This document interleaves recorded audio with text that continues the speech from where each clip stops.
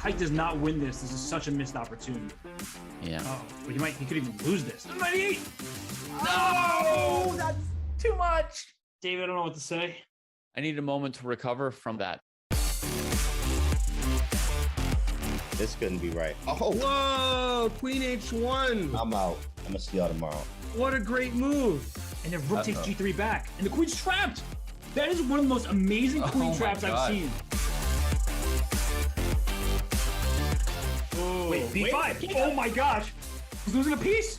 And look at him. He looks away. He can't believe it. Oh my God. Nihal trying to give checks, but actually now the pawn is moving forward. The pawn cannot be stopped. Bishop D6. Oh, you win the time! He loses on time. What did we just witness?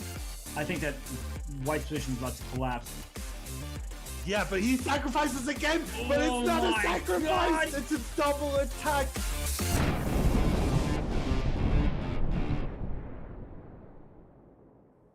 Welcome to the Junior Speed Chess Championship presented by SIG. I'm Grandmaster Robert Hess. Alongside me today is my good friend and partner in crime, Grandmaster Daniel Naroditsky. Danya, we have a great matchup in store for everyone today, and it's just a fantastic follow-up for the upset we saw last time around. Yeah, I was going to say, and hello, Robert. Hi, everybody. I'm still in recovery mode from what we saw a couple of days ago. The incredible, epic, no word to describe Mohamed Muradli's comeback. And that is the JSCC in a nutshell. Every match has its own character, its own narrative. And I'm sure that today's match will be no exception. For sure. You mentioned that Mohamed Muradli, he was the 15 seed, upsetting 2-seed Raunak Sedwani, who was many people's pick to perhaps win this entire event. And as you see on the bracket in front of you, that Muradli moves on to face Arjun Erigaisi. It doesn't get easier. The road ahead in the Junior Speed Chess Championship.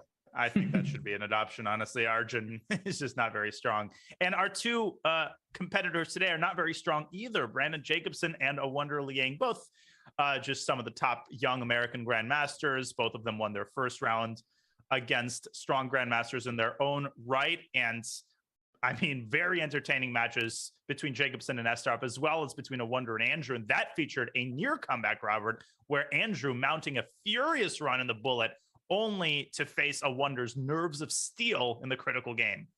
And that was a 5-12 matchup, and the other 4-13 matchup. Both of those were very close. So today's matchup is 4-seed Brandon Jacobson, 5-seed a Wonder Liang. And Danya, we rag on those smarter chess predictions often, but this matchup seems really a toss-up. Yeah, we do indeed. And ragging on it, I think, is just part of the job. But as we look at the insights here, we can just see, okay, well, total games is a little bit dissimilar. Brandon just a tiny bit more experience, but do not sleep on a Wonder. He has shown time and time again that he's incredibly strong blitz player. I've played several matches with him, not saying that that's an indicator of strength, but he holds his own in all time controls, and the losses by flag, I would draw your attention to that. Look at those numbers. They are tiny. Both of these players are very, very good at managing their time, and that bodes very well for their chances across all three time controls. That's certainly the case, and there is increment. So they will likely not flag in this event today because, as we see, it's a derby. 90 minutes of 5+1, followed by an hour of the 3-minute plus 1 second time control. And then ultimately, there is 30 minutes of bullet, traditional scoring. You get the points that you earn. And Danya, here are the Smarter Chess stats by chessgoals.com. 15-14 in a Wonder's favor. Wow. That's the prediction. What do you make as you break it down by time control? Well, obviously, I'm a little bit more familiar with Brandon and his blitz strength. And I feel like if I had to rag on Smarter Chess, I would say that it's not factoring in Brandon's experience level quite enough. I always say this. I think the 5+1 is absolutely pivotal. Smarter Chess is predicting a loss for Brandon. I don't know about that. I feel like Brandon's incredibly strong in the slightly longer time controls. Another thing that I would point to is the bullet prediction. We were talking about this before the show. Smarter Chess only predicts a 1-point win for Brandon in the 1+1. A Wonder has to step up his game to even lose by 1. He cannot allow any 5-point runs in the bullet like he did against Andrew Hong. That's true. And Brandon Jacobson, he is a powerhouse in bullet. But we also know that against Arseny Nesterov, he didn't really pull away. It was a 2-point victory overall. We would have expected him to dominate the bullet section there as well. So I believe this matchup is as close as it can possibly get, at least with any foresight. And I'm looking forward to it. And I know many of you filled out fantasy brackets. That was what we asked you to do before the event began. So if you are curious about how you're doing, please type in the command fantasy in chat, and that way you can locate yourself in the standings. And of course, we want to give a shout out to our presenting sponsors. Susquehanna International Group is one of the largest quantitative trading firms in the world. Using strategic games like chess and poker, SIG teaches new hires how to make positive expectancy decisions. SIG promotes a culture of reason, and gaming is a big part of that culture. Visit sig.com/chess to learn more and check out their open jobs. Well, we are going to see what the openings are in the first games here at the JSCC presented by SIG. We'll be right back for the matchup between 4-seed Brandon Jacobson and 5-seed Wonder Liang.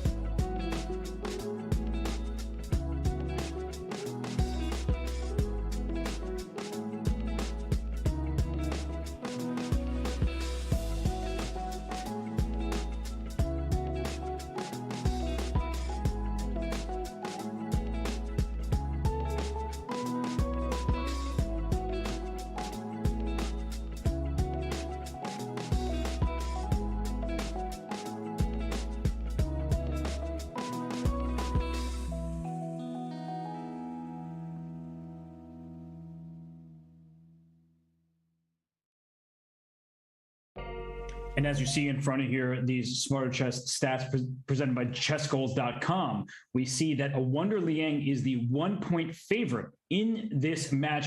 Donna, you mentioned how you think that maybe a Wonder isn't even the favorite in the 5+1 time control. To play devil's advocate for a second here, we typically see that the stronger over the board classical player, and a Wonder's FIDE rating is about 80 or so points higher than Brendan's, that they typically do well in the longest time controls, because then they can show their might and don't have to worry as much about the mouse speed in time trouble. Yeah, that's a great point. The other thing I'd say, and I feel like I say this before every single match, but I always like to compare their opening preparation levels and in general, their track record in the opening, because that matters a lot in all-time controls. And I feel like from personal experience, Brandon has the more dangerous ideas in the opening and the more dangerous repertoire overall. We saw in a Wonders match against Andrew all sorts of shenanigans, 1 A6, 1 H6. Let me put it this way. That's not going to fly against Brandon. So a Wonder is going to have to get it together in the opening. He's going to have to play his regular stuff, Caro Khan, Queen's Gambit declined. And I think that is really the key to the kingdom for him, is to get normal positions out of the opening and not to let Brandon drag him into his extensive preparation. You raise a great point, because if you start spending time in the opening, you are not going to have enough remaining to deal with the consequences and the calculations. So it's a fair point. I definitely take it into account. And one other thing that can't really be worked into the stats is these are both college students, right? Brandon Jacobson is at the University of Columbia and a Wonder Liang at the University of Chicago. Is it exam season? Does anybody know what their academic calendar looks like? Because if they were up all night studying, you and I both know what that was like. Then you have to play a 3-hour chess match against another grandmaster, and you can't do that. I don't know. Why are you implying that I know what it's like to be up all night studying? Are you implying that I've ever done that? I wasn't a perfect model student who went to sleep at 11 p.m. every day. So people don't know this, but your middle name translates to procrastination. So that is old Latin language. Yeah, exactly. I'm surprised you know that language. I dabble in that speak. Slavic Latin. Actually, Naroditsky means in the old Russian language, the one who procrastinates by the side of the tree instead of collecting wheat for the house.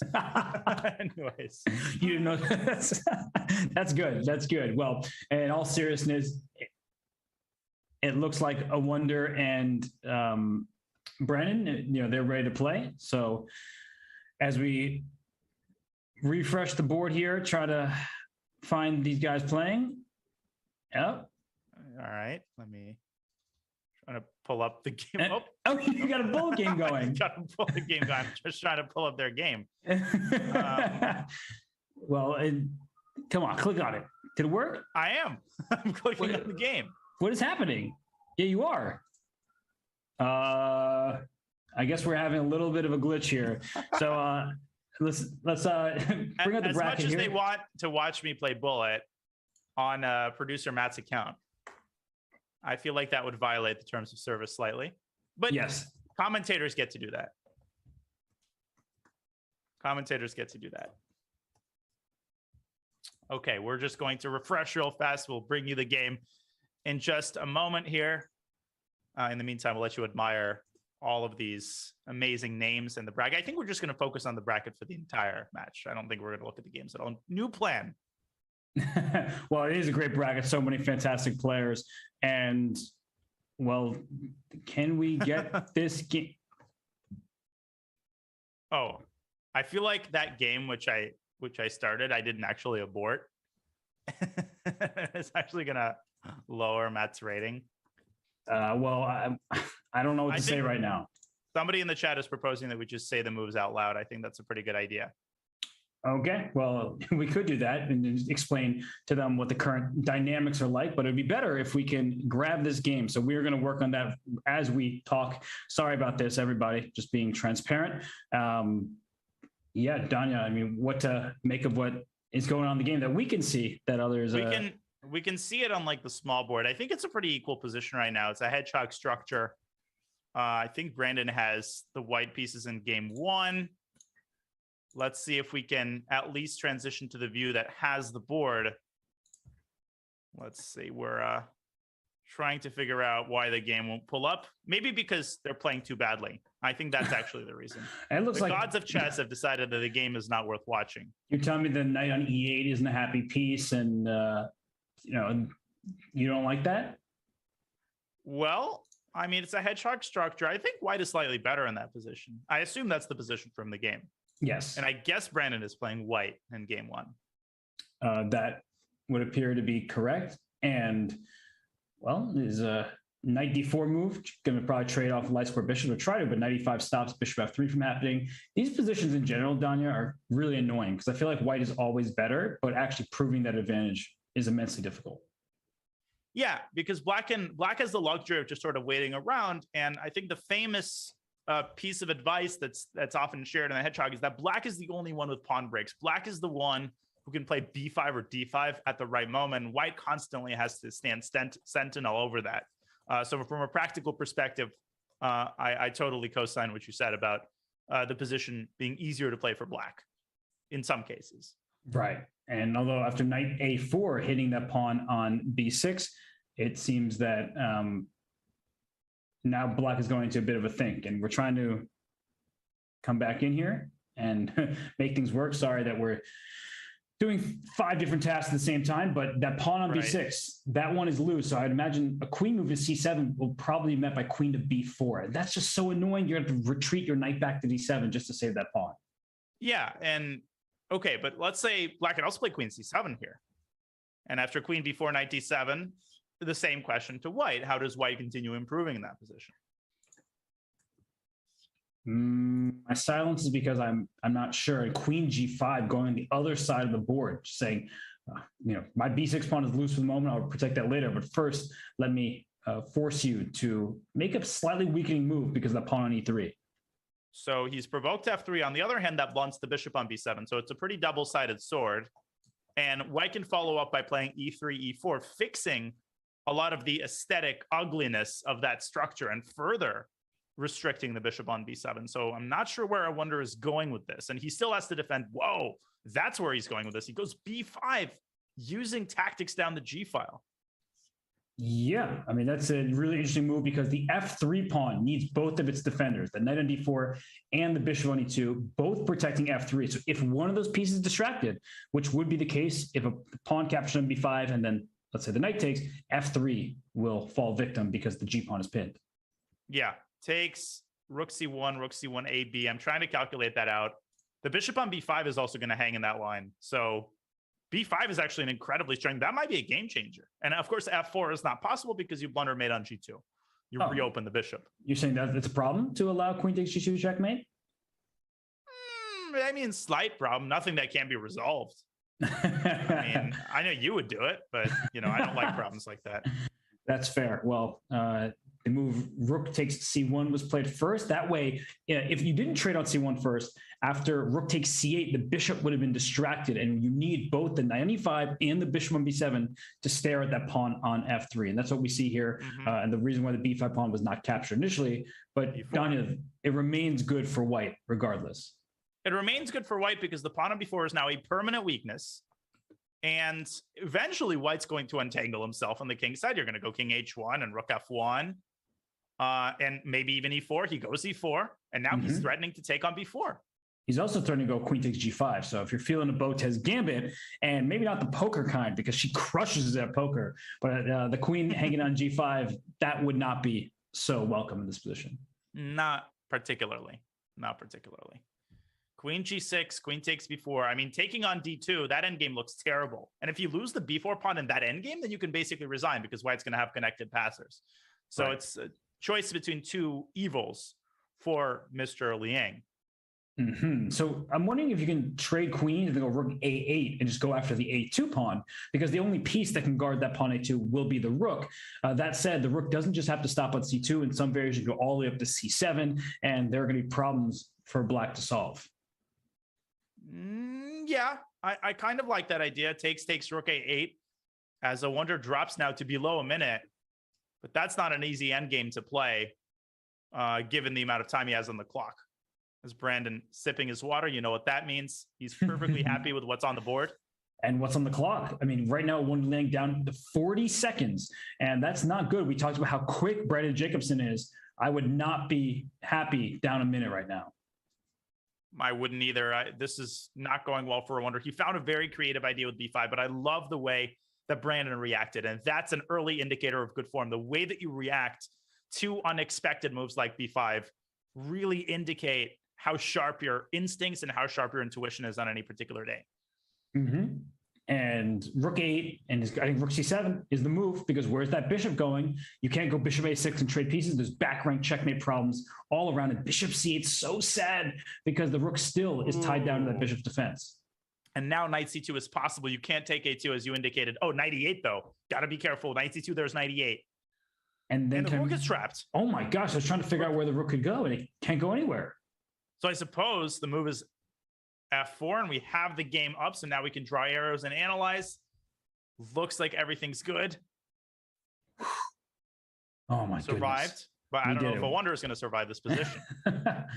Well, it's a position that looks very unpleasant. I guess if knight e8's the threat, you could stop that immediately with bishop to b5, because black does remain a bit frozen, although the bishop can slide up to d7, and that way you can start trying to trade pieces, though you might run to f4 in that variation. So there's tactics here. He plays bishop b5 and king f8, but your idea, knight c2, right? Knight c2 now, knight e8, bishop takes c8, great minds think alike. You could also play f4, that is a little bit tempting, but it might be slightly too weakening.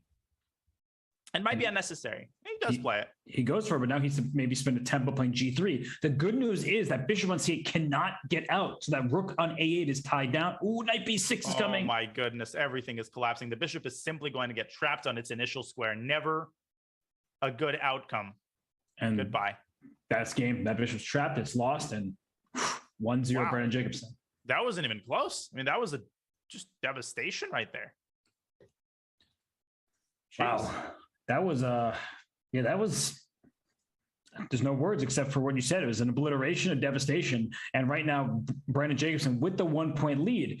He needs to be careful, though, on the black side of these types of positions. It's a Benoni structure. The pawn on d6 could be a bit weak. And this bishop g2, the fianchetto line, I feel like that's the most solid approach from White's perspective. It definitely is. But, it seems to me that Brandon is kind of going for the kill early. I mean, he's not generally a Benoni player. So this tells me that he's basically playing for a win from the very first couple of games, and he wants to give himself that early big lead, which makes a lot of sense. I think knight e4 is the main move here, stopping White from playing e4, which is what a Wonder is preparing with rook e1. Mm-hmm. Yeah, no, knight e4, and then after the rook takes, sometimes that rook even slides over to b4 to put pressure on the b2 pawn. So the bishop on g7 is black's best piece in these Benoni structures. But the fact that Brandon's thinking right now, that's a little worrisome from my perspective. Yeah, I mean, like I suspected, he's not a Benoni player. He goes knight bd7. To my eye, this is not the most accurate move. Not only does it allow e4, but it also allows this very typical Benoni move, knight f3 to d2. Or bishop f4, hitting black where it hurts on d6. Although sometimes you can give up the pawn on d6. Like let's say White hit a free turn because queen b6 hits the bishop and hits the b2 pawn. So he goes knight g4, taking advantage exactly of that tactic. Yeah, and with the bishop on g7 opened up, I think bishop takes d6 is essentially not an option because you're going to lose material after the queen takes b2.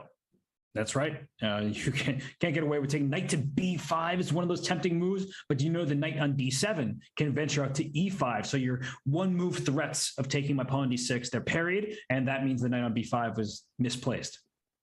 That's exactly right. Knight g4 is very, very, it's a pretty typical idea, and I think this is a more encouraging sign for Brandon fans that he knows this idea, that he played it quickly, and now a Wonder goes into the tank. Knight d2, maybe even g5 is an option, although there bishop takes d6, queen b6, there's already knight c4. But there's queen f6 both at the same time.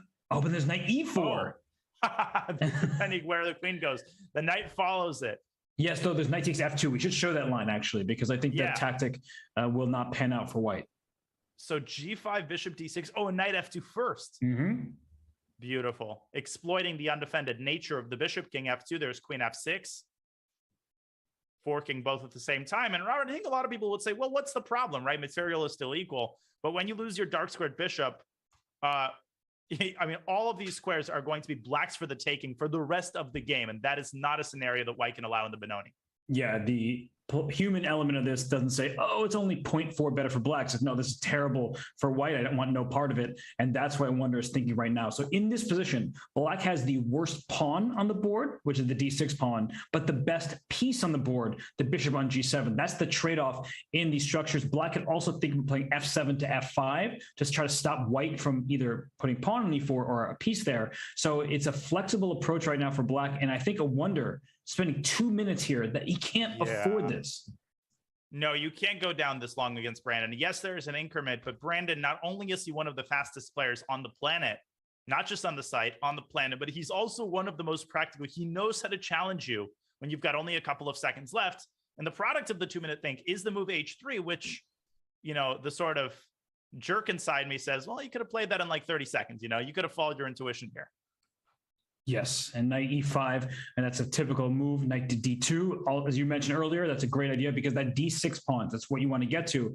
And now a big question is, does black want to play g5? Because g5 kicks the bishop back to e3, and that is good because it stops white from pushing the pawn up to e4. But as you're indicating, it's black throwing those pawns forward. It looks a bit risky. Your king is on that side of the board, but white doesn't have pieces to attack. And Brandon mimicking that thought process to the letter, forcing Wonder's bishop back, and bishop takes e5 for reasons we've already described is out of the question. Gosh, Brandon looks really sharp these first 2 games, doesn't he? He's only spent a minute too. Yeah, and that's the biggest, the most important element, I would say, because right here, yes, the position is better for black. We love the bishop on g7. His pawns look promising, but his king is also open. So if he were the one down on the clock, I would say, I don't care what the engine says, black's in trouble. He has kept a minute plus lead here, and his position is superior. He has the active pieces. Knight c4 could even be a move right now. I understand it gives it the g5 pawn, but it goes after b2, and that bishop on g7 reigns supreme. Very, very much so. You could also play the quieter h6, just solidifying the g5 pawn, and black just has everything he could possibly ask for from a Benoni. And then some, right? And this knight f3 move, though, if you take on f3, are you take with the pawn or the bishop? Well, ideally, you would take with a pawn and then go f4 and try to exploit the fact that black kingside pawns are this far advanced. And another idea. Sorry, go ahead.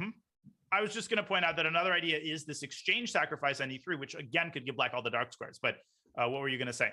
No, that's exactly what I was going to say. So one of those moments where we're reading each other's mind, the telepathy is real, because that exchange sacrifice is always dangerous for white. You think a rook is more valuable than bishop. Why would you give it up? But you shatter white's pawn structure. So instead, we saw the rook go to f8 and the bishop back to d2. And Danya, e2 to e4 now is an option. I'm not positive it's good because black play f5 to f4 and keep the position closed. The knight on e5 has an outpost there, and you're not kicking it out.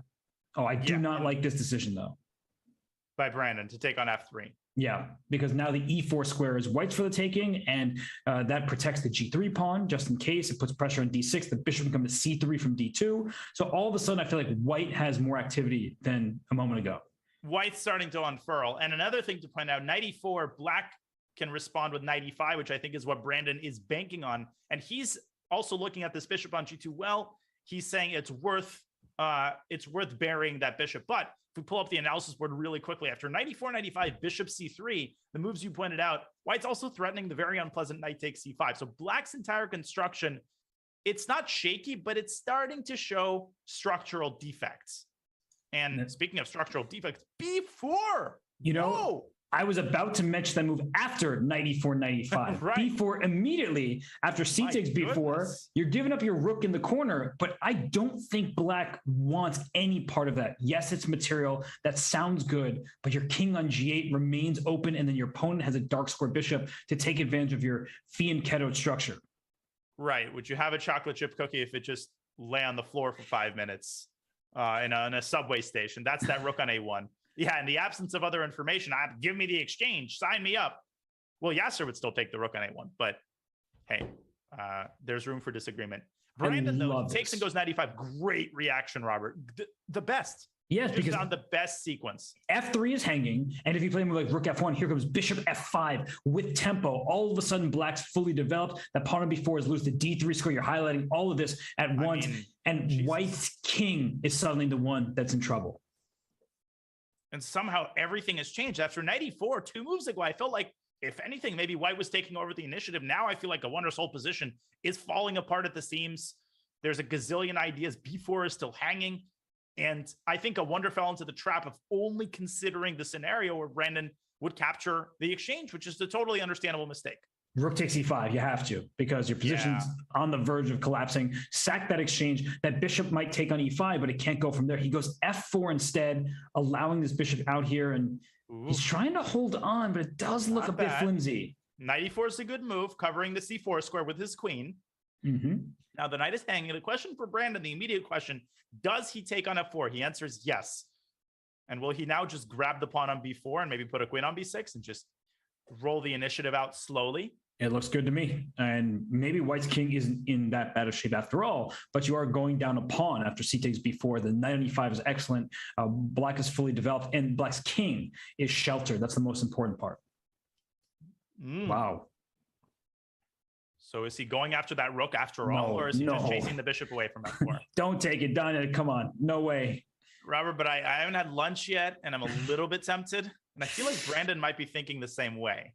But his a little bit tempted, just a tad. I get it. But his biggest asset is his lead on the clock. So if he spends 30 seconds here and then goes bishop takes A1, his king will be in grave danger, and he won't have the time to work through the defensive resources necessary. How about an appetizer with C takes B4? Not the entire rook, but just, an hors d'oeuvre. An hors d'oeuvre? An hors d'oeuvre? An hors d'oeuvre. Sorry, I mispronounced that. Well, I'm betraying my ignorance. No. I thought you were actually making a joke, intentionally mispronouncing it. An hors Delaware. Well, C takes B4 is played, and now it's going to be a time scramble with Black is up upon Queen B6 check available, A5 just to reinforce that pawn. No, Donnie, this is starting to look really good for Brandon. Just in my defense, I'm not a big hors d'oeuvre fan because usually they contain either mushrooms on little sticks or something with mayonnaise. And you know how I feel about the two M's, mushrooms and mayonnaise. Yes, they're not your Would you like favorite. these shrimps that are drowning in white sauce? No, thank you. Now, would Brandon like to start playing faster? Yes, he needs to. But did he just allow knight F6 check? Oh, my knight goodness. F6 check. What a tactic. That's brilliant.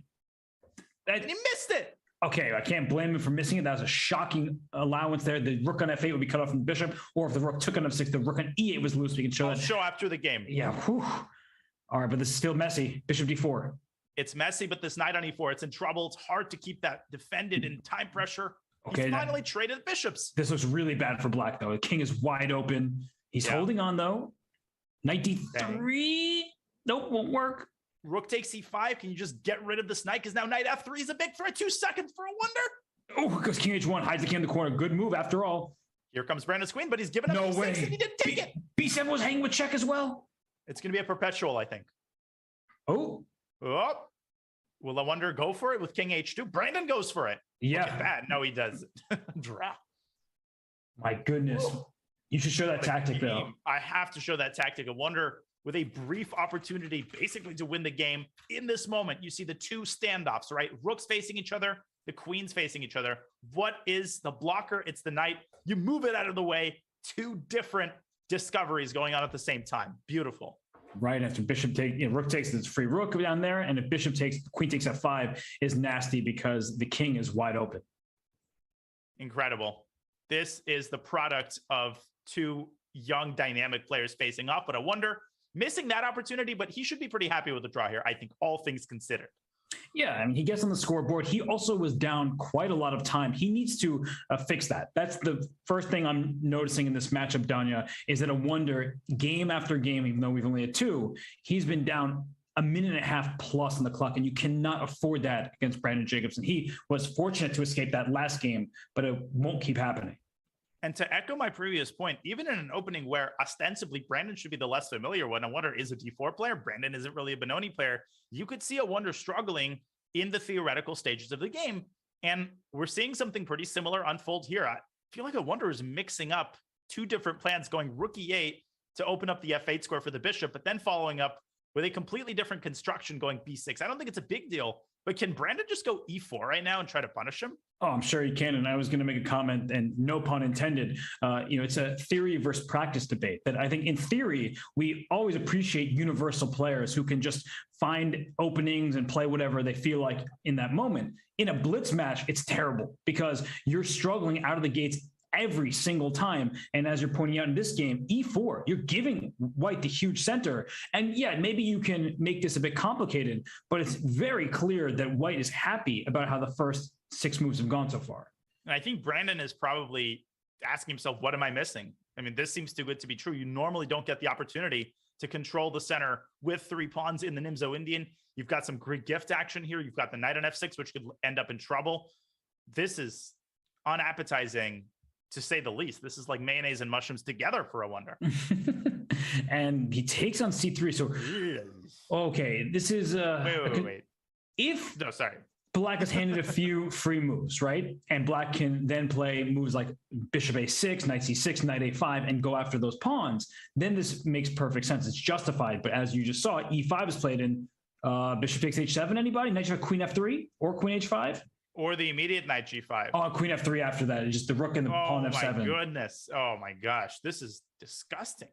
And this is devastating. This is also move 9. So this is what happens when you're not familiar with opening theory. You end up playing some random variation and you get punished against a strong player. Whereas, Brandon, he's just playing principal moves and he's going to obtain victory right now. He sees it for sure. And notice that he's taking his time. He senses that a win is hanging around somewhere. Maybe the Greek gift works, but it's not always the most convincing way forward. And I just wanted to say, even if you gave a wonder one extra move, if he just was able to play e6, e5, would he be slightly worse? Absolutely, but he wouldn't be dead lost. It's the fact that Brandon can shove his pawn down e5 that introduces this complete and utter discord among Black's pieces.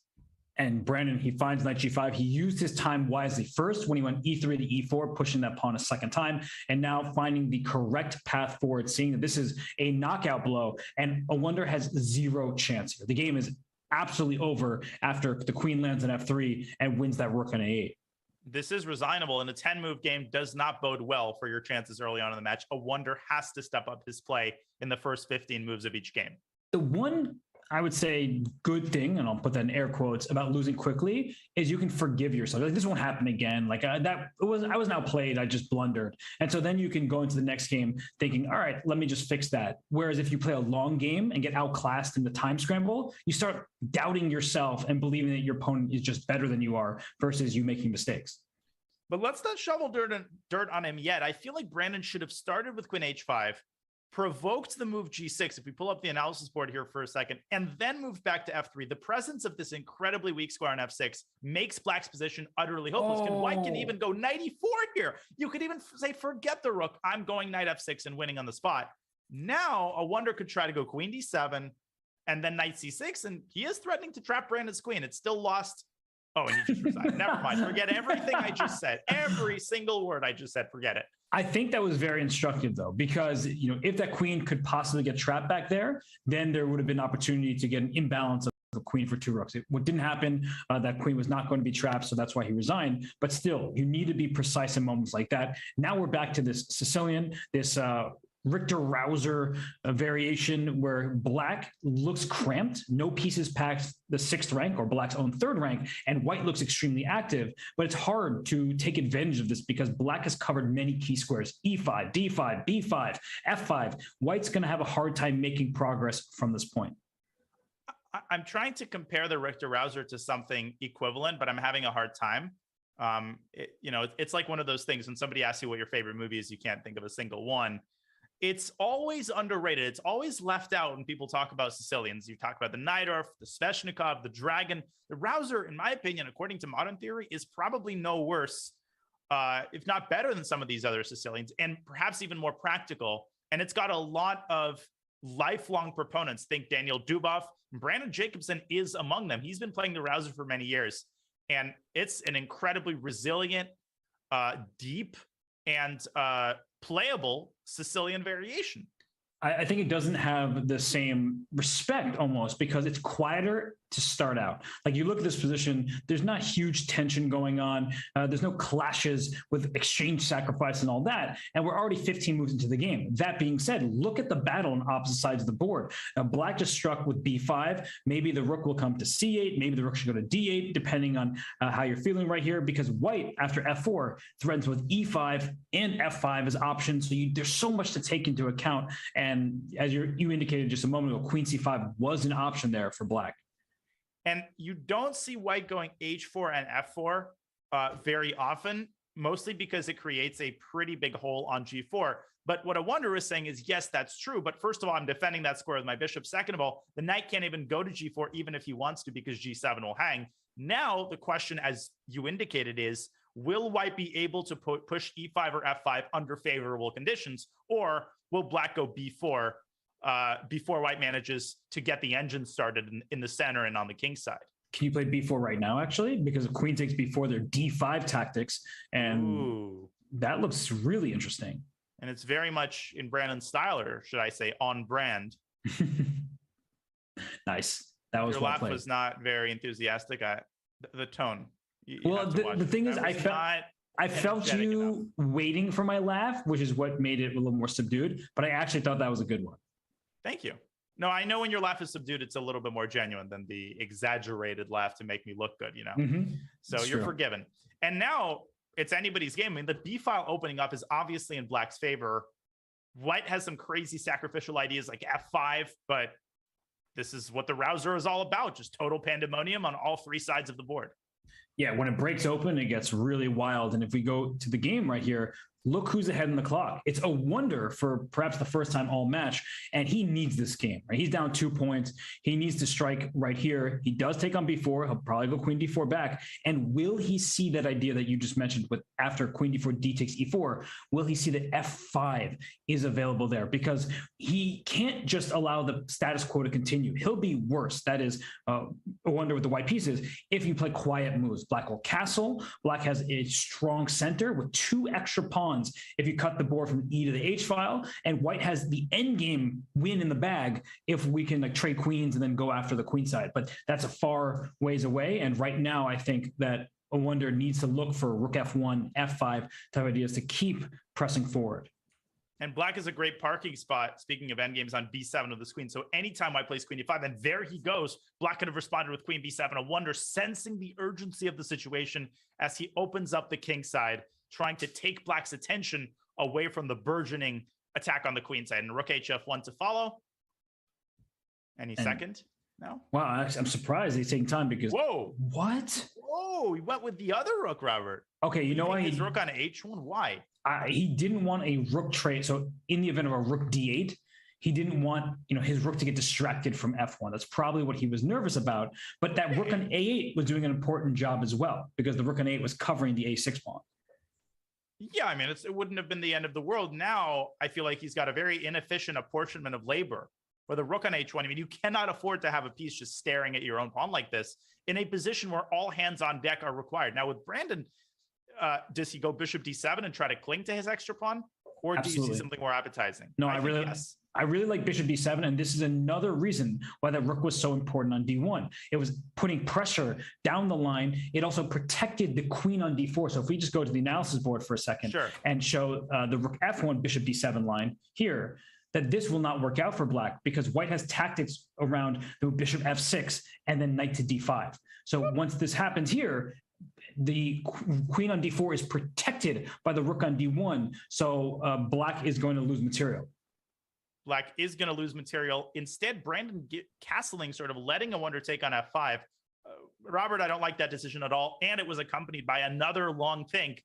I feel like he's been losing the thread of the game here, so it seems. And this has justified Awonder's decision to play rook D to F1. He keeps more pieces on the board, and he's the one going for checkmate. Yeah, the B file is open, but that's going to be one piece, and it's going to be a slow attack. White can play B2 to B3 to shut down any pressure there. On the other side of here, rook F1, as you're pointing out, bishop takes H5 ideas, bishop takes F6 and sacrifice an exchange in F6. It looks like black is in really big danger here. And C4 seems to be a very nice square for white's queen, pinning the bishop and aiming at the F7 pawn, which in fact, creates the immediate threat of bishop takes h5. You don't even need rook hf1, although that certainly won't hurt.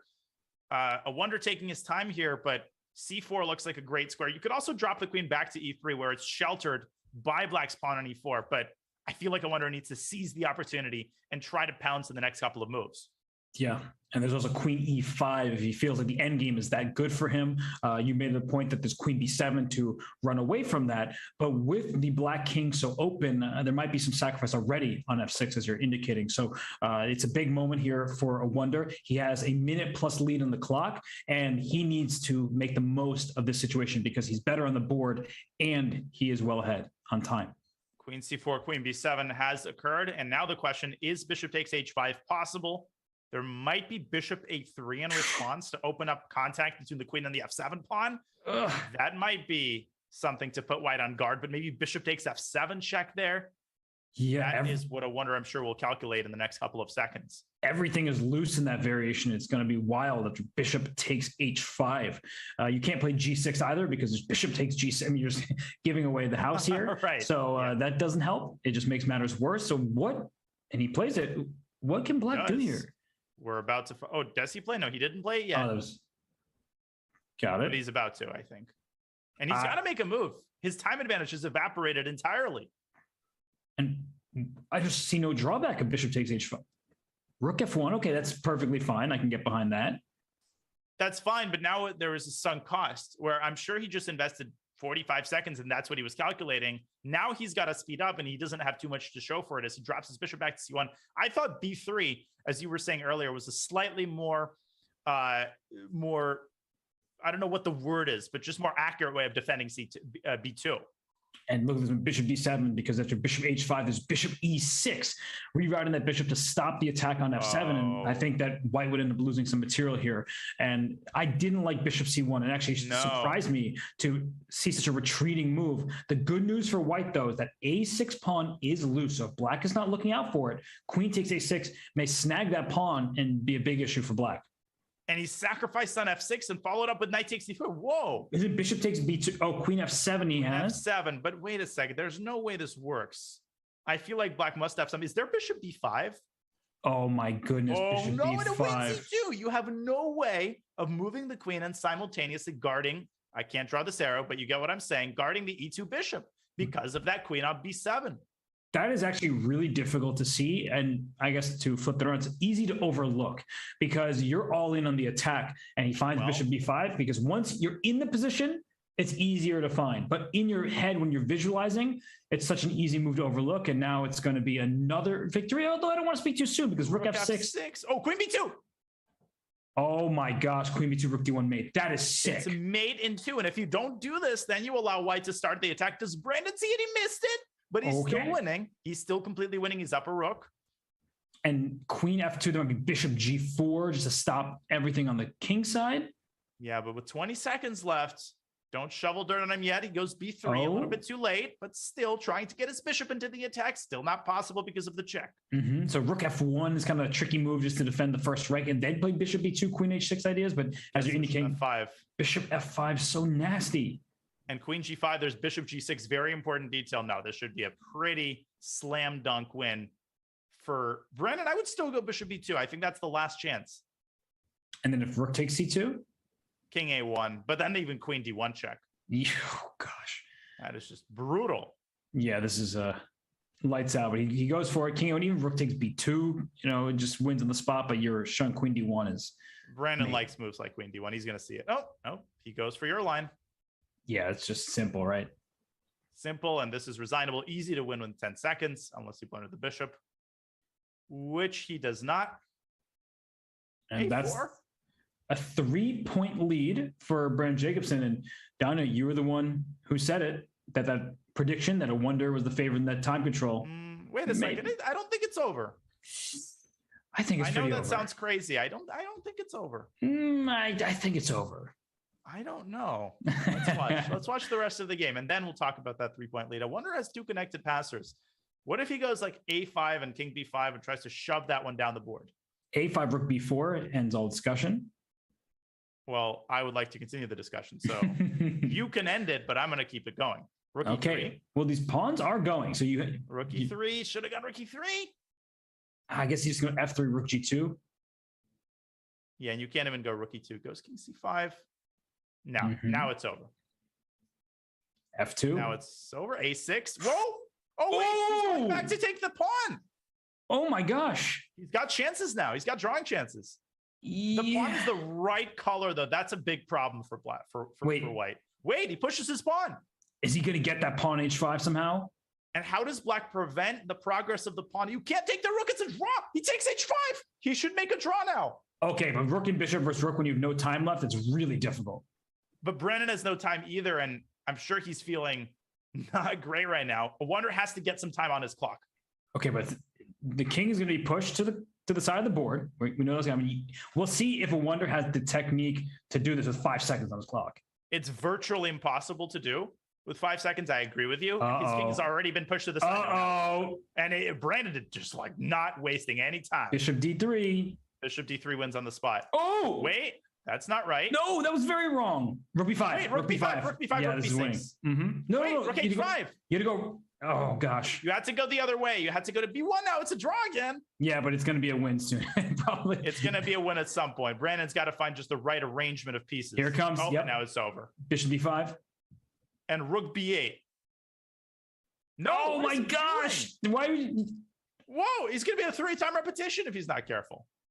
So this position right here, right? This is where it gets tricky. So if you go rook A2, there was rook A4. So there we go. He goes. No, but what now? He's going the wrong way. Rook B3? He's going the wrong way. Rook, exactly. You have to move rook this way because now bishop C6 and rook A3. So that's the hardest thing to remember is that instead of staying on the B file, you need to move your rook laterally there. And that way your bishop is doing the rest of the work. And your rook is far enough away from the enemy king so that you can then do the technique of bringing your rook to the second, or in that case, the 6th rank. And these are maybe the most painful losses because after being completely lost of wonder with some absolute heroics to get himself back in the game, and his hopes were dashed once again, but I don't think he seriously entertained having chances in rook versus rook and bishop. But Brandon has to see those mates and twos, right? He can't let a wonder off the hook continually because it's going to come back to bite him eventually. 3.5, 3-point lead for Brendan. And if you're a wonder, I mean, the fact that you had a draw, like if that was a classical game, a wonder would have survived that, right? I believe as a very strong 2,600 plus grandmaster, he knows the technique necessary, but with waning seconds on the clock, okay, it's near impossible to defend. So he almost survived that, but almost is not good enough at this point in the match, Danya. We're only 4 games in, but he hasn't scored a victory, and Brendan is on a winning streak. No, he has not. And Brandon with a pretty pleasant position out of the opening. A wonder sort of switching around, playing a double fianchetto setup, which I always find to be a little bit dubious and hard to play. But, you know, there are people who swear by double fianchetto setups. Yeah, I mean, I like to go with fianchettoing my bishops. Certain people, certain. But I also know that it's often dubious. And here, do not trade that bishop. Play bishop H6. Just remove that bishop from the same diagonal, because if you trade bishops, your king is not going to feel very good. And I think you're in big trouble. But ceding the main diagonal always almost seems like a moral defeat, you might still win the war, but you definitely lost the big battle. And a wonder gets his strongest piece off of E4. Now queen B3 and C5 looks pretty good. The immediate C5 looked great. Brandon is definitely in control here. Yeah, but both sides retreating their knights, and now we see a trade of the other bishops being possible here. And I don't mind this for black. C5, I kind of mind it. Queen B3 and rook A1. I feel like the E6 square is also a weakness. Maybe if black can get E7, E5 in, he'll be okay. The structure is quite symmetrical, but I think white is still in the driver's seat. And a queen trade, if I go BC5, are you going to throw in queen B3 check first, wouldn't you? I absolutely would. You know me better than I know myself. I was just thinking that if the queens come off, the compromised pawn structure may not be the end of the world, but with, as you point out, the E6 square in particular being accessible for white, that's a problem. I guess after queen B3 check, king H8, rook AD1, black can make this move queen C8 simultaneously. Okay, forget it. Forget I said anything.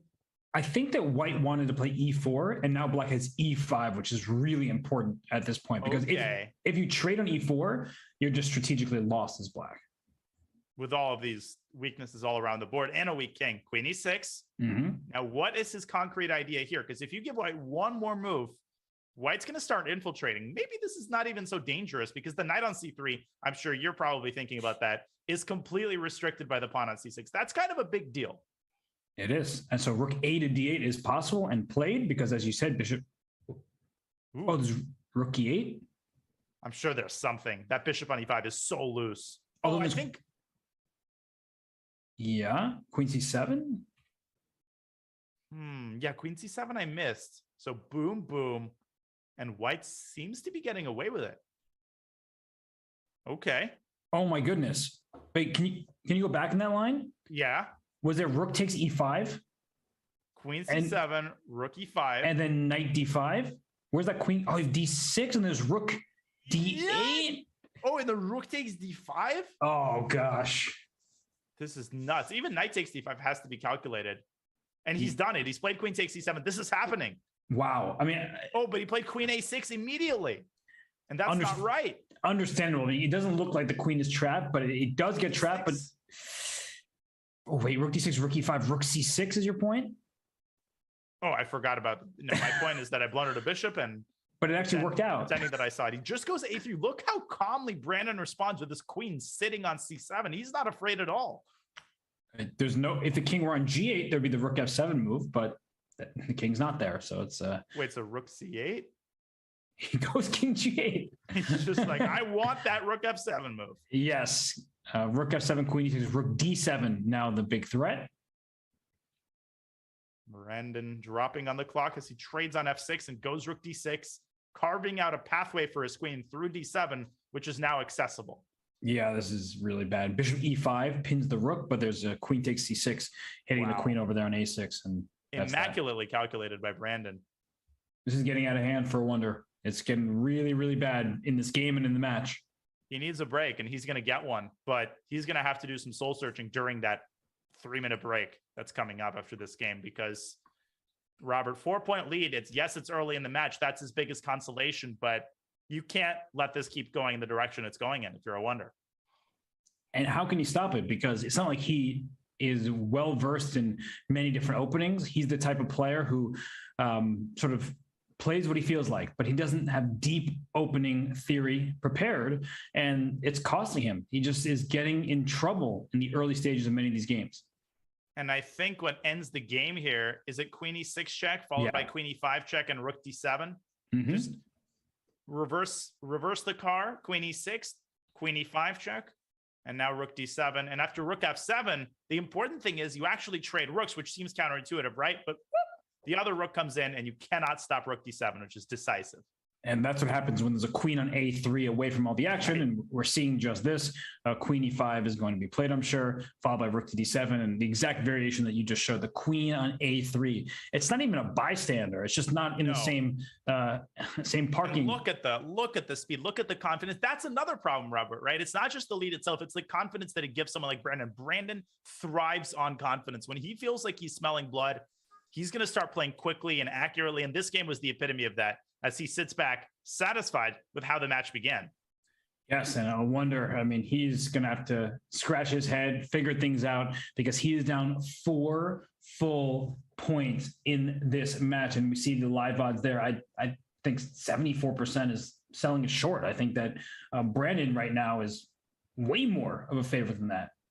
Well, the rest of the 5-minute portion is going to be absolutely pivotal. A wonder doesn't need to tie it up, but he needs to bring this under control. He needs a couple of wins. He's barely gotten on the board, and maybe that Benoni game where he came very close, maybe that'll serve as some inspiration, but he has to decide what changes he's going to make in the opening and what changes he's going to make to his time pressure, to his time management and his approach to the match. Yeah, he cannot remain doing what he has been because it's not working out for him, but he has the break. He will have a few minutes to gather himself, to drum up some opening line that maybe can serve him well. And Brandon Jacobson will try to keep on trucking along here. This is the Junior Speed Chess Championship presented by SIG. We'll be right back for more from the 5-minute plus 1 second increment time control when we return.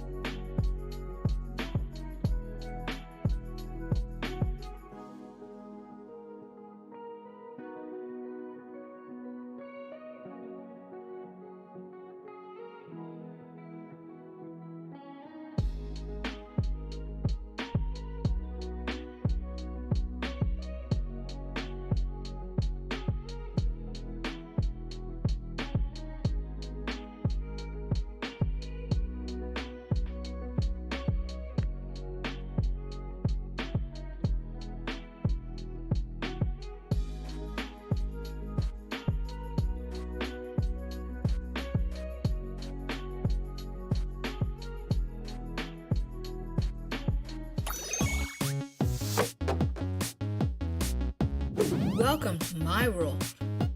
Time to attack! A knight on the rim is grim. Are you sure you know what you're doing?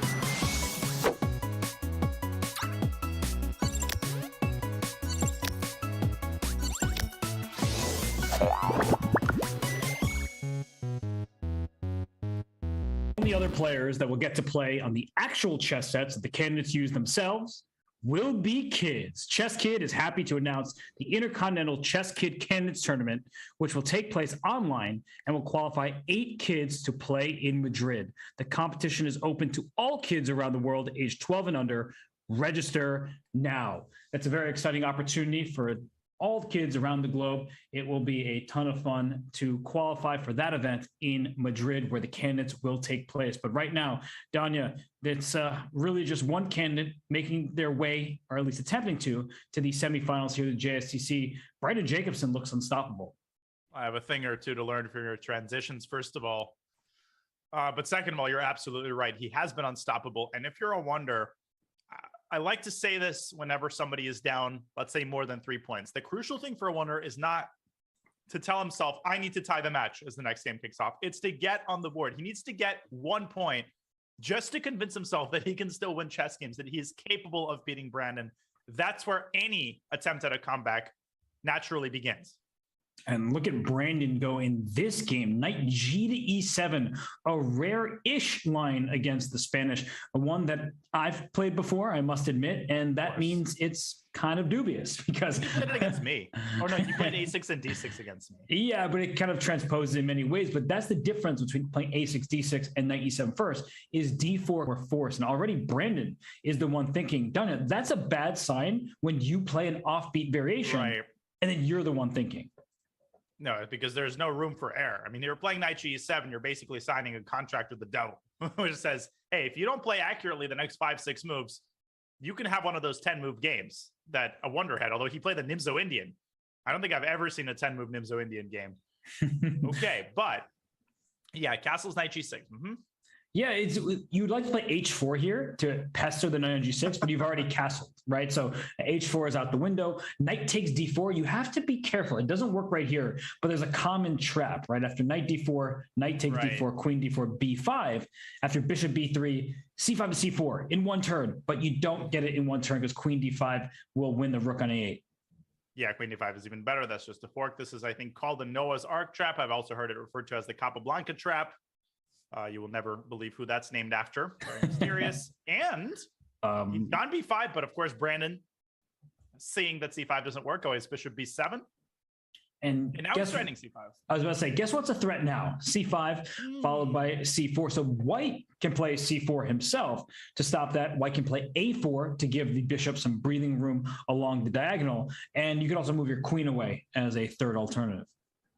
And he's gone for the first alternative, C2, C4. Now, this comes with obvious drawbacks, right? It weakens the bishop on B3. It creates weaknesses in the center. And it's just generally not a typical Ruy Lopez move. You often see the C-pawn landing on C3. And I kind of like the way Brandon is responding here. C5, queen E3. I think Black is doing fine now. Yeah, it's a trade-off, right? The D5 square is under White's control, but you've made concessions on the dark squares. So Brandon needs to complete his development. C takes B5, not currently a threat, but White is going to increase the pressure with knight C3 next. And then that knight might hop into the D5 square. So that's why he played B4 to stop that knight's path right there. Exactly. And now I'm quite concerned about White's light squared bishop. He is sort of threatening bishop A4. So that's probably the immediate thing that Brandon has to deal with here, or maybe he doesn't have to deal with it. Maybe he just goes bishop B7 and castles and gives up the D7 pawn, instead going for a lead in development. And nope, he does. He goes bishop C6. So he stops bishop A4, and his next move is going to be bishop B7.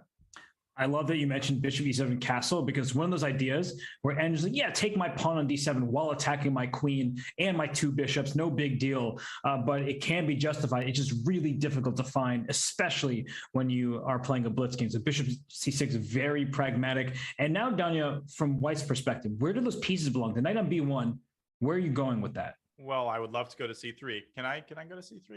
Can you just be nice for once and not take my knight? Well, on that note, I would consider playing A2, A3. But obviously the issue with that is that black can respond with a5, and you're never going to dislodge this pawn from b4. So that's off the table.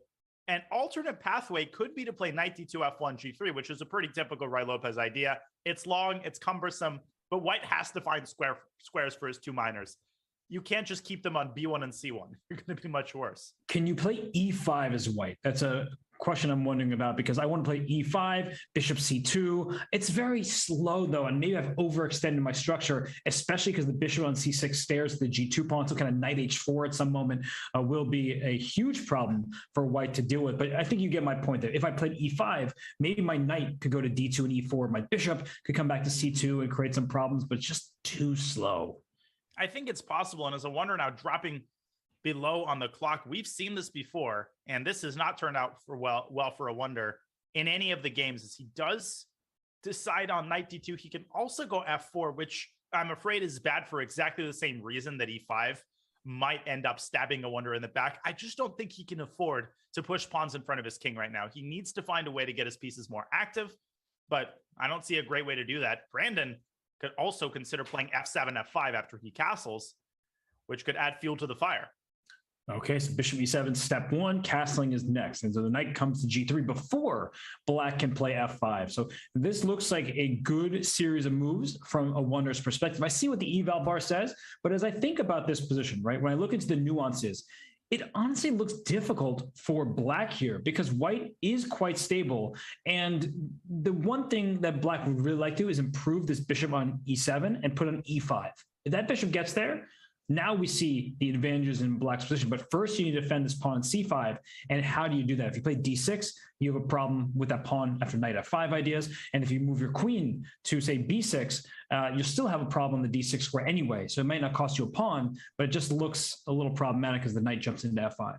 And white has a nice maneuver, queen f2 and bishop b3, intensifying the pressure on the c5 pawn. That could be a very nice way to meet queen b6. So I am starting to agree with you. At first, I was quite taken with black's position, but now that I see knight f5, now that we notice f5 is impossible, I'm starting to get a little bit concerned, and clearly so is Brandon, as he takes a long time trying to figure out how to keep his foot on the gas pedal. Maybe a5, but what does that really do? Is a4 that dangerous? I don't think so. And maybe knight f8 to e6 to guard the c5 pawn. That was another idea to try to jump the knight to the d4 square, but it's a queen b8.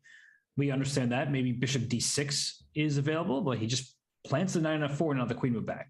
That knight just doesn't... Okay, so knight e6. And he's found a way around the problem you described. Now c5 is protected. He's obviously not threatening knight d4, but this knight is standing sentinel over the whole position. I like the placement of that knight. I don't really like any of black's other pieces. I might play h4 here. Just try to gain some space on the king side. h4, throw the one all the way up to h5 and say, what are you going to do from the black side? He allows, now after bishop c2, you could think about g6, but knight h6 check is a nuisance. And that's exactly what's going to happen. Brandon, with a very committal decision to give up his dark squared bishop. Now his dark squares are dreadfully weak. But on the other hand, he's starting to centralize his other pieces. He's attacking b2. The bishop on c2, that's the piece of wonder. Would love to somehow get to d5. Not the most practical idea I've ever come up with. But it's a good point that when you think about where do my pieces belong, well, I want to trade light square bishops, and he just goes rook to b1, and in comes that knight to d4. I guess not the most precise move, but still a good-looking move. And if I'm a wonder, I'm playing bishop e3 here. Take my bishop on c2. That piece is bad. Help yourself. Opposite colored bishops are not a draw in this position. The kings are going to be open. There might be this f5 idea if you put your bishop on e3. That is an undefended square. So maybe I take on c2 and go f5 there. I did overlook that those queen f2 back, and c5 is going to be loose. So he just goes bishop d3 instead. Keeps his bishop. First of all, you always have to keep an eye on g5. I don't think that's good here. And Brandon goes f5. Wow. Big choice, and just captures bishops love open space. Bishop e3. Doesn't it just win a pawn? A rook e5? D6. I could play d6 there because you tricky man. Thank you. Yeah, you caught me off guard. You're like d6, like that's a free pawn, but that rook on b1 is loose for the time being. And I think the eval bar is just paying attention to the chronic weakness of these dark squares. And as you pointed out, the more open position the position is, the more files are open, the easier it is to exploit, the easier it is to get a piece on any square. There are just more airports to fly to. And look at this, queen takes b1, check. The rook drops back to e1, and the king on g8 is in a world of hurt. So the queen will come to e3, up to e7, things like that. And I don't think that the black king is going to be happy about the ensuing attack. So Danya, if you take on e6 with the queen, you drop c5. You take with the pawn e6, rook d1 takes over that file. This is miserable. No good options, just no good options. And I would even, yeah, this looks borderline lost. And that decision to play f5, it looked kind of good. It looked like he carried a punch, but I think Brandon just greatly underestimated the weakness of his dark squares, particularly the placement of the bishop on h6, which might win the game for a wonder. Well, the reason mistakes like that happen is you see the future developing. You're like, okay, my position is going to be bad. White has all these remaneuvers that are going to, okay, queen takes, just queen e2 and just queen e7 coming. And it's a mirror image of what happened in the last game with a wonders queen sitting on b3. Now, Brandon is feeling the pain of not being able to stop infiltration followed by checkmate. And queen e5 is very precise because if queen e7, there's queen takes b2, guarding that diagonal. So queen e5 protects b2, keeps that diagonal under white's control. But what I was going to say just quickly here is that the mistake happened because he felt like white was just going to remaneuver the pieces and then black had no plans. So he went f5 to at least give him some self-active play, but it leads to a resignation. And now a wonder Liang gets his first victory, Danya, and we'll see if that's a start of a whole new wonder in this match. Yeah, and that's what we talked about. He had to get on the board. That was a pretty confident game. It wasn't flawless. He didn't get the kind of position out of the opening that he wanted, but he kept his composure. He played relatively quickly, and now he's put himself in a pretty good position. A King's Indian and an exchange variation, which I personally voted to forbid in the JSCC together with the Berlin, but my vote was shot down when I didn't find any fellow activists. Well, there's a big threat right now. This, you may say, a threat. Well, the kings are safe. There's nothing happening here. Right. Queen takes d8, bishop takes f6, knight d5 is a way to win a pawn on c7. Now, there are some positions where it's acceptable for black to drop the pawn. This is not one of them. No, it definitely isn't. And that is why, to my knowledge, the main move for black is actually to take on d1. Not an easy move to make if you're not a King's Indian player, if you're not explicitly familiar with this position, because why give up the entire d file, right? Why voluntarily initiate this trade? Well, as you were pointing out, the idea is that now bishop takes f6 and knight d5 is no longer dangerous because you have this d8 square for the bishop, and that's why you trade. And that is exactly what a wonder just did. And, you know, he doesn't have to play h6 because if your plan was to take on f6, I don't necessarily have to provoke you into it. So bishop g4 played development. The d4 square, that's the biggest downside when white plays this King's Indian c4, d4, e4, is when you pawns two squares apart, like c and e4, the square in between becomes your opponent's stronghold. So right now, bishop takes f3, knight to d4, and black can play c7 to c6 to keep your knight out of d5, whereas you don't have a pawn to keep black out of that outpost. Yeah, great points. And I'm trying to remember what white's main move here is. And I'm struggling. What is white supposed to do here? He goes back to e3, covering the d4 square. Now, this is clearly not a line that you play for a big opening advantage. You just want to get a playable endgame.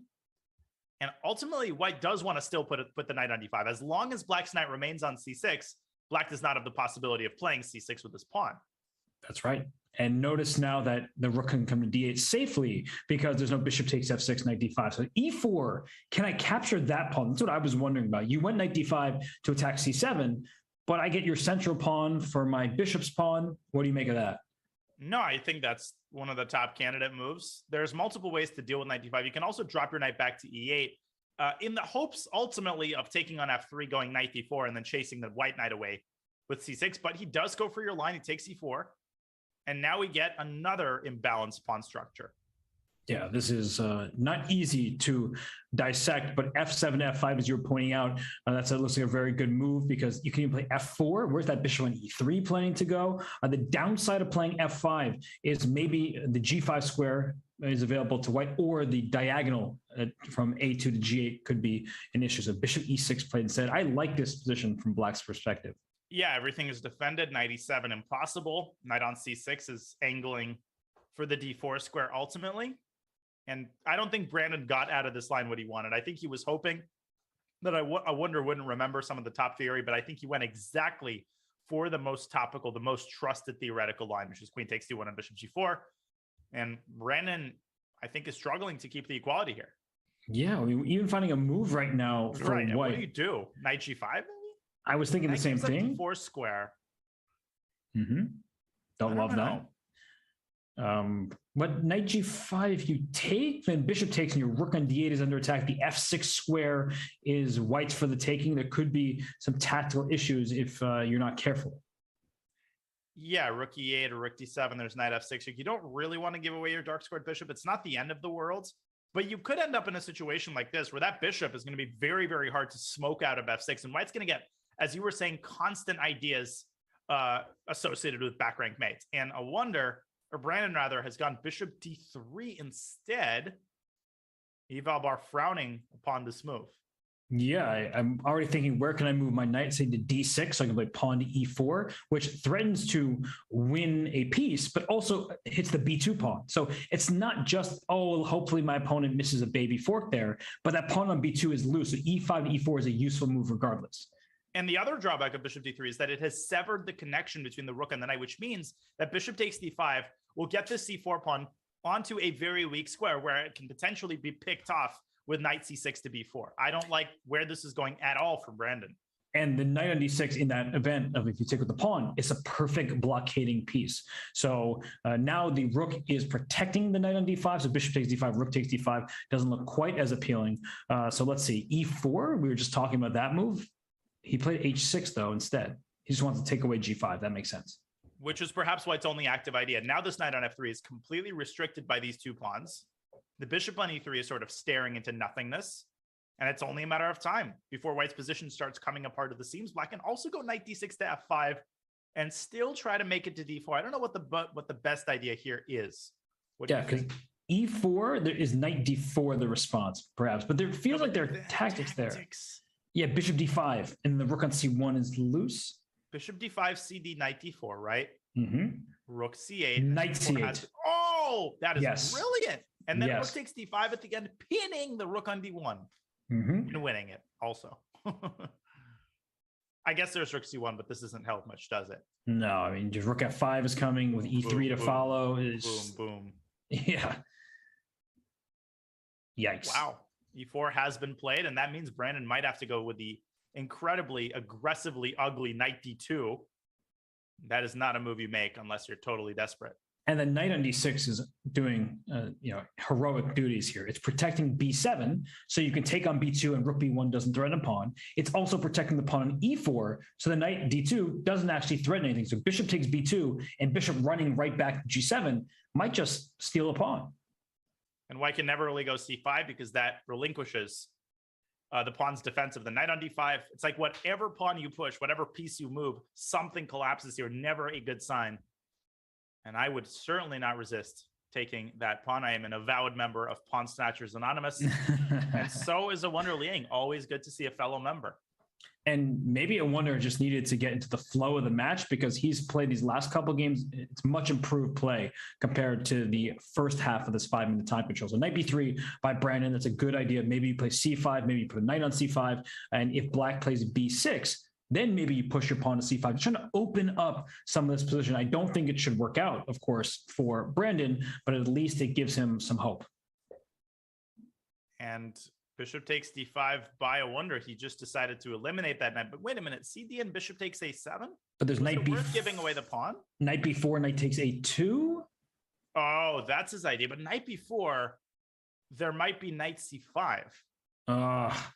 Find out. First of all, where will a Wonder put his knight? I think you have to go to B4. Yeah, having said A. You must say B. That is right, but that may be not what he should have said. Knight B4, knight C5, knight A2, knight B7. And if white can get that rook active, if white can preserve the pawn on D5, things could get a little bit more double-edged, and maybe they already have. Yeah, you're looking at the pawn on D5. I'm looking at the pawn on A7, the bishop covering the A1 square. So he does, in fact, play knight to B4, Danya, and knight C1. I was wondering about this one because you're protecting A2, but you're going after A7, A5 here. There's bishop B6. Right. So knight C2, bishop takes A7. Oh, knight A3 is useless because the rook on D1 also protects the knight. No, this is definitely a little bit more complicated than a Wonder should have let it be. And now he's all of a sudden down on the clock as well. Yeah. What about A5, bishop B6, knight C4? I'm sacking an exchange. Not. Oh, I hung a piece. I forgot about the bishop on F1. But wait. A5. What did you want? No, I want A. And we can show, but I want A5, bishop B6, knight C4, and I was like, let me sack a piece. Exchange. Excuse me. Oh yeah, that bishop comes out of the woodwork. If the bishop couldn't take that knight, it was a good idea. Okay, so in the meantime, bishop takes A7, F5 by a wonder, just sort of solidifying his pawns. And I think he's still better. There's no question about it. But 30 seconds on the clock, and things are so much more double-edged than they were just a couple of moves ago. That's right. Knight A3, there's rook C1, rook B1 to C1, and the rook doesn't get trapped. So bishop E5, it's a useful move defending the knight on D6 just in case. And also, maybe protecting the F4 square and a push there. And that knight could jump its way to E6, but knight C5 might walk into bishop D4. A lot to calculate here for both sides, as Brandon now dips to below a minute. And the rook goes to E8. So everything defended in black's position. That's important. Bishop D4. But now the bishop on B6 is protected, so you could play knight E6. Or you could play knight D7. Ooh, and there's forks galore. Black doesn't have any fork potential here at all. And black doesn't have much time. 15 seconds. He makes the move, knight A3. Okay, knight C4. Good move. So rook B3, knight C4. What about rook B4 to prevent knight C4? That's a good time trouble move, and Brandon plays it. Of course he does. Great move. Of course he sees it. Knight C2 back, and then rook A4. Then rook A8. It's like a weird position here. E3, trying to free up the knight that way. That's a good move. And E2 is like a big threat in many positions. And Brendan forgot about that completely. Now white can lose D5 here after F takes E3, knight takes E3. And what about your knight E6 move? Maybe you have to do it. That bishop on F1 is a hero preventing E2. Brandon down to 20 seconds, though. Yeah, it's a really complicated position right now. You can even take enough to play knight E4 and just go after the dark squares. And there he goes. Knight E4 played, bishop on E5, guarding the D6 square. All of a sudden, it feels like a wonder is once again in control. Knight C3, knight C3. And I spoke too soon. I said black has no fork potential. Well, now he does. And he's going to win. No, that's just picking up a rook. You can't even, just knight takes, just something takes D4 there. He's going to win 2 exchanges and he's going to take D5. Brandon left with absolutely nothing here. No pawns, no hope. And there's not even a bishop B C4 move to make things happen. You could even give up an exchange on F1 just to prevent any shenanigans, but this is also good. And the second win in a row for a wonder, and a very convincing one at that, despite a couple of inaccuracies there at the end, but he kept his foot on the gas pedal. And it's where the engine is a bit misleading, right? It was a very hectic position. So the fact that he allowed maybe white to have a +1 position at some point, it was not clear how to achieve that advantage where black was protected everywhere. That knight was loose, but he managed to actually turn that knight into an aggressive piece. So right now we see a repetition of the game we saw 2 ago, and Danya, C4 played by Wonder. He hasn't had the... What was that? Bishop D6. What a move. First of all, yeah. I was about to say he hasn't had a break to look into the line, but nor has Brandon. Bishop D6. I'm still wrapping my head around that. First question, obviously, is what happens after queen takes G7? I probably wouldn't take that pawn on principle, but I also can't refute it right off the bat. He goes C5. What is this? This is such a weird sequence. Yeah, so bishop can go to E5, but then the bishop might get kicked later with F4, and all of a sudden, white's pawns are going forward in every direction. And black's pieces are going back in every direction, neither of which is good. Queen H4?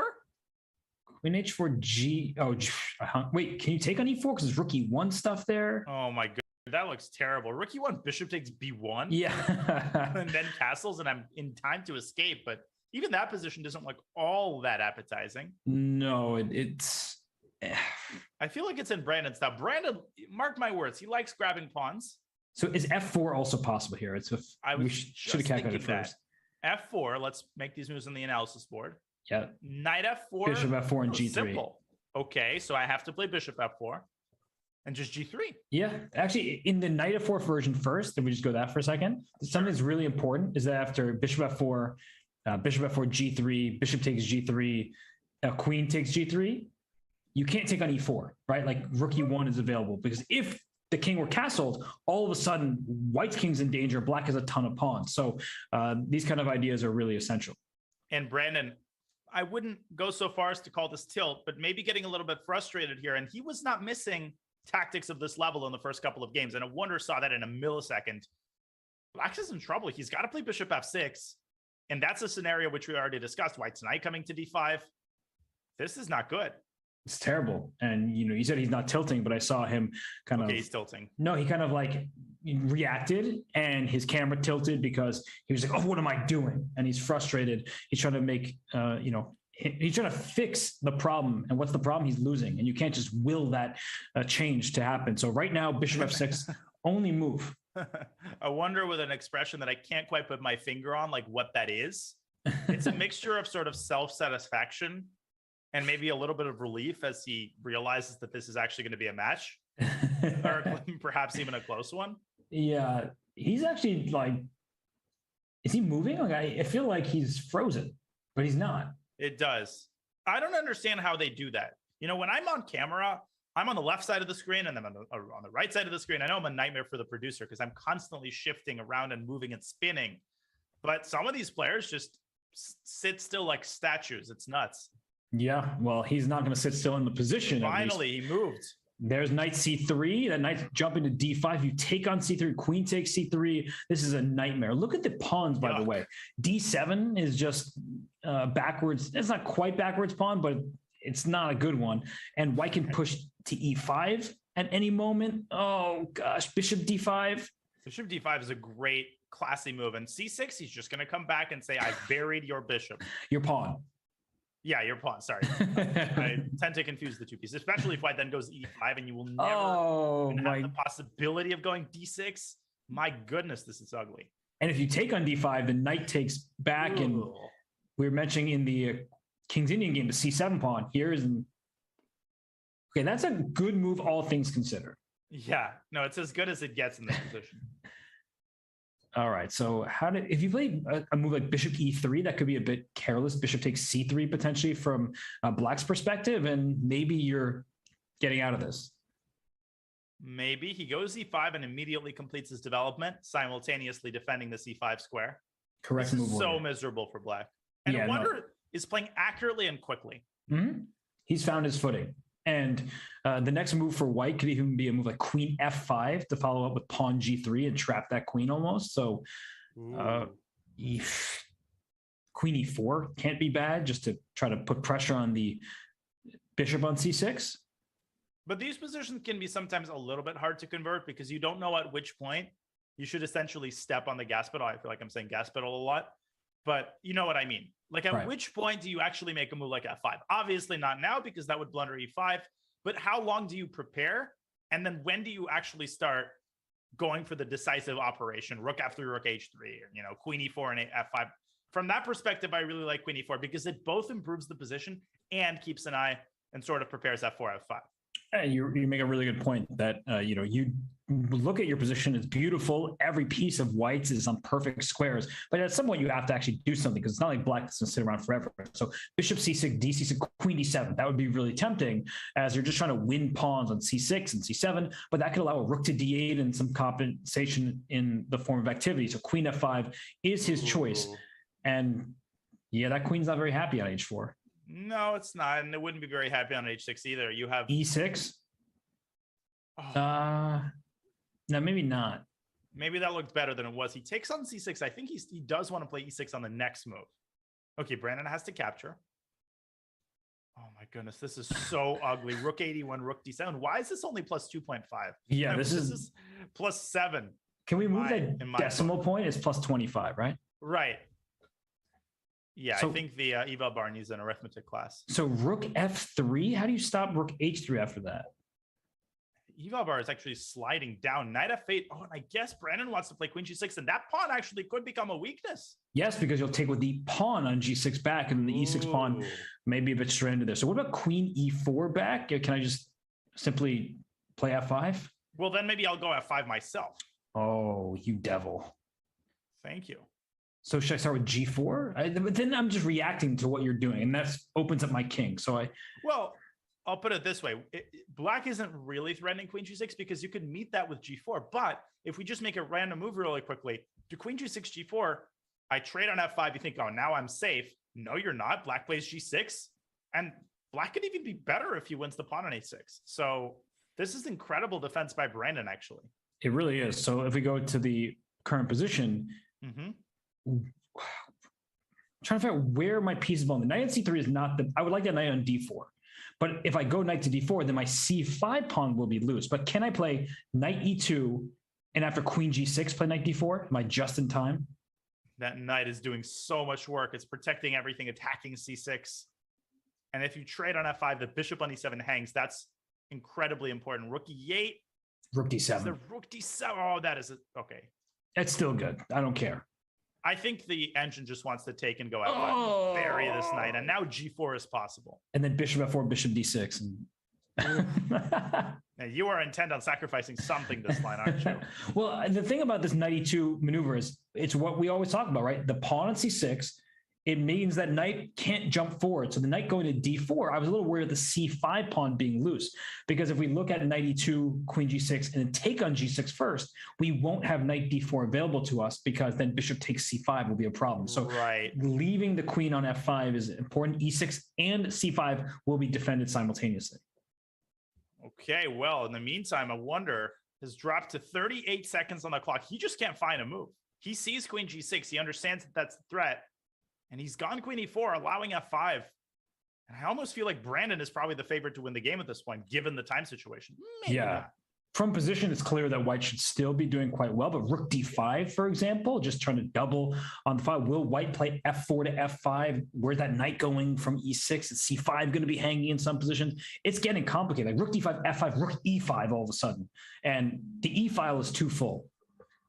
Right. And it's one of those things. You approach a Wonder and you ask, do you want this position at the start of the game? He'd say, absolutely. White is slightly better. It's a fun end game. But given what he had 5 moves ago, and this is exactly what you described, rook E5, he missed it. And now he might end up being a pawn down.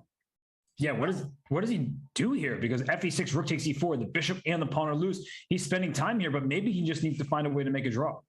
Well, whatever he's doing, he's down to 15 seconds. And I don't think Brandon's going to take a draw here. Maybe just drop the bishop back and go rook D7, try to go for piece activity. But 10 seconds, I don't see him pulling this out anymore. Yeah, bishop F2, that's a good move. Just retreat the bishop. He goes to D4. He wants rook F7.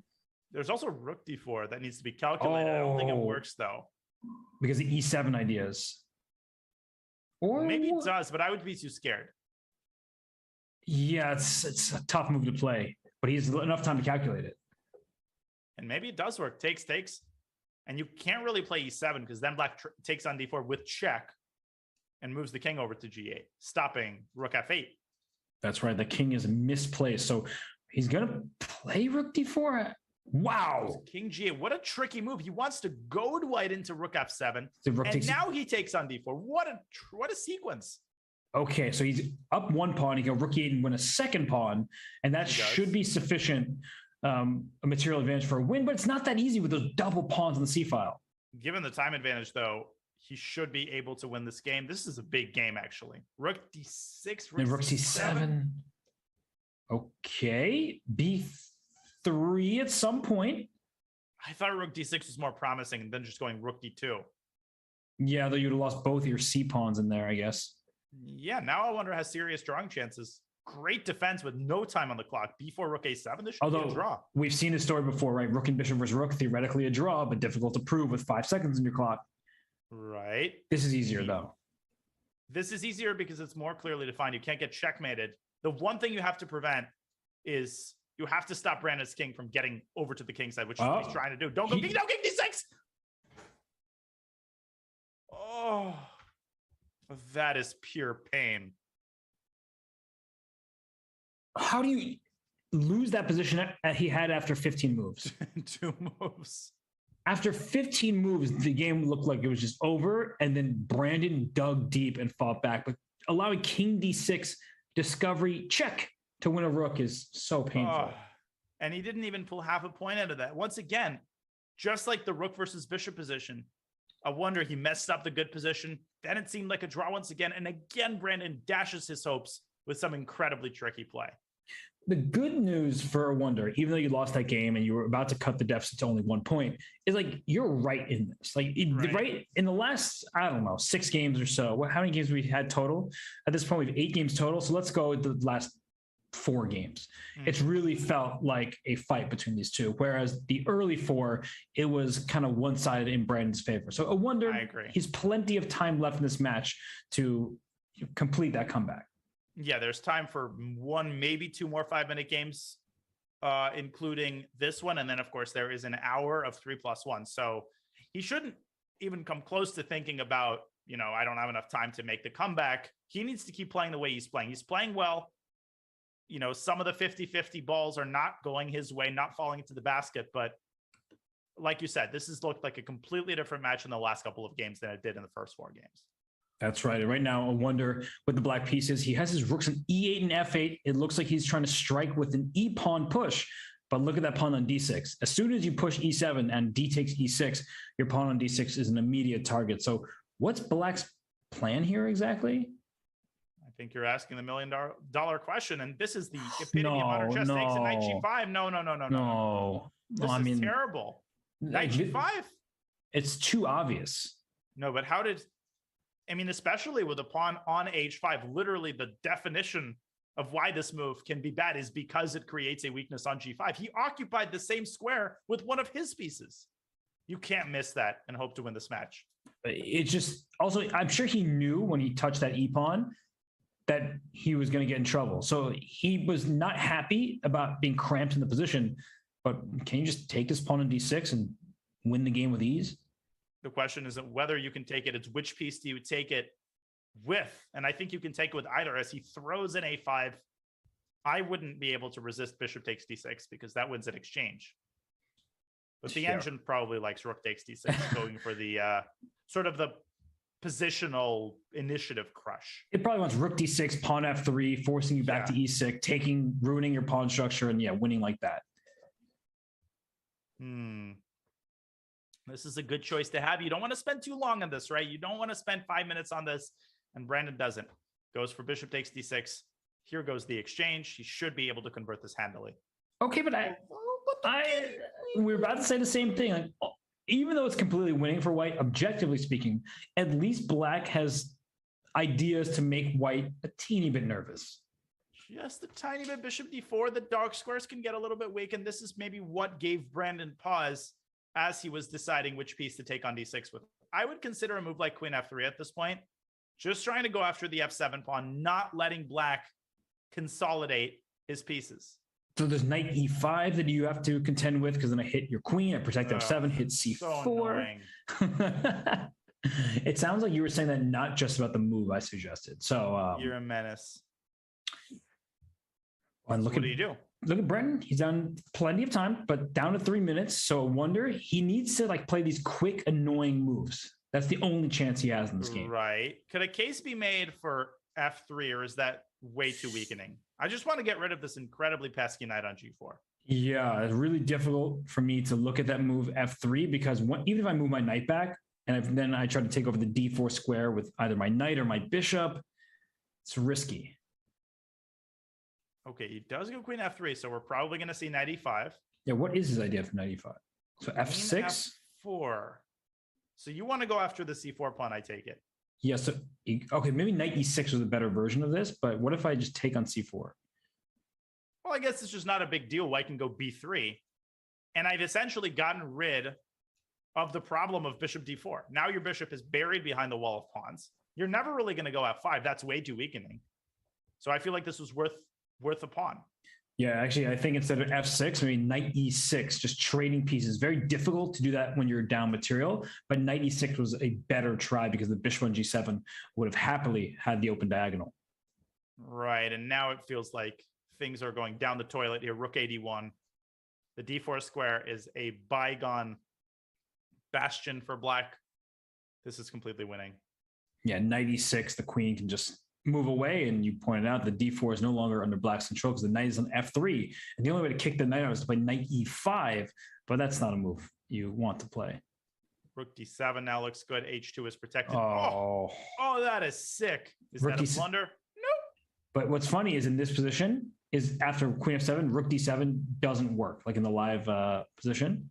Oh, that's really funny. Rook d7, queen d7. You say, I'm winning the queen. No, you're not. You're losing the game. But it's one of those mistakes that is so easy to make because you just went for that tactic and you think, oh yeah, just you can't take me on the D file. But he goes back to E3. All right. Okay, where's the knockout? Should we just take on b7? Probably. That is definitely probably not the engine move, but that's definitely practical. It actually is the engine move. Queen d3 instead, unpinning his knight, and e5 is on deck as well. So bishop e3, pawn takes queen h6. It looks awkward, but it does put some pressure there. So knight f4. With his last breaths here, I wonder if somehow putting together a rather impressive defense. Now, queen d6 is one possibility, but knight e2 check, I think, is actually really annoying in those positions. Oh, and then knight g3. Mm-hmm. So he drops his queen back, I think, for that exact reason. So if knight e3 pawn takes, and you're pointing out the g6 pawn is loose, so there'll be an e5 push from white's point of view, and that's a problem. It is a big problem and is an insurmountable problem. And b7 is also hanging, so white could simply take on b7, double rooks on the 7th rank. I don't see any chances here for a wonder. Okay, so e5, you can take on e3 with check and then play pawn f5 and things like that. So he goes queen d3 just to defend. Whoa. And now e5 looks particularly devastating. Yeah, that throws main 1 on h7. And if f5, you can play h takes g5. Yeah. This is over. Very, very, very over. Yeah. Black doesn't have a single idea here. He might even play rook d8 and just trade all the pieces. Never a bad idea. Oh, knight h4. He just decides to play positionally, exploit the weak squares. And knight g6 traps the queen. Oh my God, that's even dirtier. I was going to give a check first and fork you on g6. Not necessary. Yeah, you were going to go for checkmate, but like we always say, when you see checkmate, look for better. Exactly. And I wonder he didn't look too good in that game, especially that e5 move. That seemed like a product of impatience and a little bit of tilt. He's down 4 points. And what was the comeback in the matchup between Muradli and Raunak Sidwani? It was a 5-point comeback in about 13 minutes. Right. And Raunak is one of the best bullet players on the planet. Right. So if Muradli could make that comeback, a wonder, he says history just happened. I can do it myself, but you want to cut this lead to 3 heading into the 3+1 tie control. And I felt like he was turning a corner during those 2 wins, but that last game in particular, it seems like he's sliding back to his habits at the beginning of the match. It seems like that was perhaps one of the most one-sided games of the match. And he's got to find a way to, okay, maybe the Nimzo game, but discounting that one, he's got to find a way to replicate the ingredients and the way that he played in those 2 wins. Agreed. And I like his position right now. He has the bishop pair. There is this hole on d4. So if black can castle and play knight d4, we would like to take advantage of that. But once the queen moves away from f3, white has f2 to f4 to think about. So I do like this setup from a wonder's perspective. It's safe. Would you take on c6? I don't see where the bishop is going in the future, so I'd be extremely tempted to do that, yes. I would as well, especially because it also stops knight d4. The alternative, I guess, is bishop e3 if he wants to keep his 2 bishops.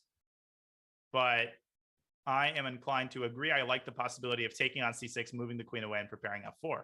And he goes with it. So playing d6 to d5 will be very difficult for black, which means the center will remain closed. And if you can get an f4 from white's perspective, look at the quality of your pieces. Like you are opening files and you have space in front of you where black is a bit restricted. Well, that's why knight d7 is a great move. I like these kinds of stages where both sides are maneuvering their knight to the optimal square. I think Brandon is aiming for e6 ultimately, but first he decides to force the trade of dark squared bishops. It seems like he's doing a great job neutralizing whatever nascent initiative white was aiming for. And bishop e3 is saying, we're going to trade on my terms. I didn't want to activate your queen to g5. So if you take on e3, I can take back with my queen and I'm controlling some more squares. No, says Brandon. We are trading only on my terms. And we have a standoff between the bishops as a wonder activates his knight on f5, inducing g6.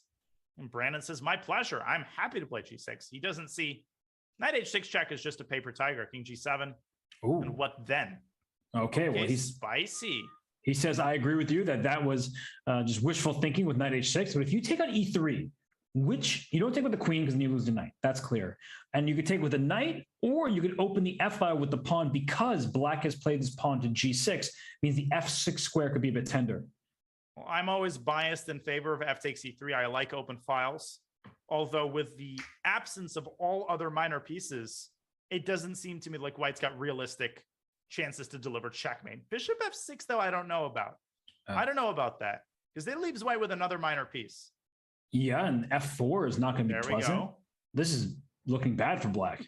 That was a misjudgment by Brandon. Now he has problems with his f7 pawn. You can't move the bishop. Is queen takes f6 a threat? Oh my gosh. No way. I think it is. Yeah, bishop d4 to follow.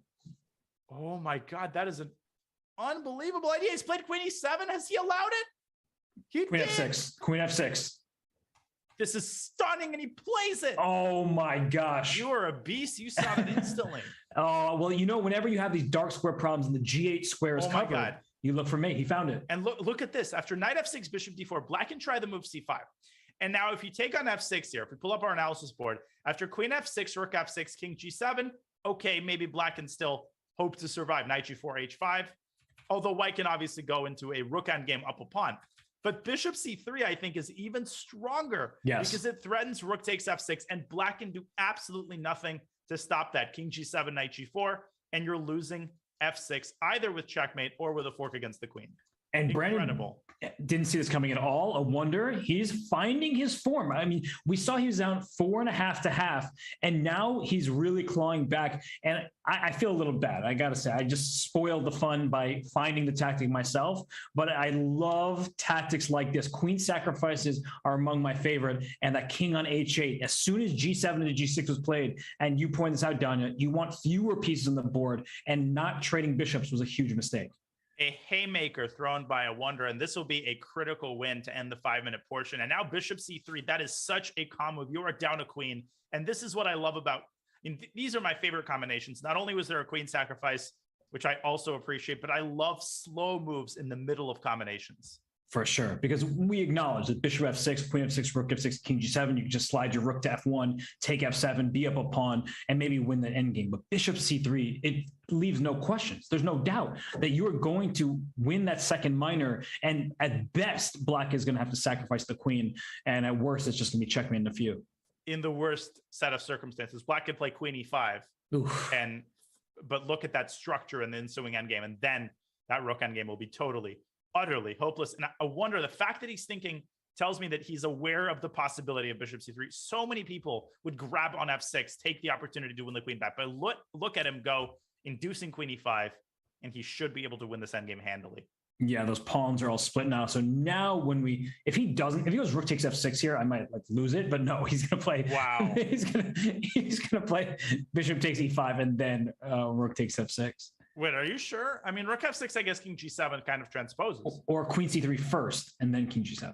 Oh, and that gives black. Yeah, I agree. That gives black a better version. So you shouldn't play around here. He's tempted by it. He plays it. That's a mistake. Queen c3 is somehow weirdly hard to spot. Yeah. So queen c3, bc3. Oh, then he might trade on f7 a bunch and play rook b1. I wonder if he saw that, then I might lose it. I think he did see all that. I think he intentionally did this to open the b file, doubling his own pawns, opens files, and he's going for that. Is that probably bishop takes e5 was somewhat better even than that? But you can see the eval bar is not too concerned about white's winning chances here. Wow. Incredible. This has been an amazing game by Wonder. Let's see if Brandon goes for queen takes e3. The alternative, of course, is king g7, and then that will transpose to bishop takes e5. Right. So Brandon's trying to assess the ensuing endgame. See, it's going to be bad no matter what, but which gives me better chances? And what do you think he's going to do? Is he going to take on c3? I think if he thought for that long, the first thing he probably saw was king g7. But on the other hand, he could be calculating this line. And as soon as white's rook gets on the b file, you know what I always indicate, when there's only one open file, the side that controls it has a huge advantage. And no wonder going for rook f7. But he wanted to clear the b file so the b2 wasn't under attack. So at least I think you're giving him a little bit too much credit there, but okay. No, come on. He did this intentionally. We'll see. Let's see how the game ends. Rook d7. He's taking more pawns than black. But is this that clearly winning? It feels like once you take d6. Rook d2. That surprises me. I thought he would play rook c2. So can I even like king f1, king e1, and just keep my massive pawns in the center? But king f1, a4. King e1. Rook g2. And rook a6, and just I have so many pawns in the center. Yeah, ultimately you take a4 and then go d4. On the other hand, black could hunt out the h3 pawn, and I'll have two passers of my own, but I agree they're much slower. Because I think if he plays d4 right away, that's just good, right? A4 is there. Incredibly good. Is d takes c5 happening? Rook d6, cd a3. d7. Okay, it's a completely winning queen endgame. You're going to have two pawns in the end there. Nothing major.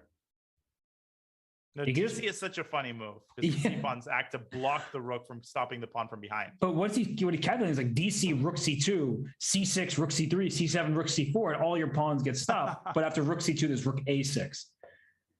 Oh, beautiful. And then you take a4, simultaneously defending c4, and he's done it. I wonder is on fire this game. Yeah. And This, wow. yeah, his king is going to be safe in the queen endgame because sometimes you allow a shocking perpetual check, but once the simultaneous queens happen, it's not going to be enough. So, okay, he wants that c4 pawn. At all costs. And of course, white can't just drop back to d4. That would allow the a pawn to rumble forward. Look at this endgame. You don't see this every day. Just Irish pawns against the world. I've never seen this before. Yeah, 3 extra pawns, and I would just give one of them up and get this king up to e3. Oh, for sure, because the rook on a4 is perfectly placed. The king runs right to d4, escorts the pawns up the board, Yeah, and it's over. yeah, there's now rook a5 because there's no rook e4 because it's c6 check. God, these pawns are kind of underrated. I could live with triple pawns if they're all extra. Okay, this is just great. Rook c5 now king e3 King just e3. jettisons the pawn so his king can get in. Yeah, and then you've got 2 remaining. This is all very straightforward. What's he What is he thinking thinking about? Oh my God. I think he's somewhat worried about king h4, king g3. Like, what if the rook takes on c6, the king gets in for black, those pawns are Robert, loose. it's so worrisome. You don't have moves like rook g4, rook a2. It's worth spending all of your remaining time on. Hey, so, he's lost winning positions in this match already. He wants to secure this one. He needs it. Rook. Ooh, so he's going to give up the c4 and c3 pawns, but he basically is saying that this pawn is so far advanced that it's worth it. I like it, but I hate it. Yeah, and rook c4? King He's gonna- c2. king- He's walking all the way around Yeah, like that. it looks ridiculous, but it works out. Okay, I but mean, king it's so winning. king d3. Yeah, why is he complicating this? I guess he makes it, but it's pretty close, but he's made it. He's made it to the promised land. It's about time. It is about time. c7, king d5. Brandon trying everything, but it's not fast enough. King b7 there ends the game. And rook b6 and c7 and wow. What a game. Can we get an instant replay on that queen takes f6 though? We absolutely can. It feels like it happened 3 days ago because that game went on very long, but queen takes f6 is just a beautiful shot. I mean, shades of Nezhmadinov or Mikhail Tal, name your attacking hero. That person would be proud of the sacrifice. Right. And bishop c3 might be my favorite part of the combination. Not rushing bishop f6, doing it on white's terms, and then perhaps not the best conversion ever, but the win was absolutely never in doubt. That's right. And so there's the queen takes f6 move. There was no way for black to deal with that. That means that a Wonder Liang scores the most memorable win of the match. And yet he's still down 3 points. So Danya and I will take a break just like the players are doing so right now. We'll see if they dive into their preparation, fix some of the gaps in their repertoire, and try to continue this impressive chess display here at the Junior Speed Chess Championship presented by SIG. Classified trading is a game really that you're playing with competitors and basically every market participant in the world. My path, I came in as a poker player, but I think that the main thing that everybody has in common is a sense of competitiveness and interest in gaming and strategy in general. Yes, you can actually use gaming skills for your career and for something to do on a day-to-day basis.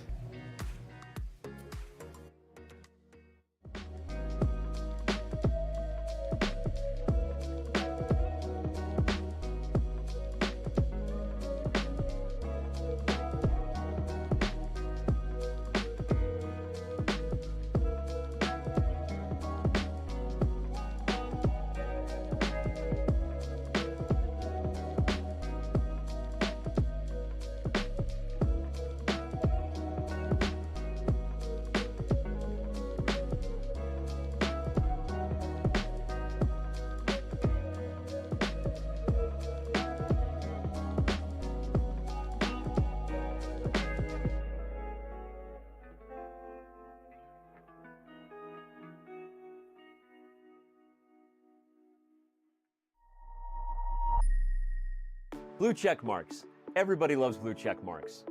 Chess.com is excited to launch its own blue check mark today with our verified members program. And for the first time, for any online platform anywhere, there will be a transparent and clear process to how you become verified and get that blue check mark. Any Chess.com member can become verified by having their account linked to a real identity with a unique payment form and SMS held privately in their profile. Most importantly, applicants must pass a comprehensive fair play screening in order to get verified. All right, but besides the blue check mark, why should you become verified? First and foremost, all verified players are eligible to play in the Chess.com Global Championship. With $1 million in prizes, including regular cash prizes for non-titled members, this massive and historic event has but one cost of entry: your $15 verification fee in order to become verified. Additionally, other verified benefits will include access to regular verified-only events, listing on verified-only leaderboards, priority pairings against other verified-only members, and more. To learn more about how to become verified, if you're watching this during one of our live shows, use the command verified in chat, or if you're watching it anywhere else, go to chess.com/verified today and go get that beautiful butterfly. Blue check mark.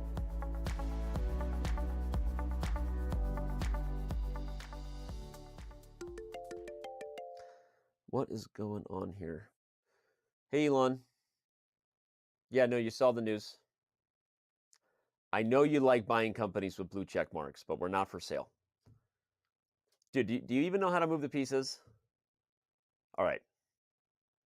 We're going to get back to this later. I got to record a video. Thanks, buddy. Elon.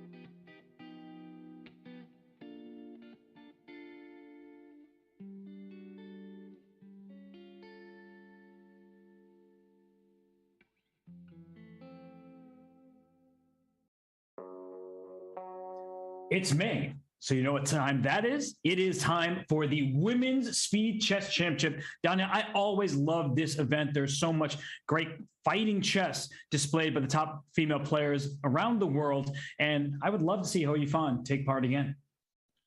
I absolutely would as well, Robert. Anything with the letters SCC in it is bound to be an exciting event, and some of the best female players in the world. It's going to be an explosive event. Mark your calendars, and we hope you've slotted out the next couple of hours, because we've got a doozy here between Brandon and a Wonder as the 3+1 segment commences.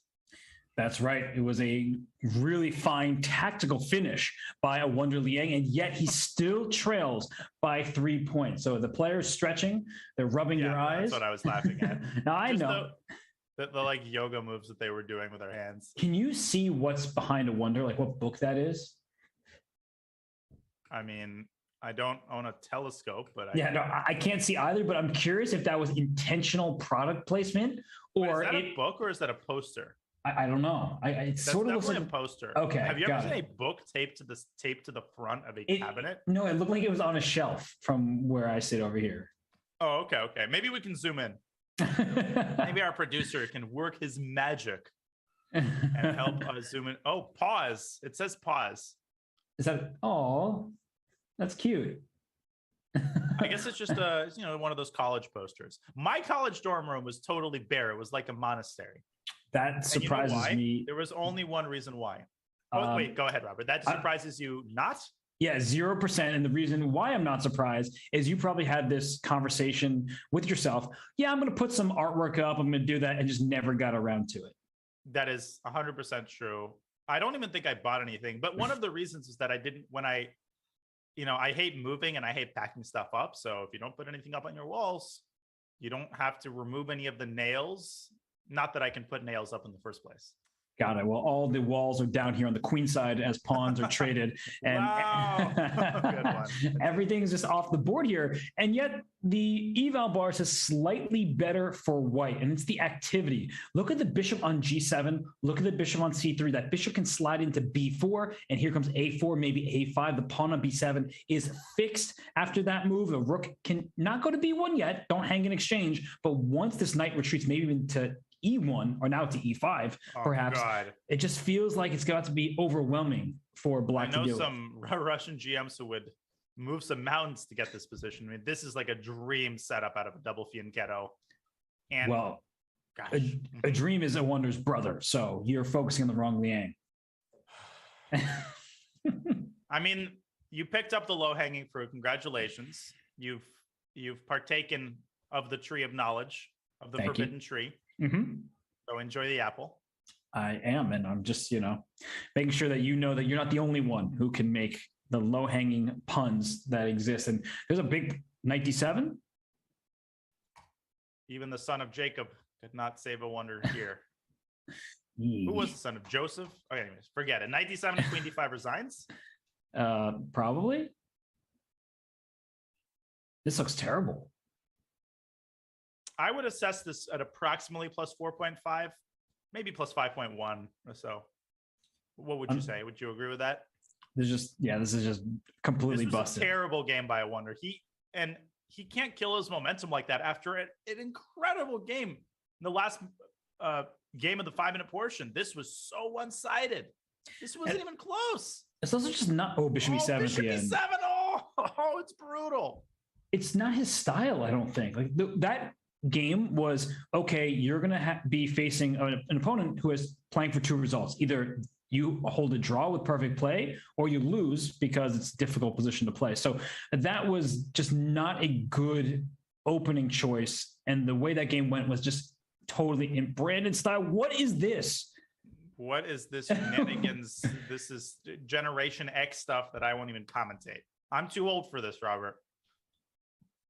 Like, we often joke that Morphe or whoever would roll in their grave. I'm about to be put in my grave. What is Queen E7 blocking the bishop? I'm joining you. And then Queen D6 in line with the rook on D1, so that if the queen moves out the way, as it does, now you have to move your queen a third time in a row. Brandon's hiding a smile.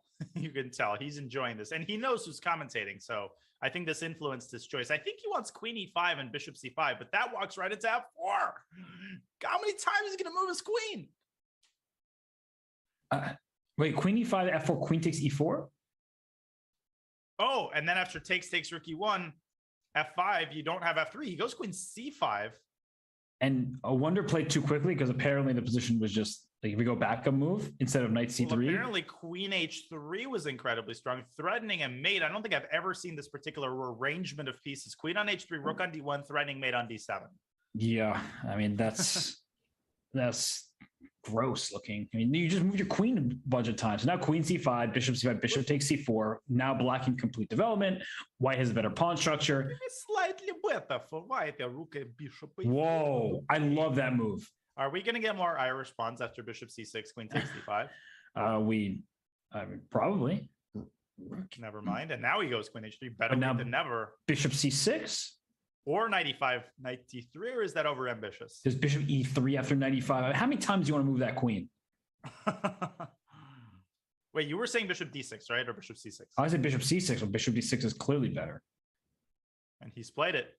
And now he's going to complete his development. And Brandon, his tomfoolery goes unpunished, and he's going to be better out of the opening. Can he castle, though? Because Bishop takes D7 afterwards? Yeah, you can castle. I mean, it would involve a Botez Gambit, but...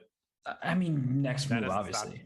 No, but you said if you can castle, I answered the question. So if you have a problem with that, you can talk after the broadcast. Okay, I see where this broadcast is going. And right now, Queen G5. Where's Black's queen going is the question. Is it going back to E5? I guess, but okay, now everything's defended. So I don't understand anything that has happened in this game so far. Me neither. I'm trying to wrap my head around this. Is knight d5 a possibility here? Or is queen takes e4? Oh my goodness. Queen takes c4, close the horizon. But then bishop g5? Castles? I think after bishop g5, I castle, and all of a sudden this diagonal is going to bite you in the you-know-what. In the tuchus. And the tuchus is right. And I think we're going to see that exact line. I think Brandon is going for it, and he's going to castle in about a millisecond after bishop g5. And there's no other good bishop discovery. Like bishop h6, you still castle. You can bishop a7, you still castle. You can pre-move castles, actually. Bishop. This looks terrible. Let's go. And the eval bar bears it out. Brandon is going to castle in the next move. And it's the most tilting sensation ever, isn't it? When there's a queen and a king, they're aligned. You're almost at the point where you can skewer them or pin them, whatever. But you just one tempo behind, and there's nothing you can do. I'm just quickly counting. 1, 2, 3, 4, 5, 6, 7 queen moves. No, it's 8. 8. Yeah. I mean, if only I knew that you could play chess like this, it would have changed my career. I just didn't know. I wasn't taught. My coaches neglected this. Well, black is up 2 pawns, so f5, threatening f4, threatening the knight on d5 because the queen is cut off from it. I think black's just winning a piece. Okay, over under on whether the queen moves 2 more times to make it a total of 10 or more moves. If black can win a piece right now and the white has to resign, then under, but it's over. I'm going taking the over. The game is also over. Well, f4 bishop e5 and yeah, bishop e5 there's no bishop takes f5 because the knight covers e7. It's really important. And there's no rook takes c4 because the knight drops. So you go rook d2 and then maybe you just solidify, improve your position, but what is wrong with f4? Maybe the bishop moves away just to c5 or something. Then d6. Then knight takes c7. Oh, and then the queen moves again. So I actually want him to go for this. Watch this happen. This is exactly what's going to happen. I'm calling it. Look at the time. They're both under a minute, and this is a complicated position. He hasn't gone f4. He's played bishop c6. It is still, amazingly, I wonder, has managed to keep his pieces pretty active. He's down a gazillion pawns, yes, but he's finding a way to make this double-edged. You're right. If d6, now knight takes c7, the queen moves, bishop goes to b6. Yes, position is complicated. He takes the knight. And knight f4, and the queen's going to move again. But this time it's going to be white's queen. And queen f5, you trade, and then rook takes f8. The knight protects d5. And no, this is completely winning. Queen h4, rook takes f8. But if queen f5, queen takes, it's only the ninth move, and the queens come off the board. So, wow. You could potentially have like 8 or 9 captures in a row here. Or we could just see a resignation because there it is. Which we will. And a very, very rough start to the 3-minute portion as the lead has ballooned to 5 and Brandon is starting to blow the doors open on this match. It's just so upsetting for an individual when yeah. Is that a dirty, does he think it's a 30-second match? I don't play 30-second chess. You can answer that better than I can. Well, it's probably also a move because A Wonder has responded in a slightly weird way. I don't have the cap, Danya, but that's not a move. Okay, I believe you. I'm not gonna die on this particular hill. No, that's James Candy. He's got that. He wears the hat. That's not a move. Oh, that reference. It went as far over my head as the 747 that's currently landing at the airport. That's how far over my head that reference was. Well, back to the chess. It might have been a normal try and trying to hope for a pre-move or something like that, but black seems to be perfectly happy here. D5 is extra protected. And if all the minor pieces come off, black has a bit more space. I'm going to make these moves all on the board really, really quickly. If we can pull up the analysis board here. This type of position, Robert, and you'll bear this out, is very unpleasant for white. It may look completely equal, but as you're indicating, black's got more control over the center. The d-pawn is a permanent semi-weakness, and this is not what Brandon wants. You know, up 5 points in the match as he's trying to deliver the death blow. That's right, because black in that position would control the pawn breaks and have more space for the queen and the rooks. And so knight d3. Whoa, T takes c4, and another weird start to the game. Bishop takes b7. Does he want rook b8 when he's attacking both of white's minors. And then there's bishop a6, so you can take back on d3 with the bishop rather than with the pawn, but then the bishop's And the misplaced. Fish is out of the water. Knight e5 comes with. Wait, queen maybe seven, queen if h3 your on bishop tap. b7, I'll just go cd3. Okay, so you exchange sacrifice. I like it. Not my pieces. I mean, you kind of have to do something like this if you want to shake things up in the match. Does Brandon have a choice? I guess he had b takes c4, and this is exactly what he does. Knight call. 95. Knight takes Oh, e. I don't like this. Knight takes d3, of course, is available. Then knight takes f6, and Then- you have to sort of close out your bishop. Or you trade bishops and bring your knight back to e5, or it's rook to d8. No. Okay, knight d3. Okay. Trade on f6, everything. Trade on f6 is in bishop f6. Yeah. And bishop takes, pawn takes. And then I'm just going to protect my knight on d3. You can't bring a rook to e1. Mm-hmm. This looks Yeah, that terrible. knight is totally. It is true that the knight is restricting really both rooks because you also can't activate your other rook through c1. And the black is just dominating. Right. Oh, I took He's the done pawn. something similar. He took with the pawn. Do you dislike? But it still contains the same ideas. And if queen c2, black has queen f3 Ooh, guarding yeah. the knight with a queen. Okay, I actually like it more. I was at first upset, and now I'm like, Wow, you're maybe- such a bandwagon fan. You caught me. So queen d5, he might play queen c4, but even the queen trade doesn't help white because the knight on d3 is so darn strong. You could also consider f5. And if queen, I was thinking of reverting to that old idea. but if queen c4 here, oh, your idea of queen f3, yes, perfectly played. Just totally paralyzed. It's nuts. And h5, there's a million ideas, a million ways that he can continue intensifying the attack. And this is decisive. Wow, this is a really great game by a wonder. So Brandon wins 2 in a row. It seems like it's just getting out of control, and then a wonder plays a game like this. A Wonder's just been inconsistent. He's played some of the best games in this match, just bar none. But he needs more of this, and his worst games have been a lot worse. Like his average is a lot worse than Brandon's average because of the amount of flops that he's played. It's true. And I just want to point out that rook e1 would be a great idea for white if knight takes e1 didn't protect the queen on f3. Well, knight takes e1 protects the queen on f3, so Oh, and f2 is also hanging. So that was a h5, statement. h5 for black. Just push that pawn down the board. Yeah, c5 is well protected. You don't really care about the b file opening up, although he has to. I don't like that move at all. Why open the c file? What is the purpose of that? Yeah, What is the need for that? he probably thinks that white remains without options. A rook a to b1, rook Probably to also b3. true. Oh, queen Or f6. this. Now things are getting really spicy all of a sudden. Queen f8 check. White doesn't need more than the queen to cause problems to the black monarch. So black can force a draw with knight f4, queen Whoa. g4 check and back, but he goes this way. Queen f8 check, forcing the king to h5, and then you can take f6. Wait, why can't I go to g5 there after queen f8? Oh, h4, king g4. Oh, yeah. Nigel Short, team on style. Oh, but here queen h4, queen e7. If you go rook takes f2, that's immediately a draw. Uh-oh. But can you play? King I was gonna king propose h5, queen h4. Yeah. Okay. I Queen f8 check now? And I queen d8 check? I still feel like practically speaking, black should, queen f8, king h5.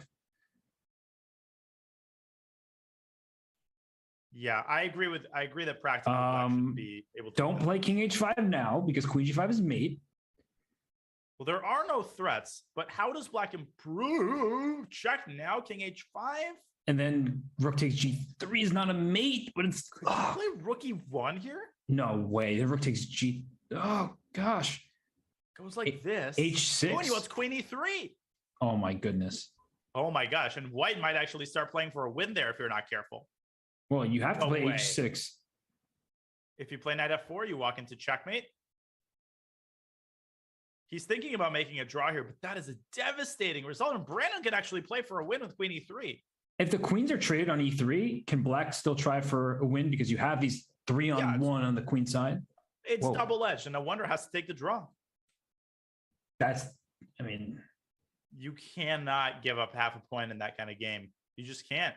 unacceptable because he needs it. He's down 5 points in the match. Okay, what? It's Please don't. 64, Please, Robert. Don't Please. repeat. Not again. My heart can't Please. take it. okay. Will he play Queen queen H3. h3? They both don't realize that this move isn't overwhelmingly good for white. Okay, this time we have this end game. I mean, this also looks bad for black. Right. I wouldn't repeat this for the sake of this end game. You know? This is some seriously bizarre preparation. Brandon likes it. He knows what he likes. He likes bad end games with no winning chances. I really, really don't like this opening. Yeah, we're gonna have to ask the winner of the match about it in an interview. Okay, so bishop f4. There's knight g4. Is there? Because bishop c7. Well, my friend likes to talk about the good memory effect, which is that if you win a game in an opening, you're going to be tempted to repeat it, no matter how bad objectively the position was. But you remember the win, and I've definitely been guilty of this a lot.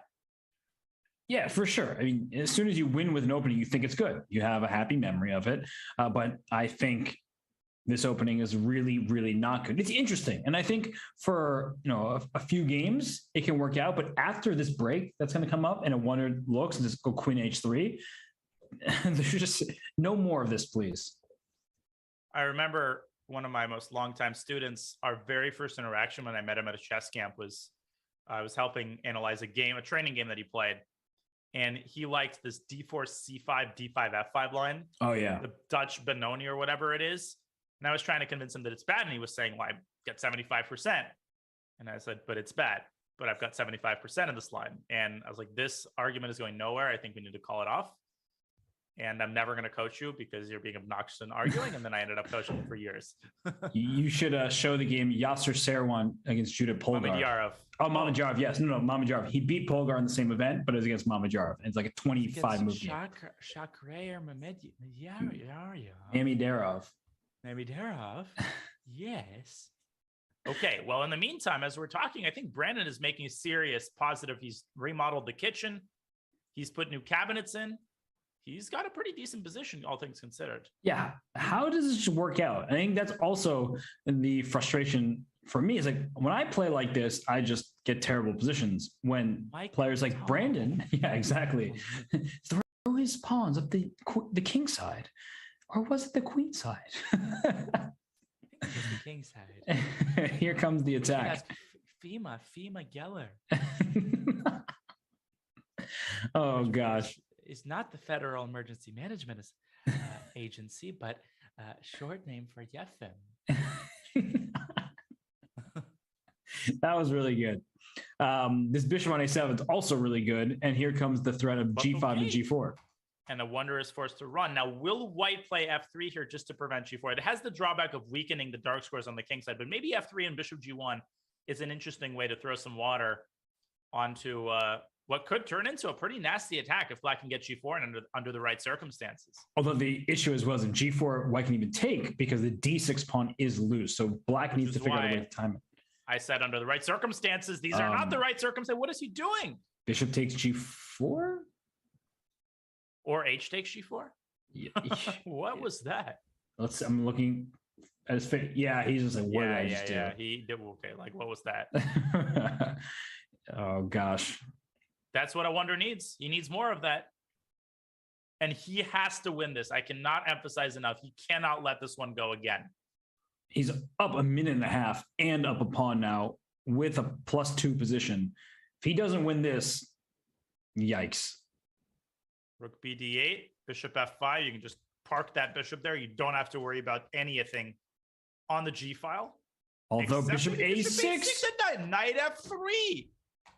Oh, no. Oh my gosh. Are you kidding me? Out of Was bishop nowhere. f5 actually a mistake? Did you have to keep the bishop on e2 to prevent bishop a6? Yeah, but that came out of nowhere. Like, sure, a wonder has plenty of time and he could have tried to find the precise move, but I can't blame him for missing this idea. Oh, but this was really bad. Now black's got this incredibly dynamic structure in the center. Rook df8 could hit the bishop on f5. This is anybody's game now. Bishop a6 check and rook g3. Clock. That's what I'm looking at right now. I feel like even though Brandon has seized the initiative here, he just doesn't have that much time. Knight c4, and he's got a lot of complexity to deal with. Maybe just bishop a6, take c4, and go c5. But No, that would entail relinquishing any hopes of winning the game. Knight A5 now, your move. Bishop A6 check, your move. Just king over. My move. And I get defense A6. Yeah, Knight A5 is really powerful here. The eval bar only showing a small advantage for white. No, this is no. going to spin out of Knight control. I agree C6. with you. And Good call on the clock.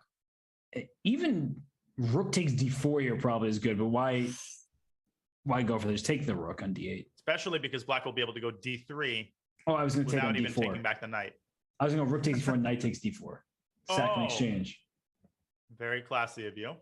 Yeah, too classy though. I think it's completely unnecessary when knight takes D8 should be sufficient. Wonder likes those kinds of ideas though. I feel like he might actually play that. No. Whoa. Bishop G4. Bishop G4. Oh, that is a crucial resource. Otherwise, you get checkmated. Is rook D3 also available? Rook takes G2, king. Oh, even better. Yeah, no, he's going to be up a piece Rook now. H2. H2. So knight E6, rook H2, king E1, and you barely escape. Bishop G4 is nice as well. Are there any other tricks? Bishop takes E4, F3. Whoa. D3? H3, D3. Rook C3, because you take the bishop with check. But then bishop takes E4? Ah. So rook Where's the win? C6. He just takes that? Oh, he's just going to give up the rook for the one pawn and then promote the other one and stop the other one with his king. Yeah, makes sense. Well done. Or is he? Bishop F3 is coming. Knight. 7, king E6, A7, bishop F3. Oh, and knight takes D6. King E6. Where's the fork on C5? Knight B7 back. Oh, beautiful. King E5. Then knight C5. So A6 and E5. Just push those pawns. Push him, baby. Bishop D5, though. I wonder has to be a little bit Then careful. E6. You still got the F pawn. E5, E6. Oh, knight D8. That's dirty. Here it goes. And there's that ambulance. It's for black's king. It's for the bishop. Mm-hmm. And there it is. E8 equals queen and an extra piece. And wow, these That was two. pretty. This is a slugfest. It is. And those first 3 games of the match, Robert, are really, really coming back to haunt a wonder right about now. Yeah, he remains down 4 points, which is he was down 4.5 to half, and then he started winning, and then Brennan decided to strike back, and now we're at a point where Wonder needs to keep it up. He needs to win this game. He can't afford more losses. Indeed, indeed. And he's solid from the black side here. Very solid. Another Nimzo Indian. Clearly hasn't learned his lesson from the 10-move loss. Nimzo Indian loses by force. Well, he's playing it better this time around. So this is a big decision for black. Do you take on B5? The knight can capture back, and that would dissuade many from doing this. No. Knight D6 and DC, and the bishop hangs. Yeah, that was clumsy.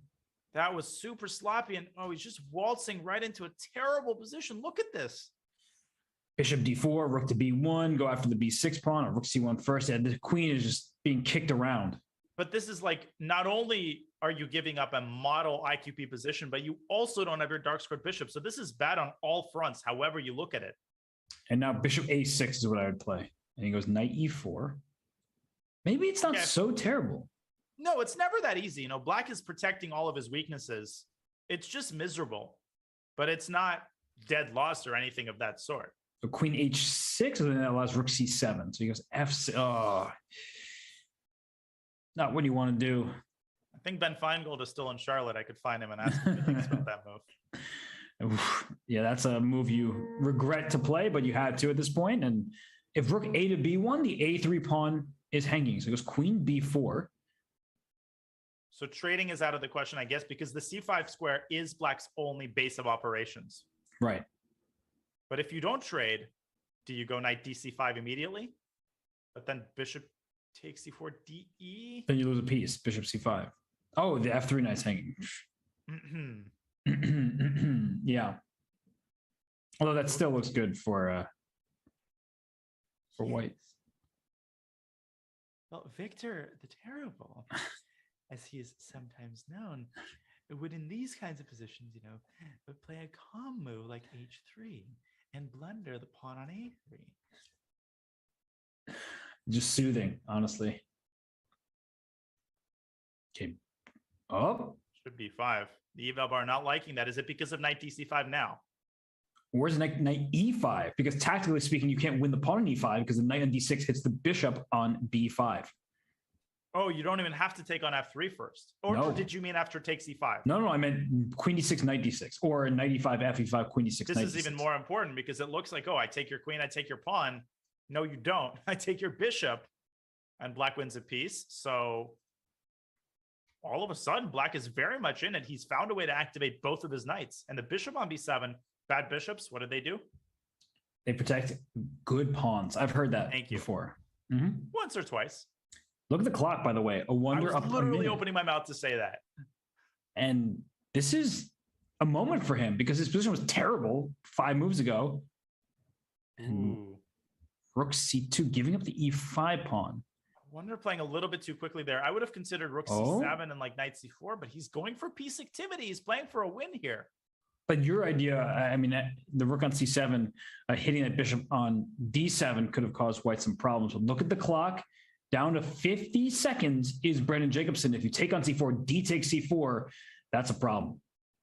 And I think we've seen the pattern that both players are so good at posing practical problems that the side with a big deficit on the clock generally loses the game, even if they're better on the board. And I think we might see another example of that here as Brandon now dips to half a minute and no sign of black's initiative abating. No, and he goes knight f3, which is a great move. He wants to put the knight on That's a d4. phenomenal move. He could not afford a trade on c4 to allow that pass pawn. And now black is stuck with these isolated pawns. Now, great activity, but well, that was quick. Knight a3, knight d4 pre-move. Oh, rook c3, knight e2. Rook b3, bishop a4. Well, the thing is the rook can step back to b4 there, and there's a back ranker. Yes, so he just goes rook b2 first. Just go h4. Remove that headache. And is black going to play knight c2? You can go rook b1 check to trade rooks. I would not do that. I think that's just a terrible endgame. So the idea of king f1 is to solve the back rank problems. It's just another way of doing that. Black does have a check on a6 in his pocket. Is it worth giving that check? He does go rook b1. Okay, a bit surprising because I feel like now white can never lose and black is going to struggle a bit to hold on. Never say never, though. Knight a3 evacuates the knight back through c4. And I would bring black's king in too. He does. Oh, he blunders a pawn. Or does he because of g6? No, the knight b1's hanging. Yeah, but just move the knight away. Oh, and then you're saying, geez, okay. Well, Brandon maybe. doesn't even consider taking it. Yeah, he didn't want to go full Bobby Fischer there. Okay, now go g6. I wouldn't play with fire, though. I wouldn't play with that pawn. And he's playing with it. Now he goes g6. Okay, bishop back. Brandon with the ideal piece setup, but how does he make progress? That knight covering the only infiltration square for white's king. And he tries to carve out another. Okay, king d4. So that knight needs to get to f4 somehow. If the bishop on d3 was a knight, knight b5 would be mate. That is true. So bishop b5, bishop takes d3, and hope the knight takes back. This still looks Covering really F5. good for white. And Brandon with a million ways to improve his position, right? He can go h3, f4. Oh, that's a big Almost move. impossible to lose this. That was a huge move. Knight takes d5, knight takes f2 would be the response. If bishop takes e4, pawn takes e4, it looks shaky for black, but now king f6, as you're pointing out. And black could actually conceivably win that. Knight d2 here? There's bishop Knight e2. f2. What a daring move. And now the knight could get trapped. h5 to the rescue come the pawns. No, it doesn't work. Okay, but that wasn't it. That wasn't it. Knight Now you've got h1. another evacuation pathway. Wow, that's a surprising path. Okay, well, now you have plenty of options for that knight. Knight e4 to f6. Oh, he was knight f5. Uh-oh, bishop h3. There's knight e2. He takes d5. Is white okay here? So bishop e5, knight e5, knight f5, king e4. Barely. And then knight back to g3. You go king f3. Is white still playing for a win here? I think so. In I 2 would seconds. go for that. I would go for that line. And if you go king f3, I take d5, I go bishop e4, and I dominate the knight. I would go knight f5, king e4, bishop c8.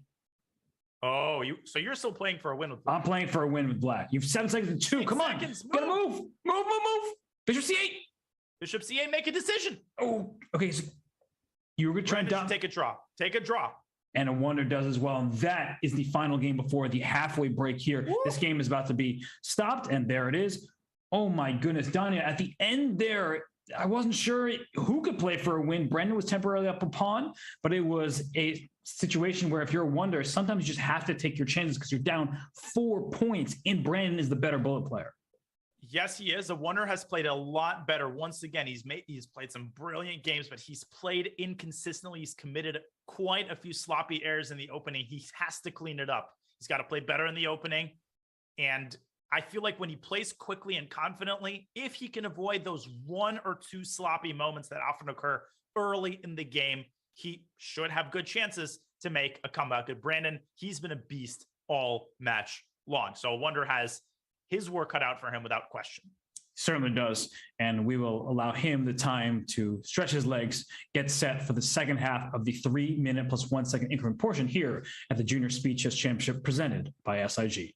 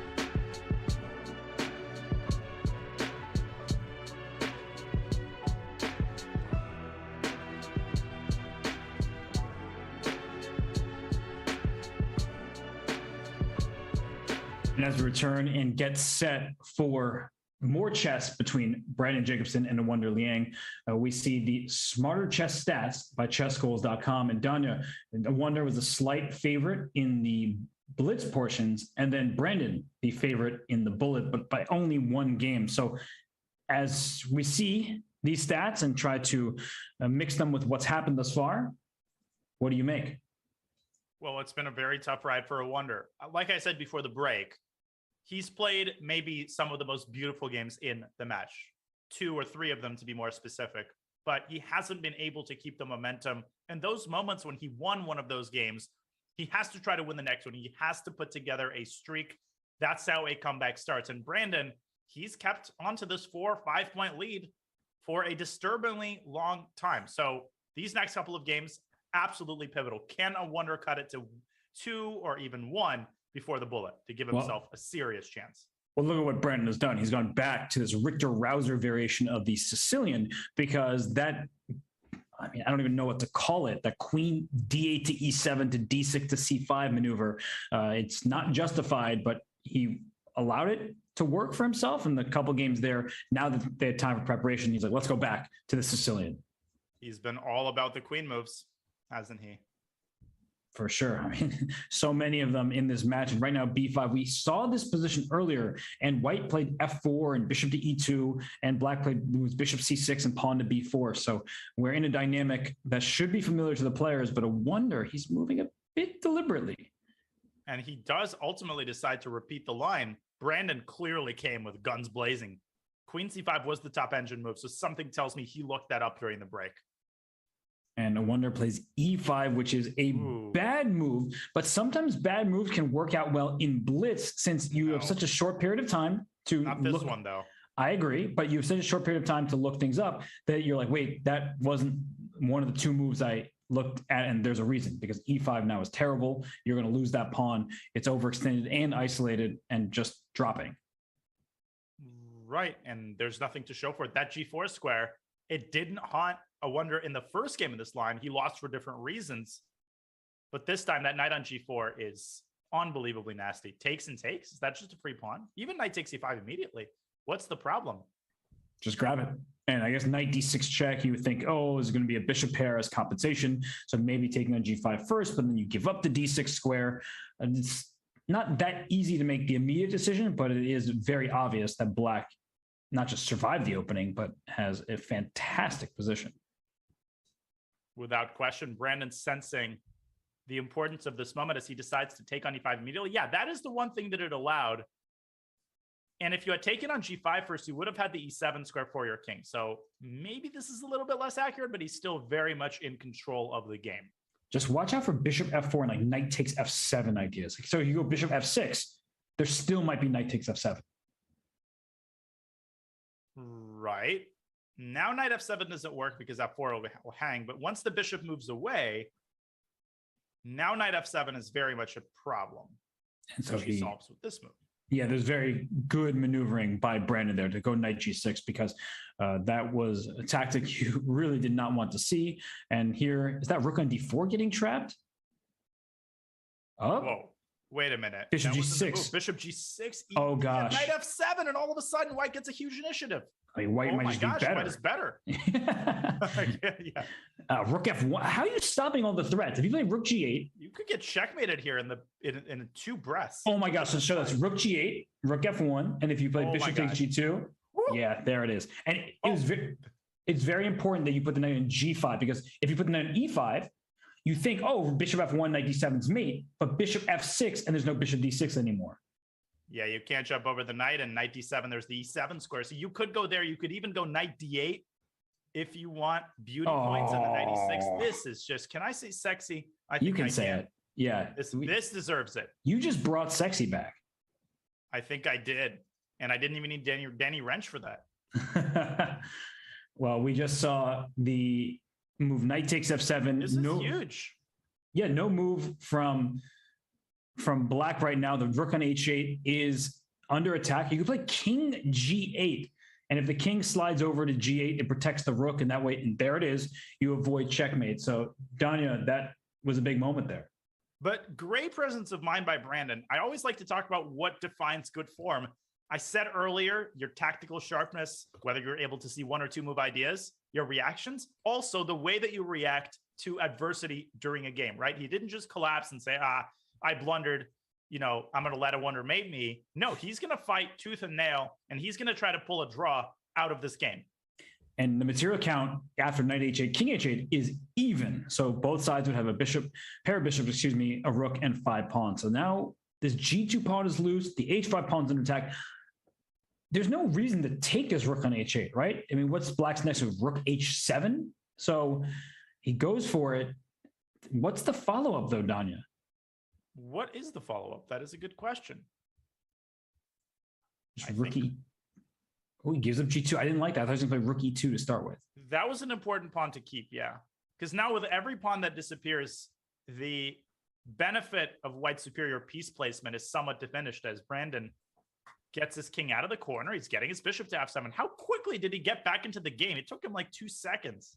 Yeah, he spent his time wisely. That's and nuts. He just found a way. But it's not over because bishop f7. No. You just, from white, you say, take me. Come on. Take me on g6. There. So king c1, I like that move. Rook c8, king d2. He's getting his king to d3. The weakness of the c3 square is a little bit concerning. So rook c8, king d2. There's bishop g5 check. He does it immediately. Bishop c7, perhaps, just to draw that rook off the back rank. And rook c8. One important thing is that bishop on g6 covers the d3 square. So what's king d3? He wants to trade rooks. He thinks he can win that endgame. I guess so. King d3 now? Wait, rook c3. That wins the bishop. Oh, the bishop's hanging. Oh, I was just trying to blunder. I blundered that initially. But look at the clock. Yeah, that's not good. So he goes back. Is down on the clock, and he might not be able to win this either. Is d3 working here? Because bishop d3 hangs h5. Okay. And he rook c1. Yeah, that's what I was looking at. He's gone rook c6. I like that too. Now he's finally threatening to take the bishop, and that finally forces a wonder to release the grip on black's position. I think Jacobson is playing for a win. Unreal. And bishop e5 is good, hitting d4, hitting g7. Bishop f6 here? Rook f1, perhaps? No, I don't know about that. Bishop e3, rook f1. Don't give up g7. No. King g8 might be forced. It's not but pretty. King g8, rook f3, and if rook h6, rook f5 ideas.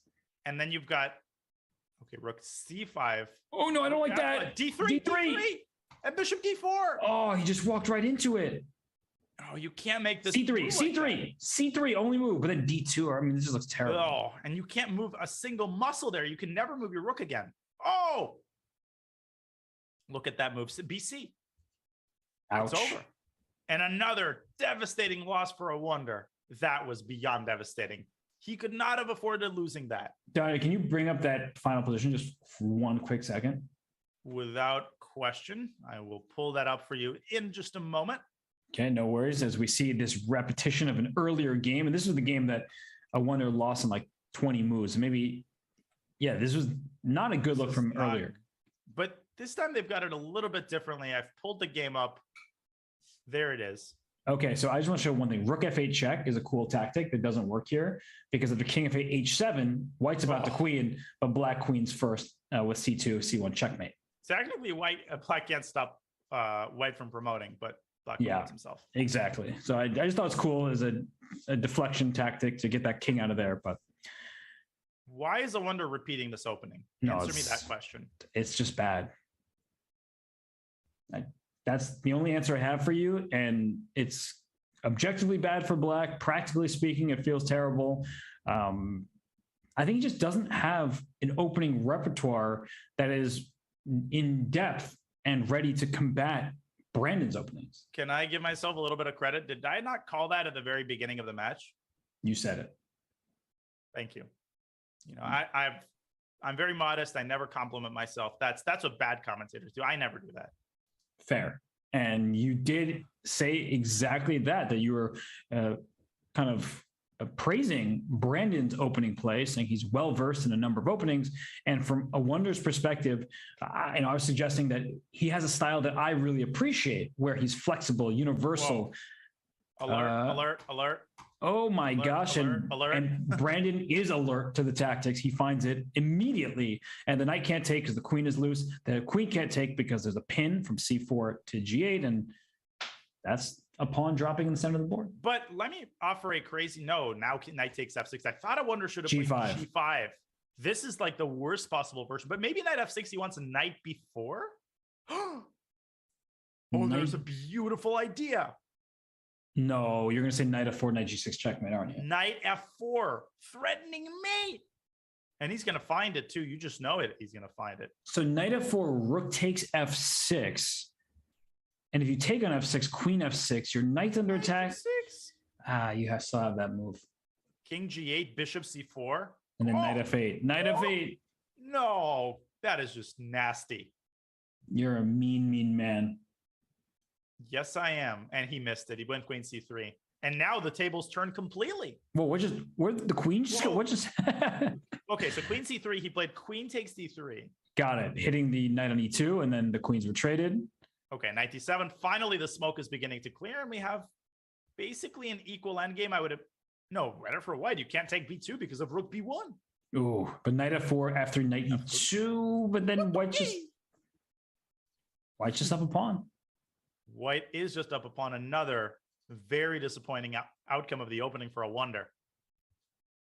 And for a moment there, didn't the eval bar suggest that black was even better?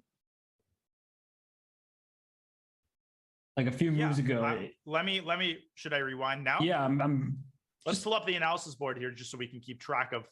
Oh, apparently knight takes d3 was a move. That's a hard move to play. Yeah, it's a double-edged pin. I always point this out. Yeah, it looks like black's queen is the one that that is harmed, but it actually benefits because the bishop on h4 is undefended. And if knight h5, you calmly play queen d7 and black is winning. Yeah, okay. Obvious. So obvious. Come on. For sure. Oh my God. So anyways, back to the game. All right. Well, in the game, it's clear that black is worse down upon obstacle bishops, gives chances. Knight takes b2. Brandon will play rook d7, hitting the a7 pawn, wrapping the bishop back around. Yikes. Yeah, no. If you take on f2, this is just completely losing. If you don't take on f2, you're still in trouble. And look at all these gaping holes on all the squares. Light squares, dark squares, d-file, d4 square, a7 pawn. A wondrous position is coming apart here. Anything else? Any other square or piece? No, that's about it. I think I named all of them. Okay, just checking. Unless you have any others that you'd like to draw my attention to. No. I'm just curious about your thoughts. So knight e4, and after c4, just take on a7. Thank you very much. Munch. Is there rook e4 and c3? Even rook takes d3 should be winning there because of the connected passers. Oh, so he takes. Knight d6. There might be knight f2 and rook d8. Or rook e2 check. Oh, even better. And bishop takes a2. I think I missed that. And then black can play for a win. Right. And if you play bishop a7, that's just not that dangerous. Rook a8. Black is fine. Completely fine. And even though white's going to be up a pawn, it's white's king that could be in some danger. Knight d6. Okay, so bishop what's happening again? No, bishop a2. Yeah. I guess you could knight b2, rook d2, rook a7, rook b2. Maybe black draws that, but it's unpleasant. Is there a Excedrin extra strength that comes with that line?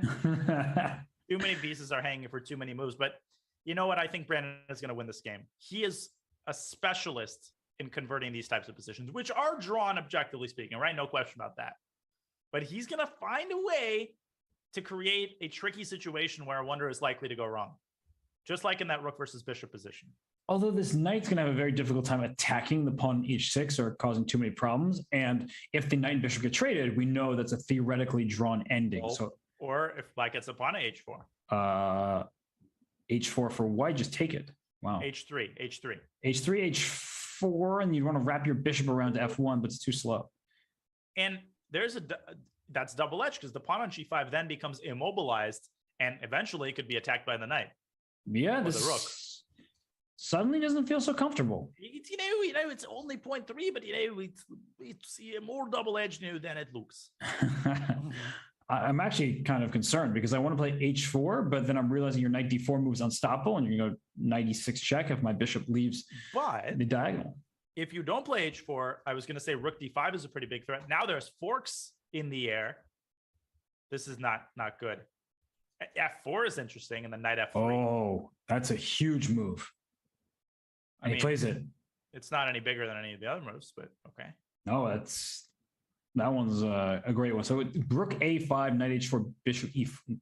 So knight h4, bishop e4. Rook d4. d4. It's super annoying. But that wasn't the move, apparently. I think knight d4. Or rook d4 first, perhaps. I think I know what the win was, but we'll wait until after the game. I think there was a very instructive idea there. And this is clearly a draw because you can't leave it the third rank because you'll get checked off it. And you have to be a little careful there. I've blundered a rook on more than one occasion in these situations, but not with an increment. No. And h5, king g5. You can give up the f pawn for the h1, rook check. King g4. Well done here by a wonder, and this should be a pretty much dead draw. King g3. Yeah, time for Brandon to offer a draw. And yeah, they're going to go back and forth. So I'm curious about that position. Okay, so let me pull that up as they're starting the next game. Okay, so here it is, right? I'm pretty sure, and we'll double check with the engine, that yeah, I'm pretty sure the move was knight d4. Okay. Rook e5. Yeah. And now what if you just take on f3 and go take on f5 and go king f3? How do you prevent white from just basically winning all of the pawns? Rook g5, maybe? Did you really have to bust my bubble like that? What if I go king f3 first? Yeah, no, this looks really good. I think it's this. I think it's this. And then king takes f4 and maybe you win h4. Anyways, back to the game. Whoa, suddenly a g4 has appeared on the board. This is what a wonder needs to be doing the whole time. He's been kind of dilly-dallying with these f3 to f4 moves of the bishop on g5. Let's explode the board playing the true style of the Sicilian and go for an attack.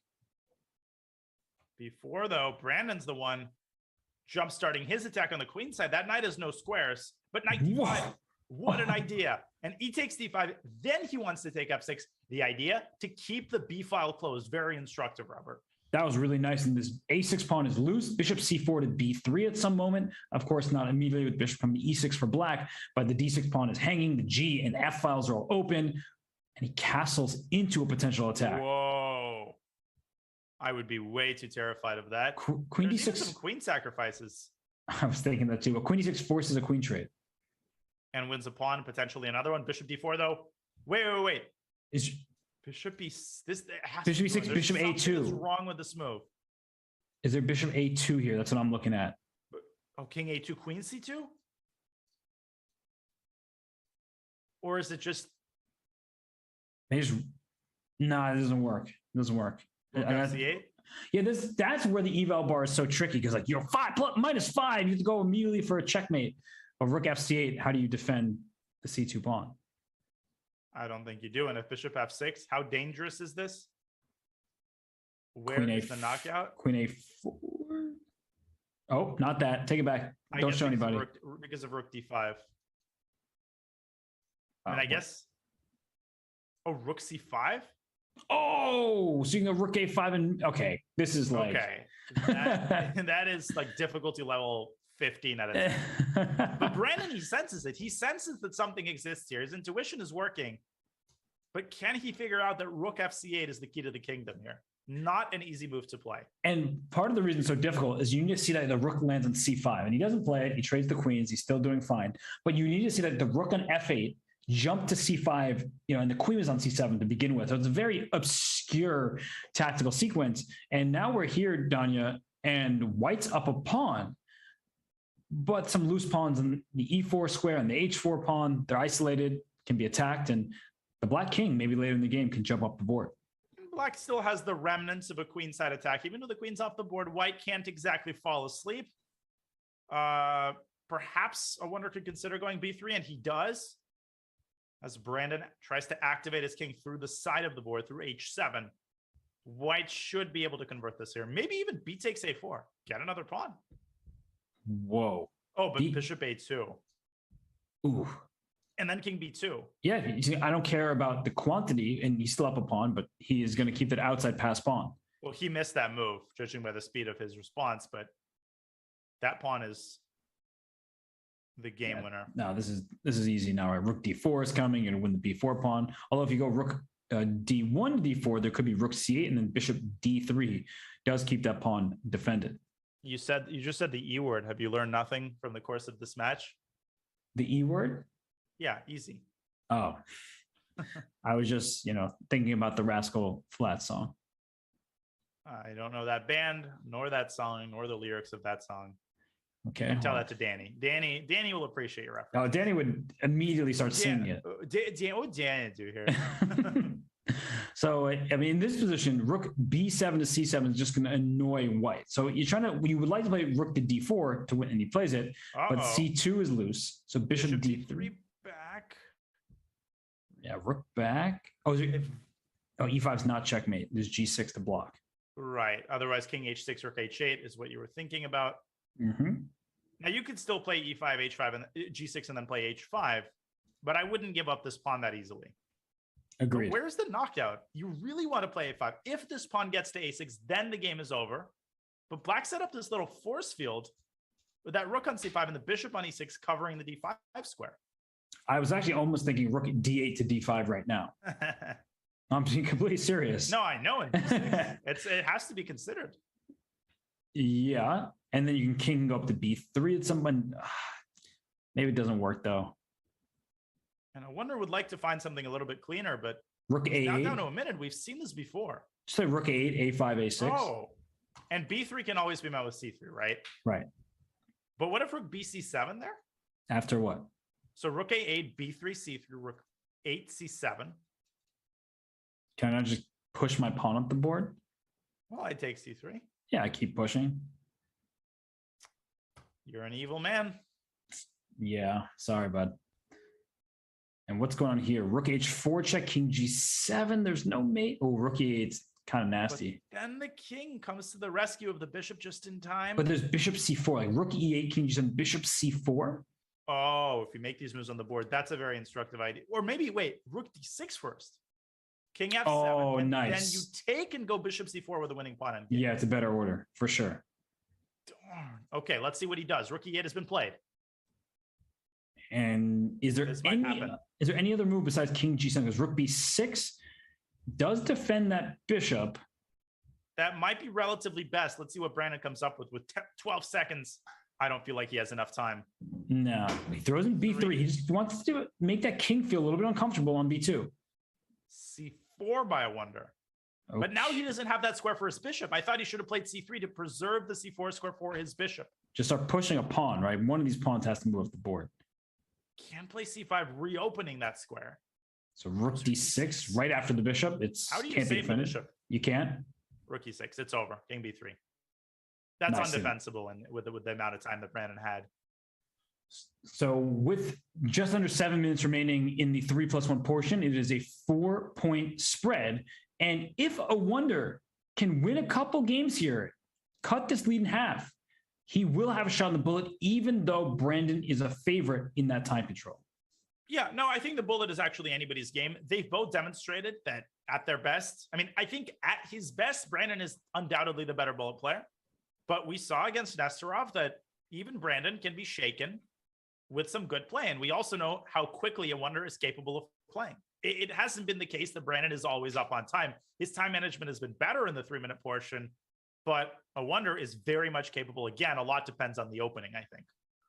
Agreed. And he has a solid opening this time around. White has the strong center, but black is trying to chisel at the center. And if there's ever CD4, black has a 2-on-1 advantage on the queen side, a la the Grunfeld. Although instead of a fianchetto bishop, it's sitting on e7. A la tempo. And what if I play c4 a la tempo? Then you release the tension, and white is very happy. That almost sounded like a poem. Very poetic response. Did you invite Harry Mack to commentate instead of you? Well, you'd be having a much better time if that were the case. And b6 played, no response yet from Brandon. e5 looks tempting. Pawn h4, always an interesting option in these types of positions, because look at black's pieces. They're all over there in the center on the queen side. Not too much defending the king. This entire time that you were talking, I was trying to compose rhymes that involve both players. So you know where my mind was. Oh, gosh. Well, rook takes d4, bishop b2, opening up that E5? side of the board. Can you get away with that? I guess you can. Let's see. Takes here, Yeah, you can. Here, you can. Yeah, the evo bar is like, yep, you can. So what does white do? Just bishop f4, maybe? I guess, but that can't be what Brennan was intending. No, right? I think he probably was playing a little bit of hope chess, and now he's realized that there's actually nothing after bishop 2. This is a very big moment, Robert. If a wonder can win this game, like you were saying, but if you can win it in such convincing fashion, this will do wonders. This will do wonders for his confidence in the match and the rest of the match. I really appreciate how you were just trying to say wonders, then you realized that there's probably a pun available. And unfortunately for Brennan, he's getting punished for that 95 move because he dropped his d4 pawn, now is hoping for compensation. Oh, did he allow bishop e5? And is that really nasty? Queen h6. The rook c7, very important. The knight on a5 defends that bishop. That's actually actually a thing in these lines. The fact that that knight defends the bishop. Otherwise, Black would have lost a piece right now. Yes. And well, bishop f6, to my eyes, looks decent, but you have to calculate after bishop f6, a trade, and e5, things are opening up a little bit. The rook on c7 does remain a very powerful piece. Without question. The alternative, I guess, is bishop d6, but now once again, trade and e5 could get nasty. Bishop h7 is on deck, although the rook can move to a defended square. That's right. Even rook c6 available in some of these positions. So Brandon trying to figure out, he brings knight up. Is knight d7, just rook to d8. He's whipped up a good amount of activity here, but can he convert it into something tangible? Because his pieces are so loose. Right. Queen f4 looks like a... Okay, well, something is here. Yeah, queen f4 does look strong because the knight goes to f3, like a move, bishop c6, cuts the rooks off from each other, and both of them are hanging. Queen b2, is that a blunder? Does he allow f6? Is it that simple? Can chess really be that simple? I don't know, opening up the 7th rank, but I think it is that simple. f6, the bishop on d3 is loose. I mean, I would be worried to play that move. And and it goes Wait a minute. Does he blunder something with rook takes f7 or knight takes f7? Oh my gosh, are you kidding me? What exactly? So maybe bishop e4, no. So knight f7, does that create any? Knight f7, knight h6 check, but then there's queen takes h6. Right, but you can just take on d6, right? Knight f7, bishop d3, knight but takes rook d6. d3. A rook d3 and the point is if knight h6, then queen takes h6. So if you could get this queen out of f4. So g3. So g3. And if queen f5, then you take on f7. Yeah. Oh my goodness, look at this line. Here, here, here. And he's played it. No, but he's taken on e4 first. And he did it in the wrong order. Oh, just as you were showing the tactical sequence, and rook takes a7. And what's the material count? Black is up a pawn. It's still anybody's game. Knight f7 is a huge threat. Oh, so is rook d1. Why do we keep doing that? I was wondering the same thing. Queen a1, maybe? Not a move you really want to play, but queen e2? Whoa! Whoa! Okay, you can't take twice because rook c8 would not be nice. Oh my gosh, what a move. Can I just take and play h5 or something like that? Maybe you can defend so that the back rank. Oh, wow. So, oh, gosh. Trade queens and then just play b5? B5. Oh, he wants this in. C4. I don't know about that. Why did he play b5? He should have kept the knights on the board. Now Brandon is just going to play a4, a5, and he should be able to hold that. He's an expert in these situations. Yeah, it's also pretty easy relative to the other types of rook endgames. I wonder needs to slow down a little bit because he's already made a mistake allowing h4. Although, and now his pawn on g6 is a permanent weakness. Look at that move. Yeah, that's a good try. Although rook a4 would, sort of force the hand on g3. King takes g3. So now the pawns are disjointed, but both of them are protected by the king. This is eminently drawable. Actually, maybe the last game of the portion. And I don't see any way for Black to even play for a win at this point. He's going to play rook a4, hoping for a pre-move. Yeah, although Brandon doesn't need to with the increment. So check. The king always goes back to g3. You get one check in, and the king goes right back. It's going to be another missed opportunity for a wonder. And this concludes the games in the 3-minute segment. Brandon keeps a 4-point lead, Robert. That's big. He also needs to be able to keep his gaze on the screen because he's wiping his eyes. Like, I've been staring into a computer for too long. I need to go do anything but that. Splash some water on the face, and a wonder will need to do the same because he's been taking a cold shower throughout this match. The tactical skirmishes have been going Brandon's way, and even when a wonder has Brandon on the cusp of defeat, Brandon finds these great ideas, like Rook D7 in this last game, just to survive. Listen, he might need to take a cold shower, and he also might want to watch the highlights from the Muradli mesh because he's going to have to make a comeback that rivals the size of Muhammad Muradli. It's against one of the eminent bullet players in the world. We know that it's not impossible. It's doable, but he's going to have to play some of the best bullet he has ever played in the next 30 minutes. Well, we'll find out if he's capable of doing so after this short break here at the Junior Speed Chess Championship presented by SIG.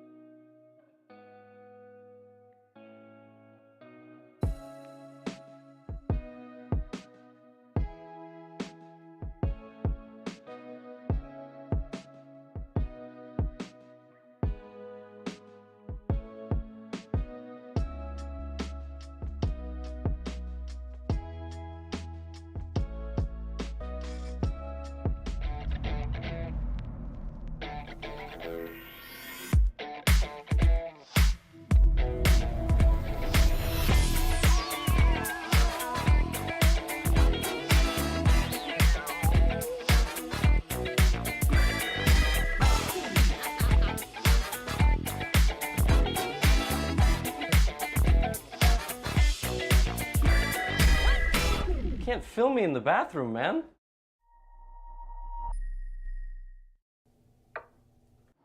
Yes.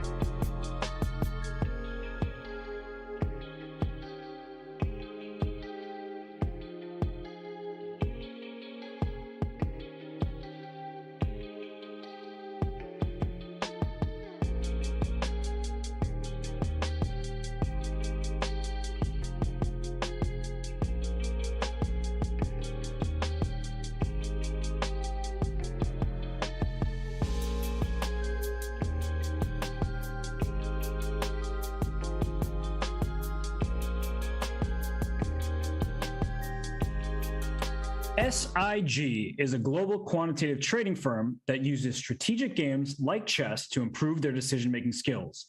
From corporate chess teams to podcasts to blog posts to collegiate chess sponsorships, see how SIG employees bring their love of chess to work every day at sig.com/chess. And the SIG question of the day is, what chess skill do you think is most helpful to you at work? Answer for a chance to win a Diamond membership, get involved, and try to win that Diamond membership. Danya, I'm not going to ask you which is most helpful for you because I don't want to theorize about how good your intuition is. That was a pretty good strategy for asking the SIG question of the day. And my intuition tells me that you didn't want me answering that question in the first place. Okay, but talk about being tactical. Brandon Jacobson has been tactical the entire match long as we take a look one more time at the Smarter Chess Stats brought to you by chessgoals.com. Robert, a Wonder has to put these predictions on their head. He's got to take these predictions and slice them and dice at them and go crazy in the bullet segment if he wants to make this 4-point comeback. And he knows what can happen in the bullet because in his first match against Andrew Hong, Andrew almost was able to overtake a Wonder. It wasn't meant to be, but here and now, a Wonder down 4 points. He is going to have to win by a large margin against one of the best bullet players on chess.com. And I would point to two things that have to go right for him. I mean, these aren't the only two things, but in particular, if these two things don't go right, he's got no shot. First of all, once again, openings. You can't afford to get a lost position in 10 moves because you're not going to be able to climb out of that in a bullet match. The second thing, he has to convert winning positions. He's had a couple of failed conversions throughout the first two segments. If he gets one of those +3 or +4 positions, he's going to have to convert that at least almost every other time. He cannot afford to let those slip because he's got a limited number of games and a huge comeback to make. That's true. He does have 30 minutes of bullet, but with that 1 second increment, it's not just 2-minute games. Sometimes they last double that amount. And so right now we see a Wonder with the white pieces. He is playing the white side of a Sicilian. I'm guessing it's going to be a Richter Rouser, as we've seen all day. And Danya, I like what he changed to with these H4, F3, G4 pushes. No, that looked a lot better for him. Of course, things kind of went haywire a little bit later, but right now they are repeating the exact same line. And I think Brandon might have gone Rook B8 here. Didn't turn out too well for him. And Brandon now thinking, and he's about to get farmed. And it's not to do with Brandon's strength. He's a beast, but a Wonder at 2,800 bullet, he's underrated. And they're repeating the line. And it was definitely better for a Wonder. And he could have even taken D6, securing a big advantage in the endgame. Look at a Wonder's time. He's 11 seconds more than he started with. That might be the most amount of time I've ever seen in a bullet game with a 1 second increment. 20 moves have been played instantly. Yeah, unreal. And he why not queen D6? Why is he so allergic to that pawn? I don't have an answer for you. I was trying to come up with one, but A5. Look at Brandon's clock. He might be up a minute in a bullet game. Bishop D4. He's just going for the king now. Rook G1. And he's doing everything right in this first game. He's got to be able to win this. He has to convert this game. I don't like that as much. He wants to plant that bishop on D3, but then Black will have bishop C4 at some moment, trying to trade off the defender. Well, right now, the immediate idea, I think, is Rook HG1. Or Rook DG1. H5, H6. Yeah, one of those two moves. I mean, A5. He's playing on the wrong side of the board there. Brandon is not in a big hurry. Just Rook G1. I wonder, can take all of his time. He can indeed, and probably should. So do you start with H5? I was about to ask the question. You answered it. Whoa. That just looks awkward and clunky, but I guess I understand why he's doing it. He wants Rook H2 and just, he can always defend the second rank. Rook D7, and it's over. And he strikes first. That was fast and effective and convincing. And a Wonder, I mean, he doesn't even move a muscle. He's still in the same exact pose. And now he has cut the lead that Brendan has at 3 points. He's playing actual theory right now. And so this is a much better start for him. Well, but the Nimzo hasn't gone well for him this match. Can he make the necessary modifications in the bullet game? He's already up a couple of seconds on the clock. And I like this a lot more already than what he's had so far in the Nimzo. Takes in D5. Looks pretty good for Black. You mean you like it when people play real openings and theoretical lines that are sound? Sorry to say, afraid to say that I do. Well, this position is better for white with the pair of bishops, but look at that bishop on b2 and that pawn on d5. It's going to keep that pawn on d4 cemented in place, so the bishop will not see a full diagonal. On the other hand, Brandon starting up some nasty queenside play. He's up 10 seconds on the clock, and a wonder can obviously never, for the time being, take on c4 because e4 will hang. Brandon seems very confident in these relatively quiet positions as he continues to mount the pressure, and he forces Black's knight out of the center. And now you have to look at the c4 pawn, or is Black going to go knight f5 at some point? What's happening here? c5? Whoa. Ooh, okay. And I would. This is looking better and better for Brandon. Knight e4 f3 traps the knight. Wow, so maybe knight f5 is necessary. I know you shadow your own pawn structure, but at the very least, you're not losing a piece there. Gosh, the Nimzo Indian just not going well. No matter how he slices it, seems like a winner always ends up in huge trouble as he drops down to 20 seconds. This one looks like it's going down the toilet for him. He needs to play knight f5. And gotta move, first of all. If now b takes c5, can I win a pawn there? I guess it's too risky. What is going on? That looks to knight f7 and queen h7. Probably unnecessary. 7. You could also just play like rook ac1. He goes f3, chasing that knight out of e4. Okay, go back to f6. You gotta what? Trying to go to c4, or to which actually is quite an ingenious idea. Yeah, you can go to b3 or c4. So he's just hiding behind enemy lines. It's not totally over. Yes, it's +8 because of some kingside shenanigans, but can Brandon continue to play accurately here as he drops to 20 seconds himself? Knight f7 and then queen takes. Knight d7. Oh, he goes for this. Better. Bishop g6. Where's the end of bishop h6? Just take it. Okay, it's not. I thought bishop g6 won the game immediately. Whoa! Oh my gosh! Oh my goodness, that's a game changer, and that brings the lead to 2. Oh my gosh, I cannot believe that just happened from Brandon Jacobson. Lose that. That is the worst thing that could have happened. Every single move was winning in that position, except what he did. And he just somehow mouse slipped. He got his queen tangled up. My lands. And this is a really risky opening from Black's perspective. I understand that if you play it accurately, you can control many of these squares here and you're competing for the center. But with that pawn thrust going up to h5, your king may be shattered immediately. This is a huge game. Brandon has to keep his composure, and a wonder has to exploit the momentum. Who is going to strike in this pivotal game? I like the look of White's bishop staring at Black's kingside. If you castle kingside, was a queen d2, pawn h5, things like that. It seems like the attack, it just comes naturally. Are the wheels coming off here for Brandon as he moves to g4 with his knight? And f3, he will play f takes c5. Lovely move there. Brandon forces White to release the tension in the center. But does that even help? Bishop takes d4 and e5? Maybe e5 immediately. Wow, that's huge. Bishop Only g5. move, actually. Bishop g5 to take on d4 and your knight escapes. A wonder's going to have to find a way here not to lose. Maybe just castle. And he's worse, but he's still got attacking chances on the king side. Knight d3, you have to take with the pawn on d3, because if you take with the queen, you lose a piece. Yes, you do. To bishop takes c3. Good eye. Okay, so bishop c3, pawn takes now. Again, you need to keep that bishop on a 4 defense. This is better for Black, but also very dangerous. Somehow he's up 10 seconds on the clock. He could also go d4 to shut down the knight. Mm-hmm. And at some point, thrust that pawn into h5. Of course, it could be met with g5. So that's why he goes bishop h6 first. That way at h5, g5 is knight h3 ideas, and g5 will fall. Well spotted. And if the h file opens up, then it's going to get even more dangerous. From practically speaking, I don't like this. And look at the clock. It's also a 10-second lead for White. I thought Brandon could have gone bishop f5 instead of taking on g6. That's going to be really annoying next. Maybe knight e2, knight f4. I don't see any other defenses. Maybe g4. Oh, he allows bishop f5. He's going to play knight f4. And if g5... g4, bishop h7. Queen h2? You got to try it. You got to try to attack down the h file. It's not over. Yeah, bishop f4. Queen e7. Everything's defended. Maybe g5 there. I wonder has to find a trick. Maybe bishop dwindles. Bishop g7, but knight takes d3.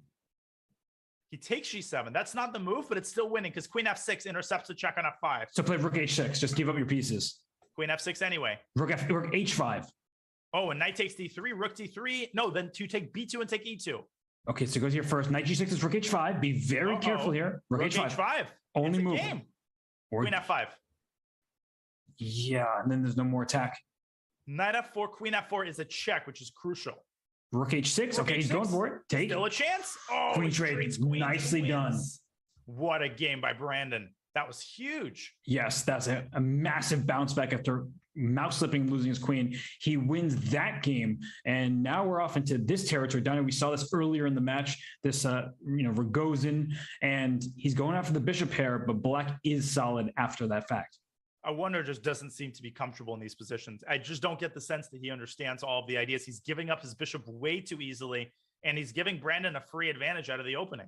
And here he's going the king side, right? Just start F5, you got to attack. F5, a rook e6, some kind of attacking chance. And white can't crack through in the queen side very easily. If you play b5, black plays c5 and close that down. So you have to be really careful from white's point of view. Instead, knight d2 trying to smoke the knight out of e4. I think he's preparing f3, and here comes a wonder with his pawns. He's going to get his queen trapped or his rook trapped. Bishop f5 is coming. Yeah, but there's an exchange sack. Nah, but I don't think that's going to work. I agree with you. It's Bishop f5 is terrible for black.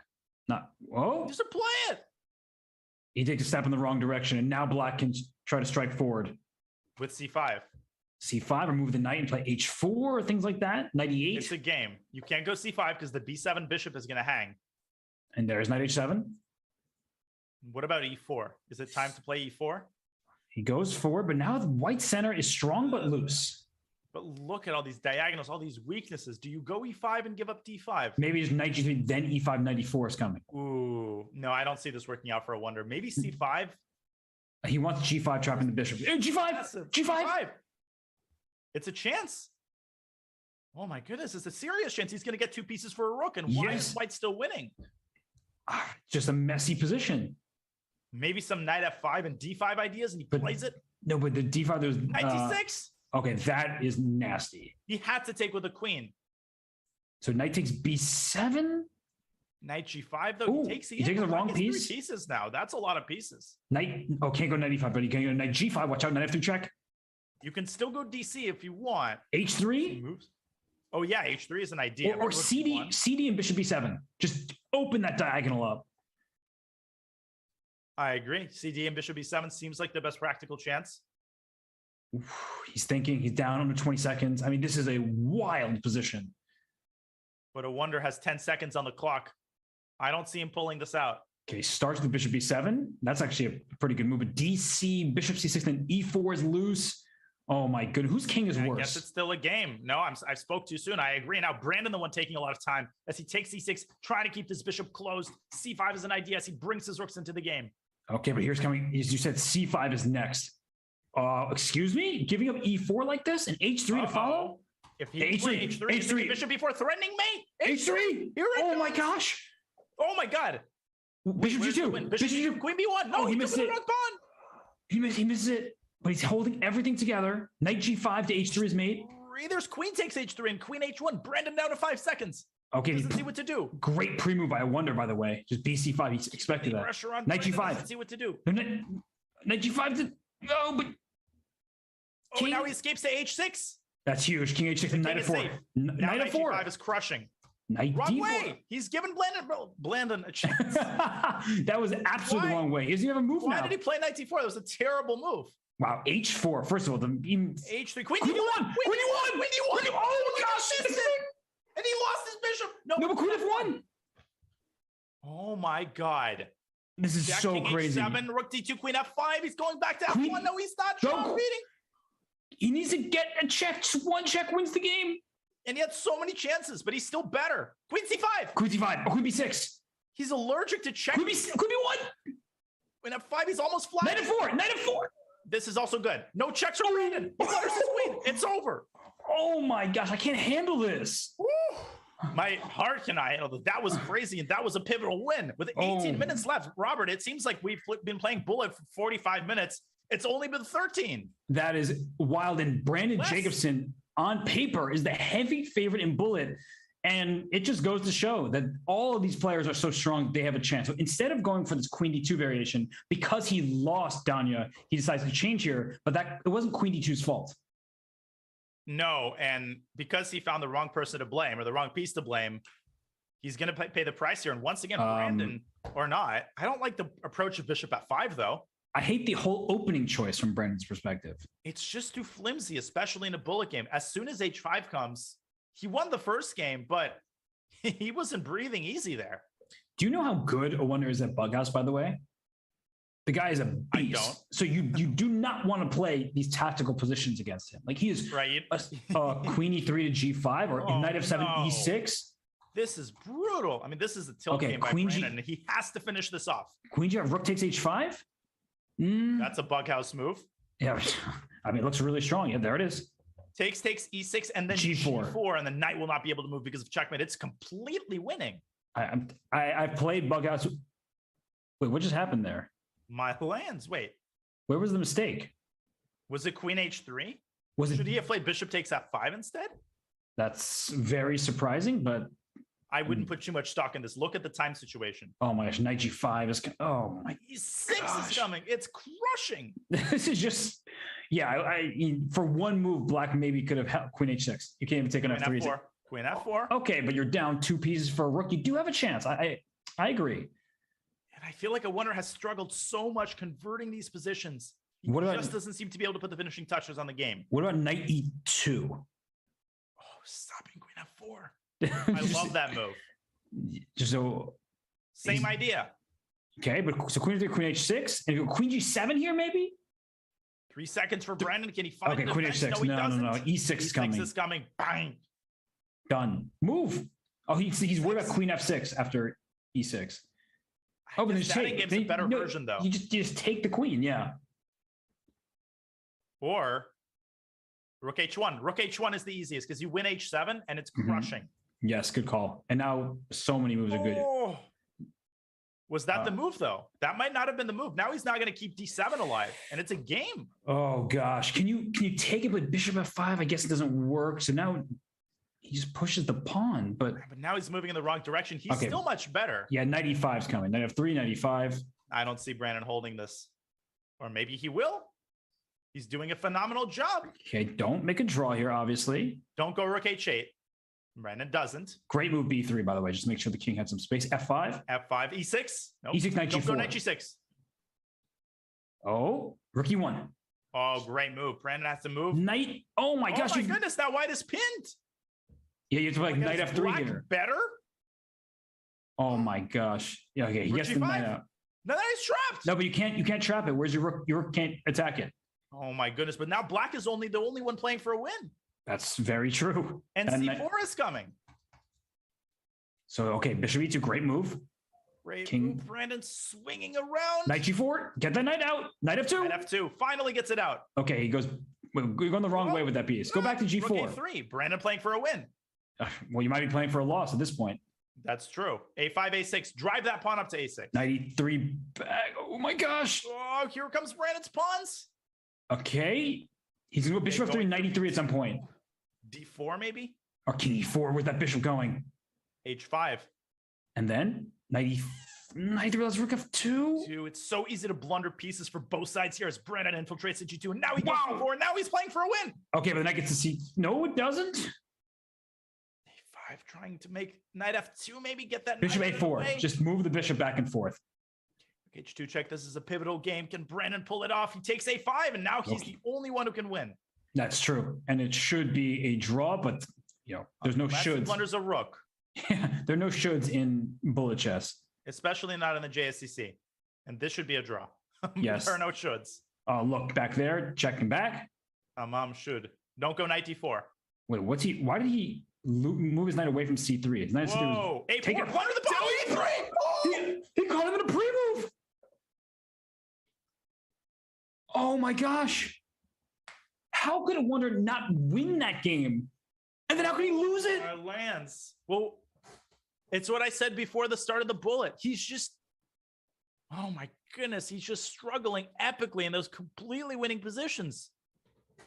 Wow. That is a devastating game, and the lead is back to 3, but the match is far from over. There's still 13 minutes left in this match. There's time for 6 games. I mean, a wonder just has to keep his composure and win the next game. Okay, this looks really suspicious from White's point of view, but I guess Black is also playing suspiciously. Don't miss D6, though, in some of these positions. Oh, that's annoying. So Knight D... No, Knight D6 is weird. You should take on E6 in a lot of positions as well. So just take back on D2. No, D6 is a threat. Right, but you first have to deal with the knight there, I assume. All right, you have to recapture it. That's true. And D takes E6 is a threat as well as D6. That's why he takes Benoni structure. Oh, great He's not move. going to allow it. Knight D5 with a massive knight on T5. So knight C7 probably. Trouble brewing for a wonder, though. Great bishop on F6. Brandon is just a beast. Bishop F4. This is exactly up his alley. A wonder cannot lose this game. And the problem for white right now is you want to play rook D1, but neither rook can get there. E2 or B2 would have fallen. Well, now this rook can get there. He's defended E2. Rook Fe8. Again, same problem. E3. B3. Sure. Black wanted to play D5. Brandon's like, nope, I'm just in time to get to D1. And I think that he want to induce E3 so he could trade bishops. Yeah, I mean, it makes sense, but white is better. No, without question. But why allow that? Oh, well, take the rook. Yeah, take the rook, and it's a game. He doesn't do it. See, the thing is, you need to win games if you're a wonder, right? So queen takes E1, maybe white's still objectively slightly better, but this is white is better and black has no hopes for anything. And black has no time to defend, and the E file is under white's control. Bad practical decision-making there for a wonder, but can he pull this off? Can he pull out at least a draw? He needs at least a draw. I mean, it does look... mouse slip. Don't play king F8 because it's queen H7, but otherwise it looks very hard for white to win this game. H5. Queen B7? Unlimited attempts. Yeah. Oh, queen. Queen takes A7 probably. It was rook D2. Weird move. Yeah, very strange. Queen E6. Now it's a game again. And D5 was kind of a threat there. And black has taken control of the E file, but he still is saddled with this incredibly weak pawn on D6, which I think is going to kill him in the end. And allowing H5 was a big mistake for sure. Now black's king is exposed. F5. It's over. Oh. Or not. But F5's still coming. But now, but now F5 G. Yeah, good point. And he uses the pawn. Rook E7? Queen F. He goes rook F7, defending, attacking F4. F5. Okay. Oh. G5. Queen F4 G. Ah. This is bad. Yeah, you're just losing material. Rook G. Oh. Brandon is merciless as he goes up by 4. And I wonder the match is beginning to slip away from him. That was a beautiful game from Brandon. Okay, he needs to stop playing his opening, I feel like, but he's going to keep doing it. He can't hear me, and even if he could, he wouldn't listen to me. But this feels like it gives a wonder just free chances. And I wonder he needs to be perfect. He needs to go perfect the rest of the match. There is time, Robert, to start a 4th game, but he cannot afford to give up even a single draw. And he's winning right out of the gates here. Yeah, just knight blunder knight G3. I was going to say just knight F3, and then you point out that I was blundering that. Now G4 is a threat. Oh. Brandon is succumbing to the good memory effect. So is G4 still good? I would have played H6. Shoved that bishop away. No. He wants to play G4 very badly. Yeah, but knight takes D4. The king is an escape route. Even C4. Oh, no. C4, queen H3.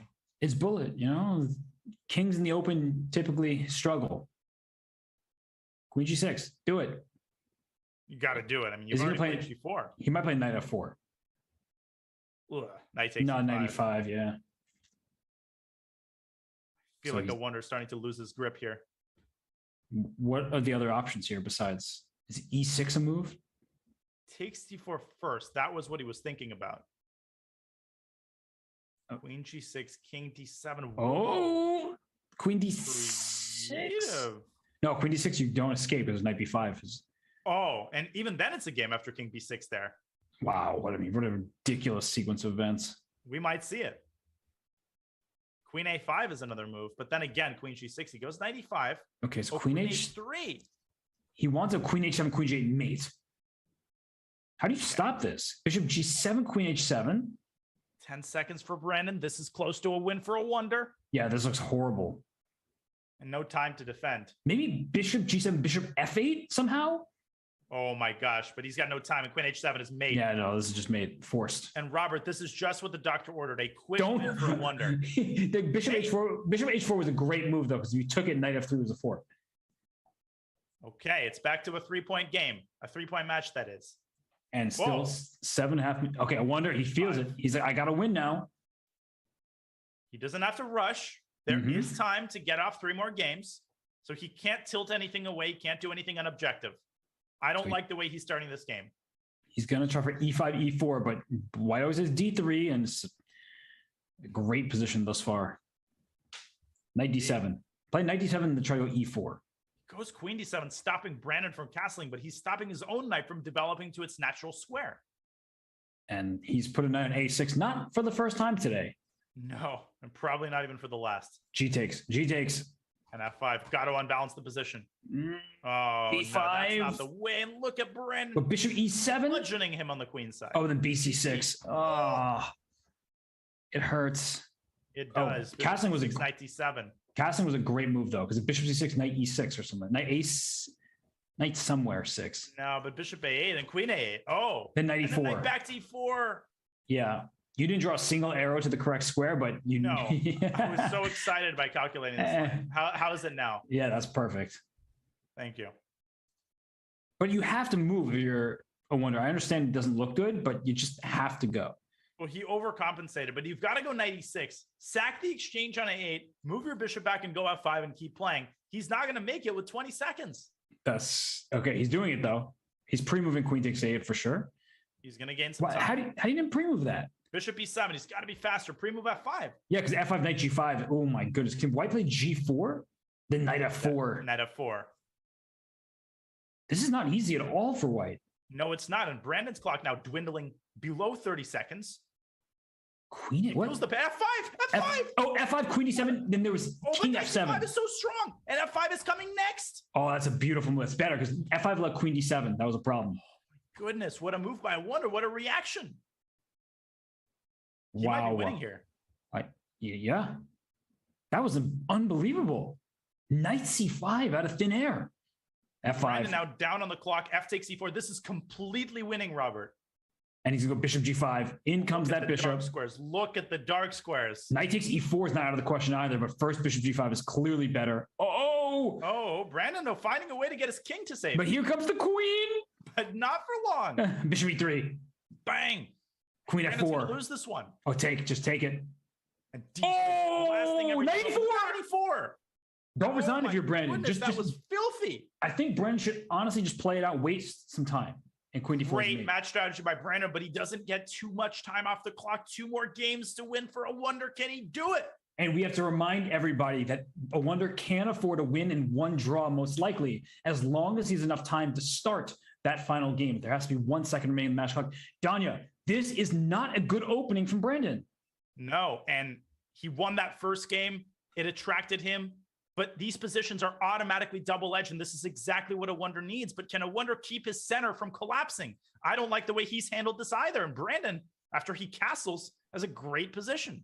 Although even if you win this E5 pawn with White throwing that pawn up to H5 at any moment, it just feels like the Black King is never going to find safety. No, White is always going to have chances in these positions, no matter what the position is objectively. He takes on F3 and on E5. So H5, Knight F3, Queen E3? That's probably what a wonder should do. He can't spend too much time here as he trades. He wants to go after E6, and he got out of Bishop F4 with the skewer, or the pin rather. I can get behind that. That is a weak pawn. Bishop D7 even is an idea here. Wow, Bishop D7 is kind of nasty. H5, obviously, next. Right. And Brandon can go H5, but that would make him a D6 pawn. Do White's bidding for him. Yeah, Bishop D3, Knight B5 comes to mind after H5. Look at the clock, too. 15 seconds up here for a wonder. He's got chances in this game. Just send it. H5. Oh, he plays your move. He goes for it. Wow. Rook F6, though. What's the follow-up? F4? Knight B5. Oh, or F4. Yeah, both of those look good. He's up 20 seconds. He's got a great chance this game. And he plays Knight B5. Oh, my goodness, Danya. Where is this coming from? He's just inspired. But can he finish this off? Don't hang your knight on B5. Okay, he goes back. Doesn't. But now Knight E4 is a threat. Apparently. Go H5. Move. Yeah, this is scary. Really, really scary for Black. Knight E4. Knight E4. Knight E4. He found it. Where was this the entire match? Knight f6. But is it over? It's not over. No, it's definitely not over, but it is an extra exchange. Don't trade queen. Queen 7 is a great move. Rook f7, queen b8 check, and then you can even scoop up a7, but just keep the queens on the board. Here Queen it goes. h2 looked better to me, but this is also fine. HG opening up the h file. Queen c3 threatening mate. Rook g1. Tons of attacking ideas. Yeah, here it comes. You can double in the h file at any moment. Queen b6. Queen b6. Oh, he finds that too. Knight d4. Then rook g4. A3 is a great move, making it looked. Yes. And here they come, either on the g file or the h file. Rook g1. Rook e1 also. He can attack the e6 pawn. Don't Rook forget about e1. that weakness. Rook e1 is a really good move right now. He plays it, and then rook e2, but king f6, rook e2, knight g7. Rook what e6, is that? rook h1, one last try. But queen e6, and 2 seconds left for Brandon Jacobson. Just rook g1. Yeah, I was gonna say rook g1. He gets queen takes d5, and now queen d7 check. Another pawn falls. It's over, and he's got plenty of time. It's a 1-point match. This is unbelievable. And Brandon loses his rook. He loses the game. A little sense of humor. Yeah, that was a nice try. So there is still 1 minute 40 seconds. This is probably the last game. JSCC is one for the ages. This is unbelievable. And Brandon goes for his patented h4. He knows this so well, and he won a quick game with this line. That's right, but earlier he didn't play e6. I wonder, he went knight d7, queen b6, rook e8. He plays an early e6, e5. White is clearly better because he controls the pawn breaks, but it will be a long game. I'm backseat driving, but not sure. I wonder should have deviated from his Nimzo Indian, which he clearly knows best. He prepares b5. He can also try to prepare f5. It's a game. Yes, and this is a turn. must win. Earlier, I was saying white controlled the pawn breaks. Now black suddenly has b5 and f5 at his disposal, and white is struggling to figure out how to meet those moves. Bishop gosh. G5, but wonder is better. This is E4. unbelievable. E4. Knight E5 is coming. Oh, this looks terrible. Knight to F3. Oh my gosh, E4. Oh, my lands. Oh, I love that move too. Good. Also good. Yes. Oh my God. E4, not knight E4. G2. I think you can just wrap the knight around. It goes here. Another great move. And F4? No. Brandon, love that response. F4 trades queens. I forgot the queens were on the same diagonal Moves there. his king out of the pin. He's playing like a machine here. Yes, he is indeed. And he wants F4 and F4 at Brandon. Oh, F4. Great defense. He had F4? Because and now white has knight F4? No way. And then knight E6. Brandon going knight E3. Not the move. F4. F4 is huge. F4 is crushing. Oh my gosh. He's got to do it quickly though. And then F3 and H3 is a lobster pincer made. He has time and he plays F4. There it is. Oh my gosh. Are we about to get overtime? Are we? Queen D3, F3. He's got lobster pincer ideas. He's got E4 ideas. It's crushing. Oh my gosh. Rook G8. It's done. Oh my gosh. Oh my goodness. How did he do this? Wait a second. It's not over yet though. Brandon, he's tricky as tricky can be. Let's wait. F3, he wants king H2. So go queen takes H4. Rook H1. F3, then F3. H1. Oh, there's no mate there. Oh, it's not over. King G2 was a brilliant defensive move. So can he go F3, queen H3? No, king H2. No, king H2, exactly. So he takes it. He'll just go back, queen back somewhere. Rook G3 is also crushing. He finds that too. Oh, because it's queen F3 and then rook G6. And winning the rook. That's unbelievable. It's over now. He's made the comeback. And look at Brand. He tilts. His camera goes up. And a wonder Liang. I told you, Danya. Danya, he's not into agriculture, but he went farming. I told you from the beginning. He took all of Brandon's rating. And he found the arable land exactly when he needed to. A 4-point comeback. We said he had to go perfect. A 4-point comeback with 9 minutes. And ladies and gentlemen, we have overtime for the second JSCC match in a row. Oh, gosh. And we will have 4 games of this time control in the bullet. And if it's still tied, then we get to Armageddon. This is unbelievable. I'm texting my friends. I'm alerting them that they got to tune in. This is insane. You know, I would say it's unprofessional text while on the job, but invite everybody, whoever you know, bring them in here because this is free chess. It's overtime. It is Brandon Jacobson. It is a Wonder Liang, and it is 14.5 all. We see E4 and Brandon. 4 games, he stops. Right? Yes, it's 4 games of bullet. He stops playing that junk line that kept getting him beat. And that was one of the reasons, in retrospect, that the comeback was made. Of course, the main reason was a Wondrous brilliant play. And we saw this one before more than once. I wouldn't call this Queen H3! And he's looked it up. Oh my gosh. God. A terrible opening for Brandon Jacobson. He keeps going back to it, and finally, a Wonder Liang has rectified his move order.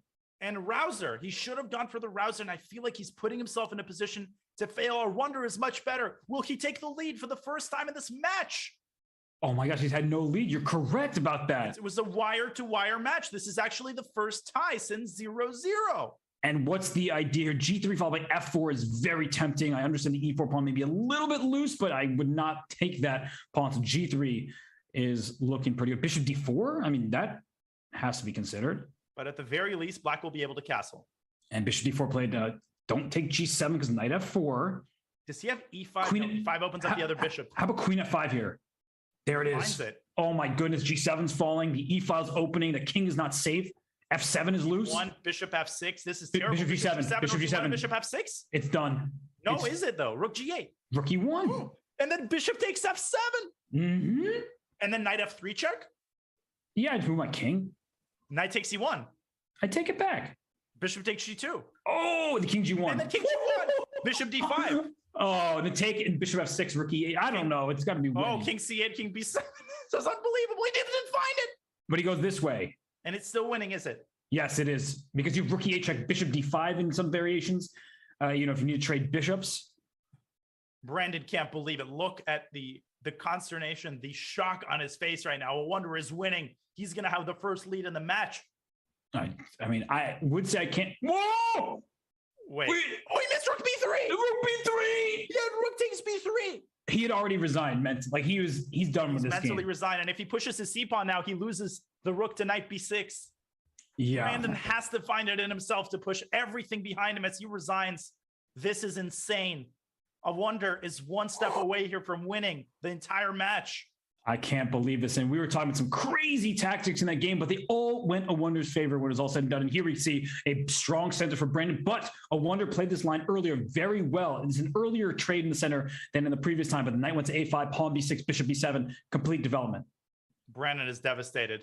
E5, stopping knight takes D4 indirectly. He'll have the classic bishop takes H7 tactic, but the drawback of this move is that the D5 square has been severely weakened. That is true, though the E4 square is vacated, so the bishop can sit there for now. But look at knight B4, taking advantage of the D5 square, as you mentioned. If bishop E4, sometimes you can even consider the move pawn F5, or as you're pointing out, knight D5 right away, going to the C3 square. Knight C3 is now a threat. Brandon could play queen C2 or bishop D2. He has to protect that square. He doesn't, but he prepares queen D3. Oh, what an idea. Wow, wow, wow. And there I hear the sirens in the background, and that might be for Brandon Jacobson, except queen D3, bishop H6. All this attack is coming. Queen D3, I wonder once your move F5, but that is an incredibly flimsy construction. King F1, what? What was that? That a mouse slip? Not be right. I don't think so. I think he wants to keep his rook on H3. I think he wants to move king G1, get the king out of the way, and then play queen D3, but that looks so slow. B6, B6, queen D3, bishop A6. Oh, checked instead by Wonder. He wants knight C3, but Brandon can cover with his bishop. Okay, well, that's big. And queen takes A2. Queen A2. This looks like it's going out of control once again. Oh my gosh. I mean, this is really bad. Queen D3 is a queen trade, and white wants no part of that, even if it is objectively okay. And white wants no part of this, even if it's objectively okay, which it probably isn't anymore. So but where does the queen go? B6, starting bishop A6. He goes bishop E7. Repeat moves. I guess the queen can zigzag its way out of there. Yeah, because the bishop on D3 is loose. Good call. So king G1, bishop A4 is tempting at some moment. Brandon has finally gotten his king to safety, but is it too late? Knight C3. No, I thought there was a tactic with a bishop H7 check, but the knight on F3 is in the way. Rook G3. Brandon, though, he's getting an attack. He's taking F7 is loose. F7 is loose. Taking the initiative. Bishop 8. He goes bishop E8. Where is it? Knight G. Queen E2, Queen E4. But that was wrong. How does black defend? Bishop C6. Rook AB, Bishop Queen C6. E4. There's bishop C6 and queen E4, knight F6. Oh my God, or even F5. Oh, F5 is a huge saving move. Whoa! Queen E2, Queen E2, Queen E2. Oh, it's a queen trade. He forgot about it. He wondered again. He forgot the queens were facing each other. Oh, that is just devastating. God, he's gonna lose again. And now it's Brandon in a must-win situation. A Wonder Liang. He was just dead in the water. And here he storms back. Bishop G7. Don't get checkmated. Still a chance. Bishop H6. Bishop. Oh, Rook C1, Bishop F4. Oh my God. Oh, no. Oh, no, he's going back to this. Speaking of oh, no. And he's tilted. I mean, you could just tell the pre-moves. He has to find something in himself. Brandon needs to win 2 in a row to force Armageddon. Yes, and all a Wonder Liang needs is a draw that ends the match on the spot because he has won these 2 games out of 4. So it's a 4-game series. And that would complete the second greatest comeback in JCC history after the last match. And I Wonder is crushing him. Look at this. Yeah, no, this is just blowing him off the board. And Brennan played a risky opening. He needs a win. And now his king on G7 is not safe. H6, G5, pawn pushes will not be fun for Black. This is remarkable. Absolutely remarkable. I'm in disbelief. I mean, seriously cannot believe what has happened here. H6 followed by G5. Oh, Queen A7, that pawn is hanging too. Oh, I didn't even look in that direction. Oh my goodness, this is crushing. But how do you actually put the finishing touches? Just take A7. Just and do what you said. Yeah, free take pawns. Everything. It's over. This game is Brandon is dead in the water here. Yeah, I mean, Queen B8, Knight B5. You can just. Oh my lands. Knight B5, Knight E8 maybe. And Bishop G4. Oh no. Knight A7 too. Oh gosh, this is just Rook mean. F6 is a threat. This is resignable almost. King E7, then Knight B5. Wonder has won 6 in a row. As he evacuates his queen back to A7, that gives Brandon a tiny respite as he tries to get his queen to H6. No, this is doubling rooks in the F file is going to be devastating. Oh my goodness. All sides of the board are busted here for Brandon. Yeah. Rook F6. Oh, Queen F2 at the end? Rook Nice. F6, now he blunders a piece. Yeah, that's just a free piece. It's over. Yeah, I think as soon as a Wonder tied this matchup, I don't think Brandon was able to recover mentally. And now a Wonder Liang, the Red Nova, he storms his way through to the semifinals. Pulling an unbelievable comeback on the heels of some incredible play. And Brandon Jacobson, he lost his composure when a Wonder got to within 2 points. Yes, and he, he's gone. He has said this is it's too much to handle right now, and we understand as chess competitors ourselves that it must be a really devastating moment. So our, condolences and emotionally speaking to Brandon, but we have to give so much credit to a Wonder Liang. He did the impossible, the unthinkable, but he was unstoppable when it mattered most. He wins the final, 7 bullet games, and he takes this match. This was unbelievable. This is something to chew on for the next couple of hours. A Wonder Liang, he was dead in the water. Brandon kept his lead comfortably throughout the bullet. He had that mouse slip. He came back from the mouse slip. It was a 4-point match. There were 9 minutes to go. The openings were going in Brandon's favor. He was up on time every game. And a Wonder pushed all of that aside. He found every tactic in the book, and he ties the match and crushes Brandon in the overtime. What an unbelievable final 15 minutes. No, this is superb stuff. This is why we love all of the Speed Chess Championship formats. And this is the Junior Speed Chess Championship presented by SIG. We will have a Wonder Liang in for an interview in just a few.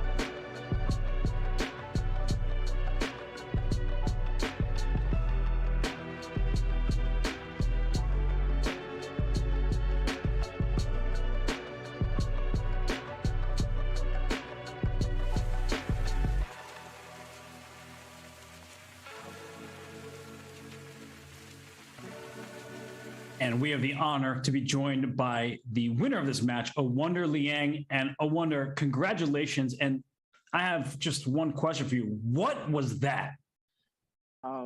Yeah, no, it was crazy. I was actually thinking one of the big issues I had in my last match with Andrew Hong was I had too big of a lead. And so I decided to fix that by immediately starting the match with a 4-point deficit. And I think it worked out pretty well. I sure say that it did. I wonder, this is the second of the greatest comebacks in JSCC history after the very last match, which was Mohamed Muradli against Raunak Sidwani. That was a 5-point comeback in the bullet. In the interview, Muradli said that he felt like the match turned around when he thought that he had nothing to lose, when he felt like the match was essentially over and, you know, the remaining games were basically bonus games. Did you feel a mental switch of that nature that helped you make that comeback? Or was it more that you focused and the openings were better and you feel like the reasons are more related to the actual chess? I mean, yeah, I think part of it was that, like, opening wise, I got a lot more solid. But yeah, definitely, I think from his perspective, it's much harder to adjust because I noticed this with Andrew as well, that like in the bullet, I mean, you know, jokes aside, he started playing like much faster. And it's like, it was very hard for me to sort of like calm down and take a moment to like, you know, like steer, like right the ship again. And I think in this match, it was very similar. Like I was playing very aggressive openings and always trying to put a lot of pressure on him, especially on the clock. And somehow when you spend like the last 3 hours playing blitz, it's very difficult to adjust to bullet.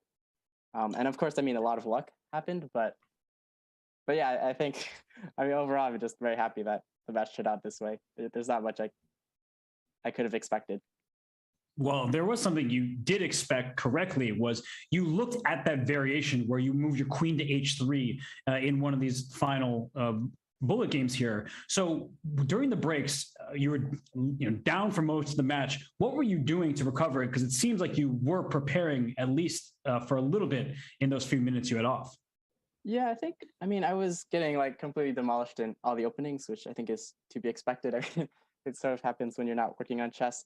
And so, I mean, I think he was repeating the lines a lot. And so I just figured like, okay, I mean, it already felt very suspicious. And I think I misplayed it after queen h3 probably. But yeah, I mean, I think part of it was just that like, okay, I'm probably going to lose the match, but I'd rather not lose, you know, so many games or get adopted or something like this. So I might as well try and put up a fight.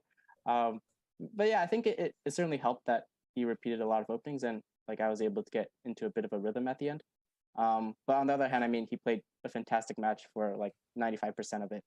And I mean, for like that 95%, it really felt like there wasn't much I could do. So really it just came down to luck at the end.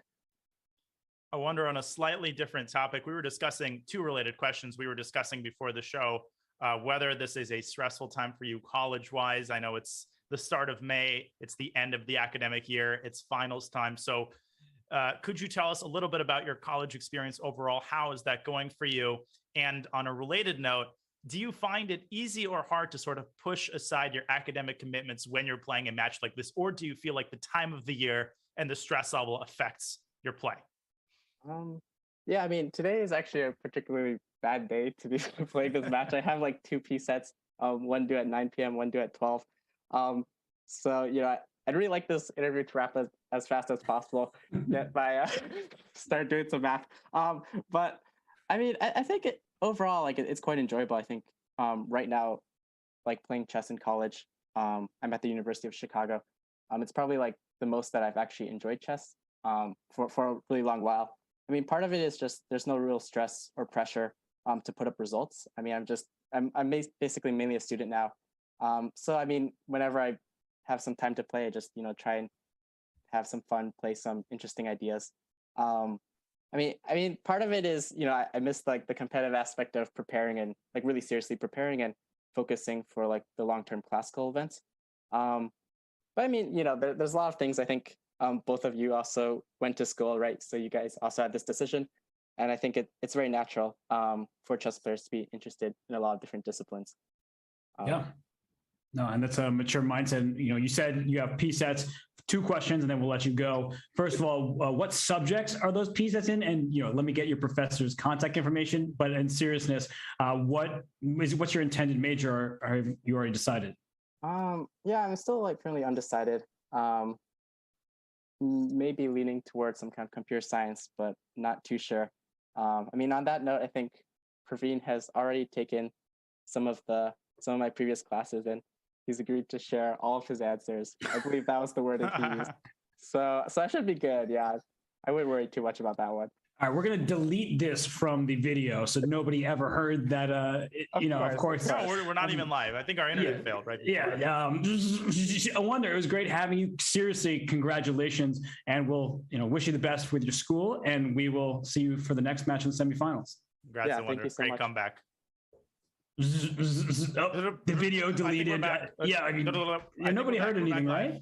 Okay, we're back live, and what I'm seeing is that a Wonder has a very easy match in the semifinals. Really the easiest of all of the matches. He's playing Nihal Sarin.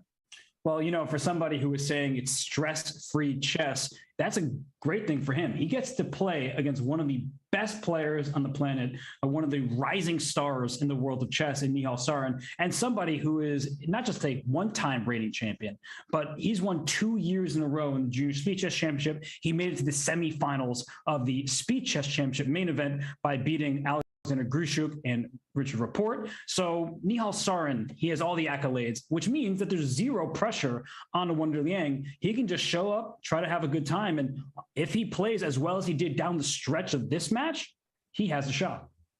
Absolutely. And Nihal, he himself has admitted that he hasn't been all that thrilled with the way that he's played. He had a couple of tough matches. Nihal has been held Christopher Yu, he was within 4, and even in his first match against Aroniak Ghosh, it was very competitive. So Nihal, given the way that Wonder has played, he's going to have to step up his game, and he's going to have to be his best self if he wants another shot at the finals of a tournament that he's already won more than once.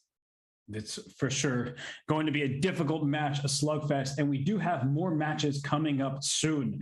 We know that Hans Niemann, who's been busy traveling the world, playing in the Capablanca Memorial, not just playing, but winning that event, and Velimir Ivic, a very, very strong and hungry player. Their matchup is Tuesday, May 10th at 10 a.m. Pacific. And I know the seeds are 3 and 14, Danya, but Ivic, he feels underseeded. That guy is super strong. He's so good. Dr. Velia, as he goes on chess.com, he had a phenomenal World Cup performance. And I think that's when he landed on a lot of players' radars. He's rocketed past 2,600 and he shows no signs of stopping. And of course, he is a very strong blitz player. But Hans, no question that he's the favorite. But will he meet his match in the incredibly strong Serbian Grandmaster? We will see on May 10th. It's going to be another epic JSCC match. Everyone was clamoring that Raunix Sidwani, of course, would win his 215 matchup. That did not happen. We saw today Brandon Jacobson out to a huge lead, and then a Wonder Liang, he goes full Red Nova, and he caused cataclysmic events to win this match by a score of 17.5. 14.5. So this match is over. We have our semifinalists on that left side of the bracket with Nihal Sarin and Wonder Liang. This is going to be a first round matchup between Hans Niemann and Velimir Ivic, but it's going to be no less exciting. So Danya, of course, I want to thank you because I couldn't think of a better co-commentator for what a fantastic finish we saw today. It was epic. Any positive adjective you can describe it with, please do. I know you have an extensive vocabulary, but it was a blast.